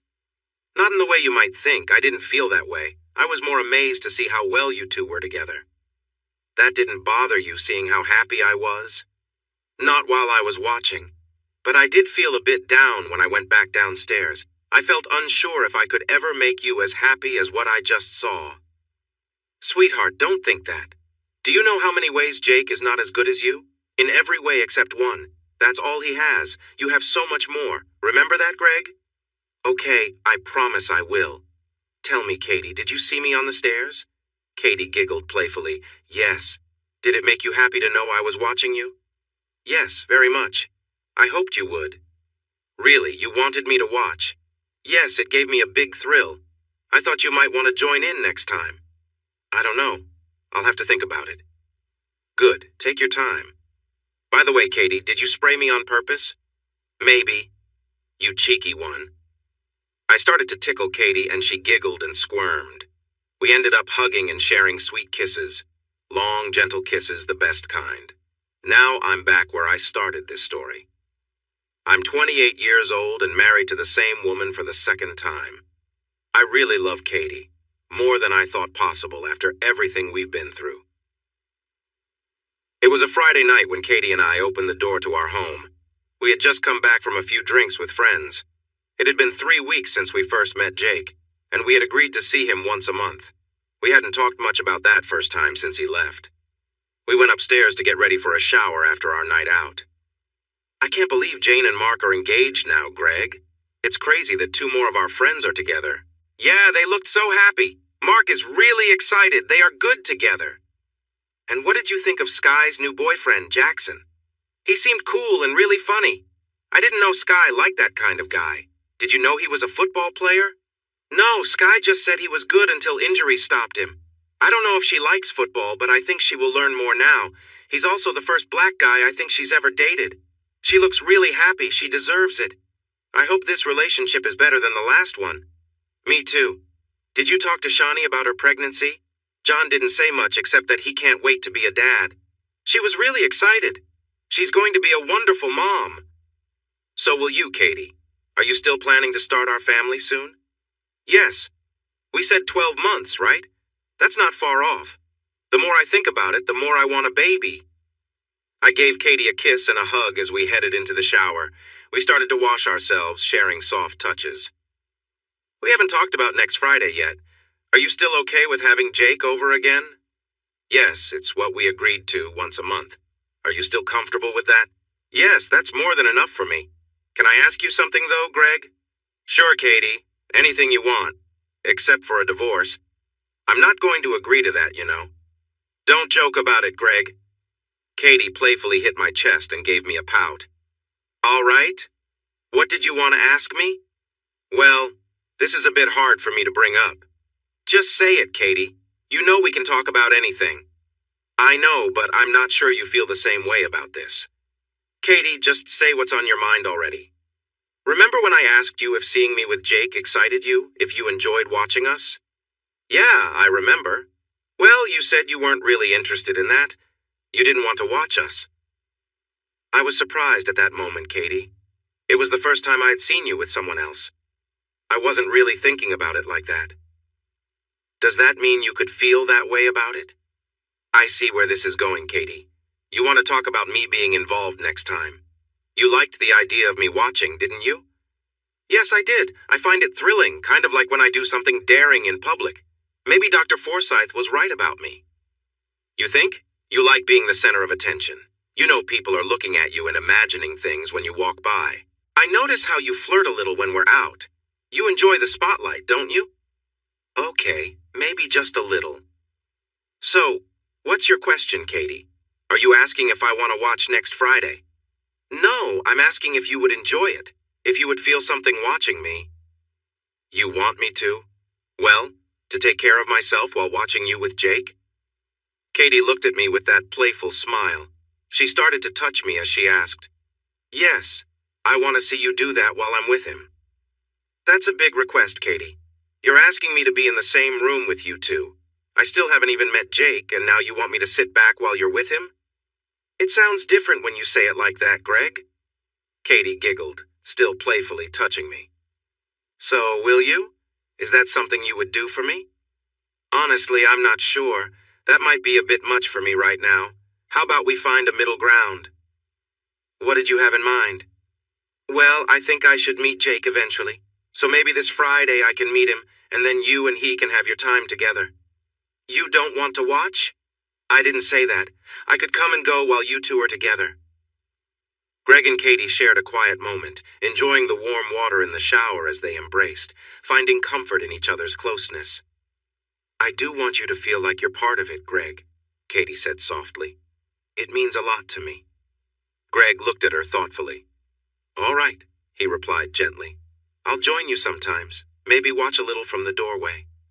They both smiled, feeling reassured in the connection they had. Later, after getting out of the shower, they settled into bed for a calm evening, grateful for the openness they had shared. It was Friday night, and Jake would be arriving soon.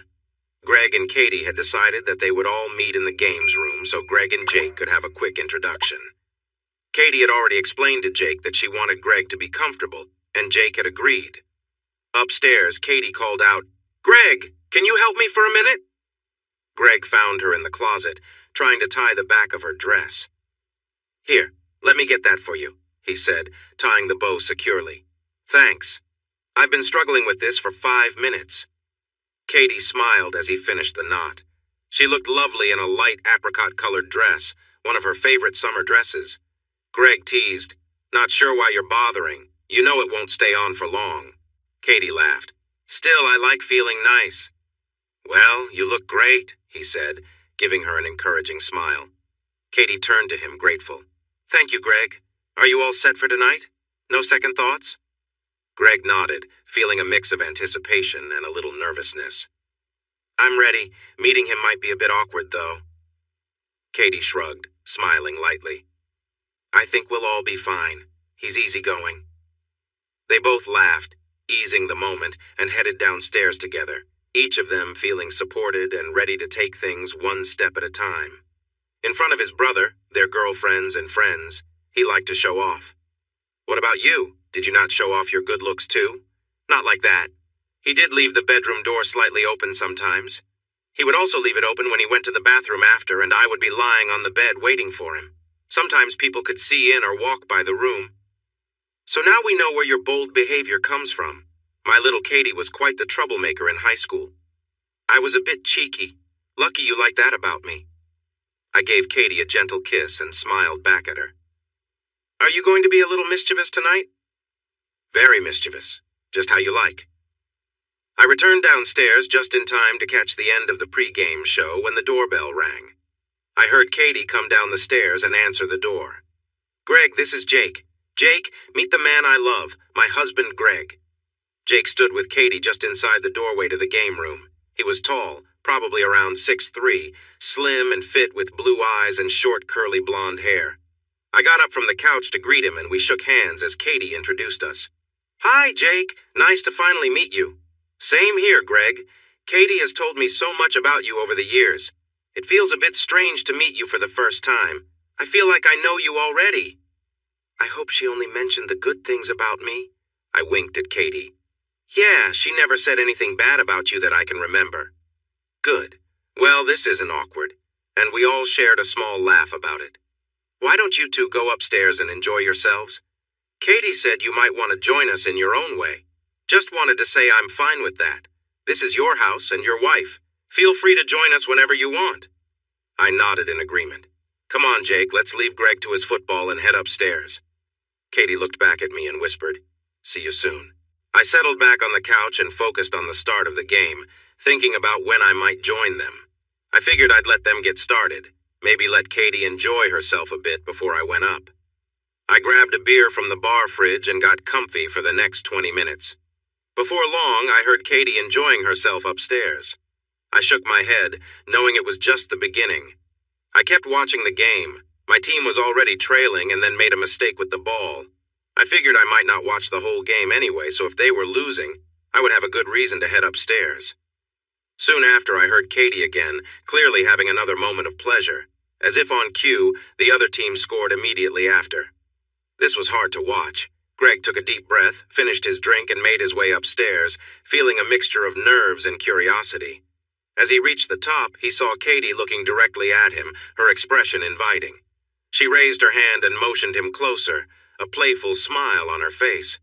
Greg walked up to the doorway, leaning against the frame as he met Katie's gaze. She gave him an encouraging nod, her eyes shining with warmth and trust. Greg felt himself relax as he stood there, simply observing the moment and feeling more connected to Katie in a way he hadn't expected. Katie, sensing his support, gave him a small smile. "Come closer, Greg," she said softly, reaching a hand toward him. Greg stepped forward, feeling comfortable in the shared moment, appreciative of Katie's openness. She continued to hold his gaze, her expression gentle and reassuring. "Greg, come sit with us," Jake suggested, his tone casual and inclusive.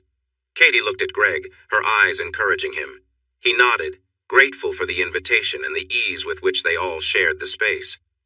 The moment felt surprisingly natural, and Greg felt a sense of calm acceptance as they shared a comfortable and supportive silence, each one feeling the importance of the trust between them. Greg felt a little hesitant but smiled at Katie's warm invitation. She patted the bed beside her, inviting him closer, and he walked over, standing by her side. Katie, relaxed and at ease, reached up and gently took his hand, letting him know that he was part of this moment too. As they shared a quiet look, Greg felt surprisingly comfortable. The three of them had found a calm understanding, and he felt included rather than out of place. He brushed a strand of hair from Katie's face, and she looked up at him with a grateful smile, her eyes showing appreciation for his presence. "Come here," she whispered, pulling him gently onto the bed. Greg leaned in, and they shared a gentle kiss. The moment was filled with trust, connection, and a sense of companionship that made Greg feel closer to Katie than ever. They sat together quietly for a while, each person at ease and aware of the supportive energy in the room. For Greg, it was an unexpected but comforting experience, a true moment of togetherness and acceptance, reinforcing the trust and openness they had built over time. The evening turned into one of warmth, shared companionship, and a renewed bond that Greg knew would remain with him. Greg and Jake shared a few lighthearted words, each trying to keep things relaxed. Jake, noticing the tension, joked, "No need to feel odd, man. We're all just here because Katie's incredible." Greg chuckled. "Right? She really does have a way of making things fun." Katie, amused by their banter, paused and looked up with a playful smile. "Can you two stop chatting? Just enjoy the moment." Jake laughed. All right. Focus on the moment, got it." He exchanged a friendly glance with Greg, both of them appreciating Katie's warm energy. As the three of them shared a few more laughs and lighthearted moments, Katie looked between them, grateful for the easy atmosphere. She gave Greg's hand a gentle squeeze, signaling her appreciation for his support. Jake, too, gave a nod of respect, and they continued in quiet companionship, each person grateful for the trust and ease they felt together. It was a night of simple connection and mutual understanding, reminding Greg how meaningful openness and trust could be. Greg watched Katie's expression, captivated by the emotions reflected in her face. She held his hand tightly, her fingers pressing into his, and he could sense the intensity of her feelings in that moment. As she came down from the peak of her emotions, she looked up into his eyes, sharing a quiet, understanding look. In that small exchange, there was a sense of connection and openness that needed no words. When they paused, Katie and Jake decided to take a quick break and freshen up. Greg used the time to go back downstairs, grabbing a drink and checking on the football game to gather his thoughts. As he sat alone, Greg reflected on how unexpected and surreal the evening had been. He couldn't have imagined, even a month ago, that he would find himself in this situation, one that felt so unique, yet strangely grounded in trust and understanding. The phrase Jake had used earlier echoed in his mind. Strange times, definitely. For Greg, the night was an eye-opener, a reminder of how much life could surprise him and how sharing in these moments, however unusual, had brought them all to a place of acceptance and mutual respect. As I turned to leave the bedroom, Katie, still standing beside the bed and about to head to the shower, called out, "You're coming back, right?" "Yes, maybe," I replied. "Go get cleaned up first. I'll probably pop back in later." Katie laughed. "I'm holding you to that. Don't forget I owe you that conversation we didn't finish." "All right, I'll be back. Now hurry and take that shower before you get anything on the carpet," I teased. glad that the lightheartedness made everything feel so normal and easy. It was surprising how quickly things had settled into a comfortable rhythm. I went downstairs, grabbed another drink, and checked the game score. It was halftime, and my team had come back strong in the second quarter. So far, it was turning out to be a pretty decent night. Sitting on the couch, I thought over what had happened upstairs. It felt natural, though I wondered if it would bring any changes to our relationship. But deep down, I knew I was happy with Katie just as things were, and I didn't want this to change the way we were together. As the game started up for the second half, I was surprised to see Katie in the doorway looking my way. "Are you coming back up soon?" "Katie," I smiled, "do you really need me there every minute? I'm sure you're having a good time without me." She gave a little shrug. "I was hoping you'd want to." "I enjoyed it," I said honestly, "but I don't need to be there the whole time. This evening is for you. I'll join you later, though." Katie hesitated but nodded. "All right, just making sure you're okay with everything." "I am," I reassured her. "Just relax, have fun, and I'll be up in a bit." Katie smiled and headed back upstairs, leaving me with the game. After about 20 minutes, with my team now in the lead, I figured I'd go back up and check in. This time I set my drink down and took a moment to collect myself. When I reached the room, Katie was at ease, laughing and enjoying herself. She looked over with a big smile. "Took you long enough," she teased. I simply nodded, feeling relaxed in the moment. The evening was turning into a mix of lightheartedness, trust, and companionship, exactly what I'd hoped it would be. I stood there, a bit confused, watching the woman I love as she was close to another man. I could see Katie start to move with more energy, even though everything seemed to be going well. She bit her lip and kept looking into my eyes, her breaths getting louder as she continued to press back against him. "That's it. Keep moving," Jake encouraged her as he matched her rhythm with his own. "I want to hear you enjoy this," he added, pushing for her to show more excitement. Katie started to close her eyes, clearly feeling the moment. Her body shook, and she let out soft sounds of pleasure as she buried her face into the bed. Then she looked back up at me, her focus still on my eyes. "Kiss me, please," she said, reaching out. I moved closer, kneeling at the edge of the bed. I held her face in my hands and kissed her. It was a difficult kiss, with Katie still responding to Jake's movements, but we shared a moment together. Even amidst the situation, the kiss was passionate. We tried to connect, but soon Jake's pace changed, making Katie break the kiss to lean down and moan. Just moments after her last big moment, she found herself feeling that way again. She reached for my hands, and I held them tightly as she went through the waves of feeling. After a moment, she pulled me in again for another kiss. Then she turned to Jake and asked him to change positions. He moved her gently while pushing inside her again. From where I was, I could see how everything worked together, and it felt strange to witness.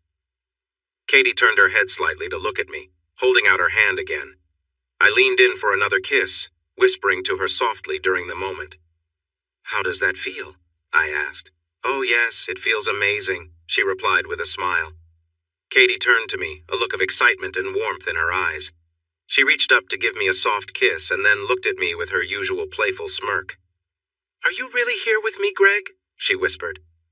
I smiled back, nodding, letting her know that I was present and part of this moment with her. As I held her hand, she laughed and teased, "You make everything feel so right." She was visibly happy, and I felt grateful to be a part of her joy. We stayed there for a while, simply enjoying the connection and warmth between us. The experience was new, but it was rooted in trust and openness, a shared understanding that left us both feeling closer. I knew then that no matter how different this evening had been, it had brought us a deeper bond and mutual respect. After the evening's events, Katie lay back on the bed with a tired but happy look. We exchanged quiet smiles, taking in how unexpected yet surprisingly comfortable the evening had turned out to be. "That was a pretty unique experience," I admitted, chuckling a little. Katie laughed softly. "You're telling me. I had no idea it would be this comfortable for everyone. I didn't think we'd actually enjoy ourselves this much." "Neither did I, honestly, but here we are, and it turned out all right?" Katie leaned over, her eyes bright. "Thank you for being here with me tonight. I know it was different, but it meant a lot." I gave her a light squeeze on the shoulder. "It was different, yeah, But I really did enjoy it too. This whole thing felt open and surprisingly easy. We shared a moment of quiet understanding, both relieved and pleased with how naturally everything unfolded. The night had been new and unexpected, but somehow it brought us closer, building a new layer of trust and openness. That's hard to pretend, I said. Yeah, it was surprising for me too. I almost choked. I can't believe I was having such strong feelings at the same time, Katie replied. She then took a drink of water and playfully squirted it at me. Hey, what was that for? I asked, laughing. Just wanted to share the fun, she said with a giggle as she hugged me. You really are quite playful, aren't you? I had no idea you could be so cheeky after all this time together, I said. Really, we always enjoyed ourselves. I'm still me with you, Katie said. I don't know, maybe you just needed some time to feel comfortable to show that side of you, I suggested. Katie smiled and leaned against me. I think my time with Jake was about having fun without deeper feelings. But with you, I love you, so I always wanted our moments together to mean something special, she explained. Maybe so, but I like this side of you, and I hope it stays. Okay, Katie? I said. Whatever you want, she replied, smiling. We exchanged a long, sweet kiss. After everything we had been through, the heartache, my past relationships, her struggles, we were together and more in love than I ever imagined. I truly loved Katie with all my heart, and she loved me too. A few months later, Katie decided to stop taking her birth control, and we found out we were expecting our first child. We were excited about the future, maybe 2 or 3 kids, but we hadn't made up our minds yet. Life was moving forward, and because we chose to trust each other again, we were making things work. We couldn't be happier. Hey everyone! Thanks for watching. Don't forget to subscribe and turn on notifications so you won't miss any of the exciting stories we have coming up. What do you think about the characters in this story? Let us know in the comments. We'd love to hear from you.